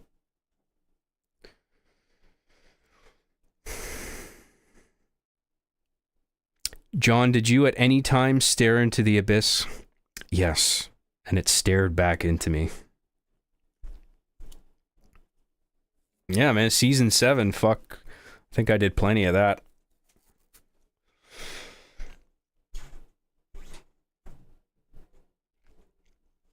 General for $5 says, P.S. Thanks for the years of entertainment. Helped me a lot and still do with rewatches. P.S.S. Have you ever tried to draw Sonic? Oh, yeah. Fuck, yeah. I definitely did. That was ages ago, though. I remember I had a book that was like how to draw Sonic, I think. I think I was in the UK at the time. Because I don't know if a lot of Americans or like Canadians know this, but Sonic the Hedgehog is huge in the UK for some reason. I'm not quite sure why, but Sonic the Hedgehog is a UK phenomenon, and or at least he was, I think, more so than America. Back in the 90s, and I think I had a book, and it was like it taught you how to draw it line by line. I wasn't very good. I don't think I could do a good Sonic now if I tried. But I remember trying, yeah.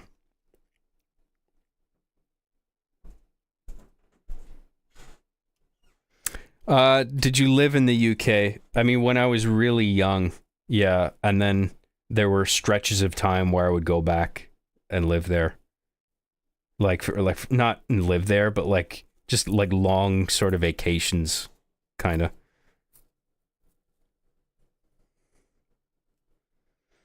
I mean, Sonic in the UK had a comic series called Sonic the Comic. Yes. Also known as Fleetway Sonic. I forgot about that. You're right.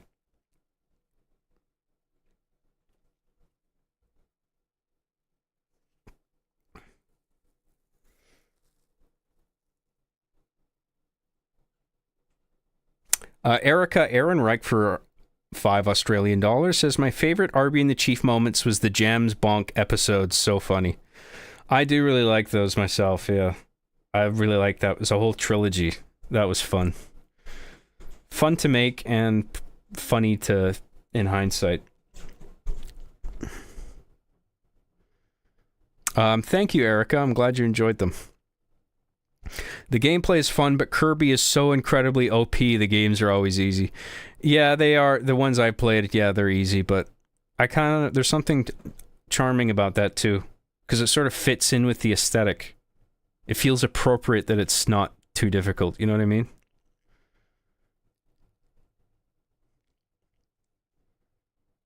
Erica Ehrenreich again for $5 says, the dialogue and R being the chief always arguing was so well written. Well, thank you. I'm glad you think so. I mean,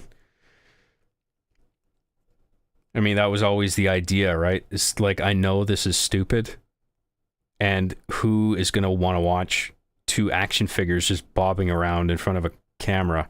So I'm like, in order to make this tolerable long term, I got to make the writing sharp, and I held myself to a high standard. I was like, how would these toys actually talk to each other if they were actually alive? Like, and how do I construct these characters, make them polar opposite, but you believe that they would be roommates, and also they're consistent across episodes in terms of their behavior? Like, I took it seriously. I'm glad it paid off. Thank you, Erica. Mighty Joe Bean for $1. Thank you very much. Did you play Tears of the Kingdom? Yeah, it was great, but I still haven't finished it. I'm like right at the tail end of it too, but I just haven't bothered to finish it. I've just been busy, man. Maybe I should stream that just to finish it off. Tears of the Kingdom. Just get the final boss out of the way. I don't know if I'm right at the final boss, but like, I think I just, like, I have the whatever, the mech, the Zonai mech suit, like, that you get from the final sage, and I did this. I think I just did the Spirit Temple shit. Like, whatever bosses, Spirit Temple's sort of like a mini dungeon in that. It's barely a dungeon, but there's a boss in it. So I think I just fought that boss, and now that's where I am. So I don't even know what the next objective is. I'm not, I mean, obviously I would just look at the waypoint or whatever, but like, I can't tell you off the top of my head what the next thing I have to do is, or how far off I am from the final boss, but that's something I would love to finish that game off. Maybe I should stream that. I don't know. It's an idea.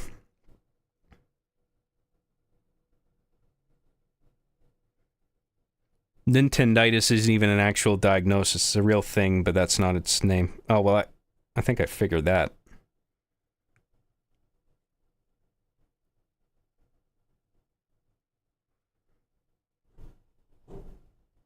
There's a famous video of a mentally challenged kid playing Mafia 3 and his mother yelling at him to go to the bathroom. I've seen a few of those. I don't know if I've seen the Mafia one you're talking about, but I remember one. Holy fuck, I think it was Watch Dogs or something like that. It's so fucking funny. The mother is just losing her shit. She's like, I can smell the shit coming out of your asshole. Go to the bathroom. And the kid is just mumbling the whole way through. She's like, no, I don't want to. Dude, it's so funny. I highly recommend it.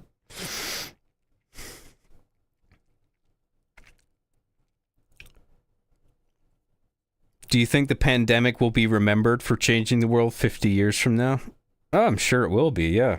I'm sure it'll be absolutely a thing that people look back on and go, fuck, wasn't that terrible, you know? Like, things were so crazy. I mean, yeah, it's certainly an interesting social phenomenon to study in hindsight at the very least.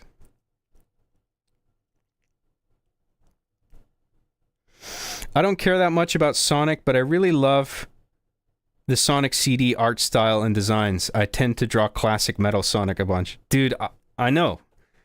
It's awesome. And I feel like that entire style has just disappeared. Like the opening and closing animatics for Sonic CD are fucking awesome. Like I wish that was a cartoon or just a full movie. I would happily sit down and watch like a whole show or a movie of that. And just Sonic CD overall, there's a darkness to it that I really appreciated. There's a darkness and an edge, but not cringe edgy like Shadow the Hedgehog or like with the gun and shit. Like it wasn't like that. It was appropriately edgy and dark.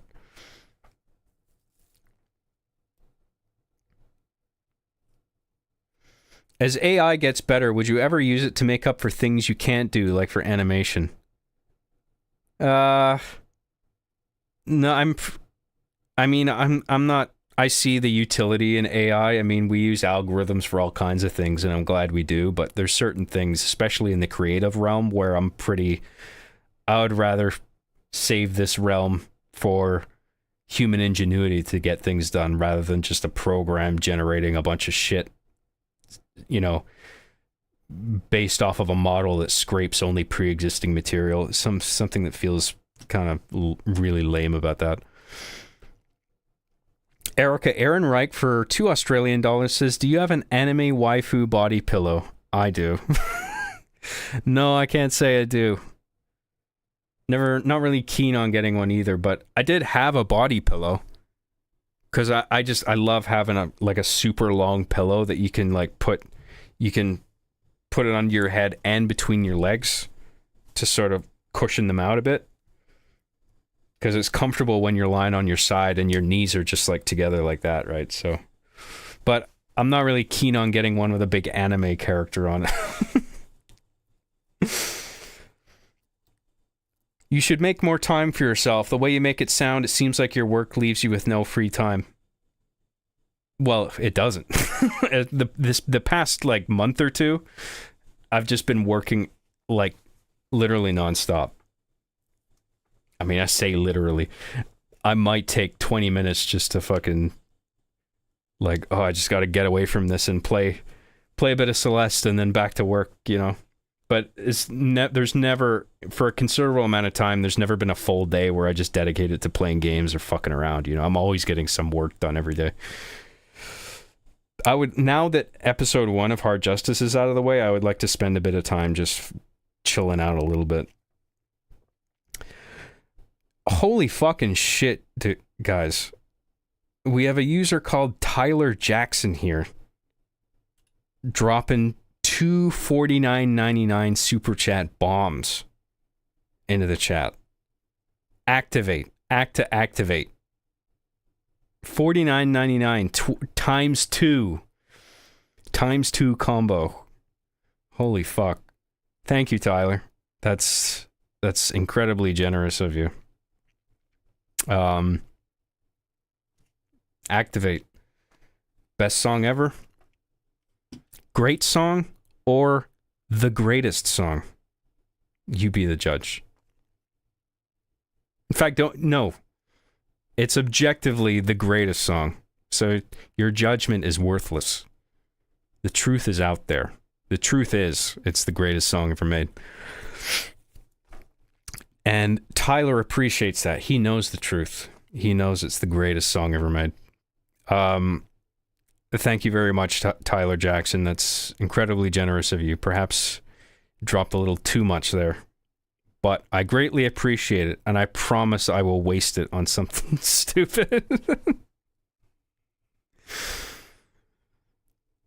Maybe I'll get Hades 2 with that. Actually, no, I still gotta play the fucking first one. What am I talking about, man? Hades 1 has been sitting in my fucking library for ages, and I still haven't touched it. I think I started it for 15 minutes, and I sucked. I was like, fuck, this is too hard for me, man. But then my friend told me that apparently there's some mode in it that sort of nerfs it and lets you just accumulate stats or whatever, and just makes it a bit easier to start off with, but you can turn it off. I forget what it's called, or whatever the mode is.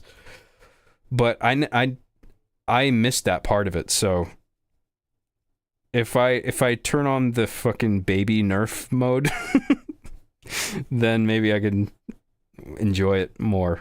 You know, I don't know. That was the Mafia video, lol. Oh, so that I thought. So that kid going to the bathroom, that was Mafia? I thought that was Watch Dogs. I don't know. I guess I'm just not remembering it correctly. Dude casually sends $100. I know, it's fucking crazy. But based Tyler Jackson, everybody. A round of applause, please. For the love of God, John, bite the foam. Look, I really appreciate the super chats. I don't want to put bite marks in this foam thing, okay? I'm sorry. I'm not. Those days are over. That era has come and gone. I will no longer bite the foam. I'm sorry.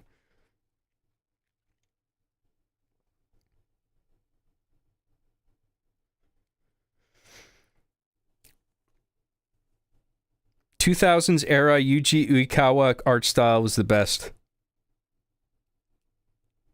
Early 2000s? What would that have been? Like Sonic Adventure and shit? Yeah, I didn't mind the sort of... the artistic revamp of Sonic with like the 2000s Dreamcast games. I thought that artwork was alright. I still prefer this style though. Like Sonic the Comic, Archie Comics, Sonic the Hedgehog, the Genesis era box art. Like that, those are my favorite. Those are my favorite ones.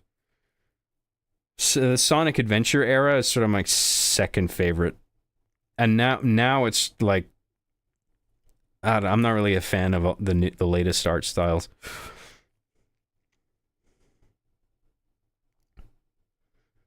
I think the proportions are too weird and exaggerated now. With this, it's like there's a simplicity to it that I respect, you know?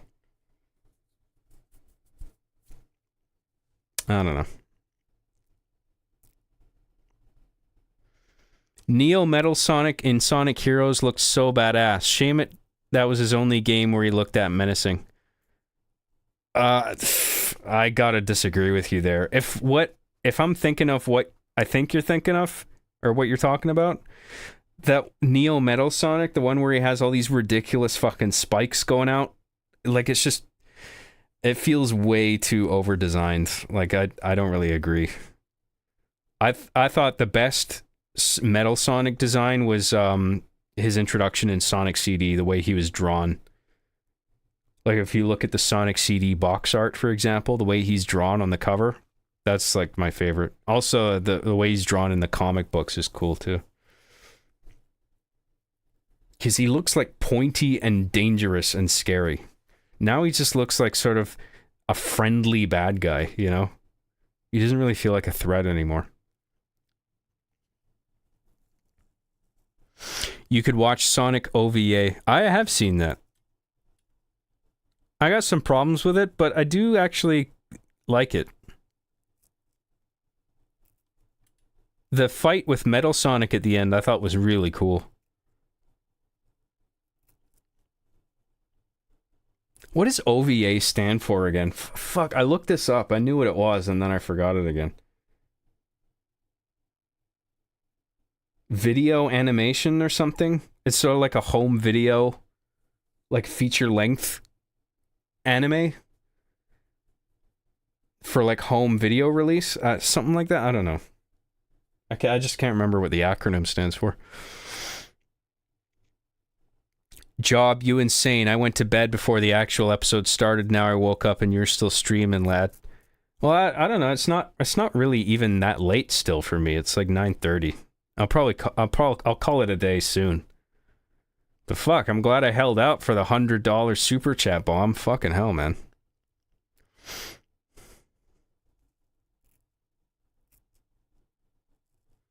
Would you be mad if I called you Sweet Cheeks? Fill your boots.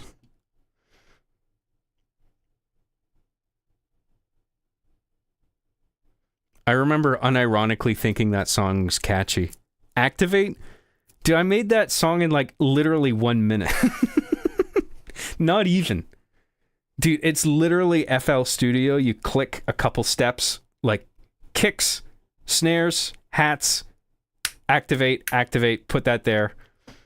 It's like 4 instruments. You don't even have to, it's just like little clicks of sequence steps. It's like a little array of steps. You click, you light them up, and then it's going to do a kick or a snare on that beat. You just click it's like not even 30 seconds you can do it. Like, it's obviously just a joke, and people are just like, oh my god, I love Activate, dude. What a fucking banger, dude. It's not that good. I'm just kidding. It's the best song ever. Play the best song in the world, or I'll eat your soul.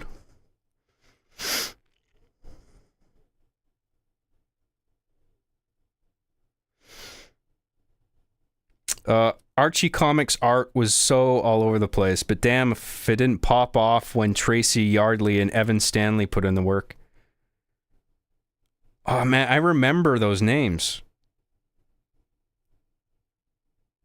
Yeah, I can't remember when it shifted. Because, yeah, there's definitely, like, the first Archie Comics of Sonic the Hedgehog, it looked a lot like this. But then it started getting drawn a little, not more realistically, but more maturely. I don't know how to even describe it. Sonic was all of a sudden lankier, and there was more detail drawn into, like, there's more, like, shading. There was a shift. It's just, I feel like it was so gradual that it's hard to tell, like, a specific issue where, like, we're doing this style now, you know?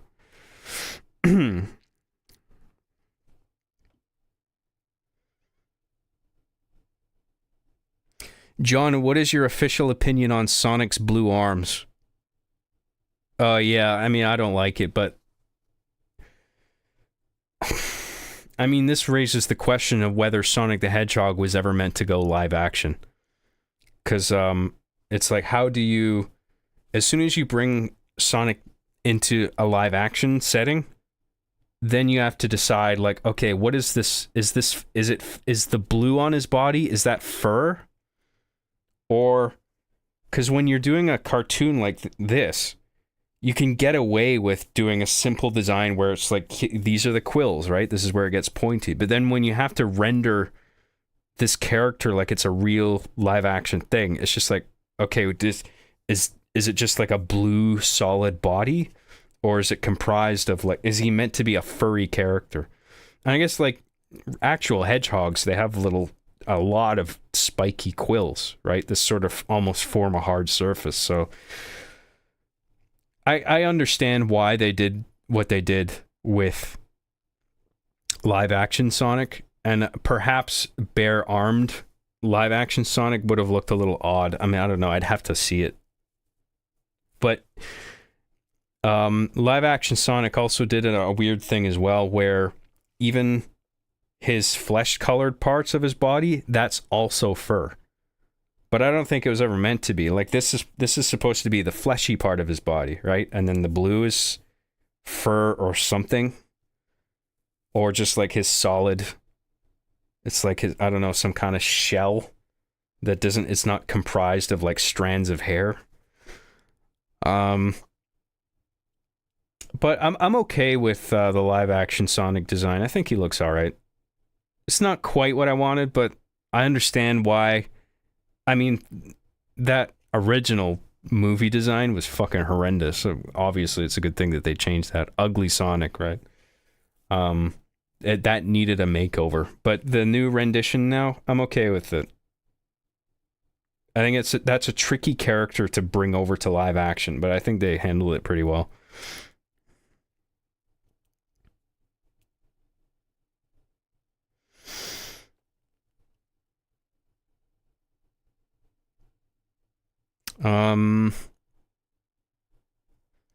Here late before watching Hard Justice.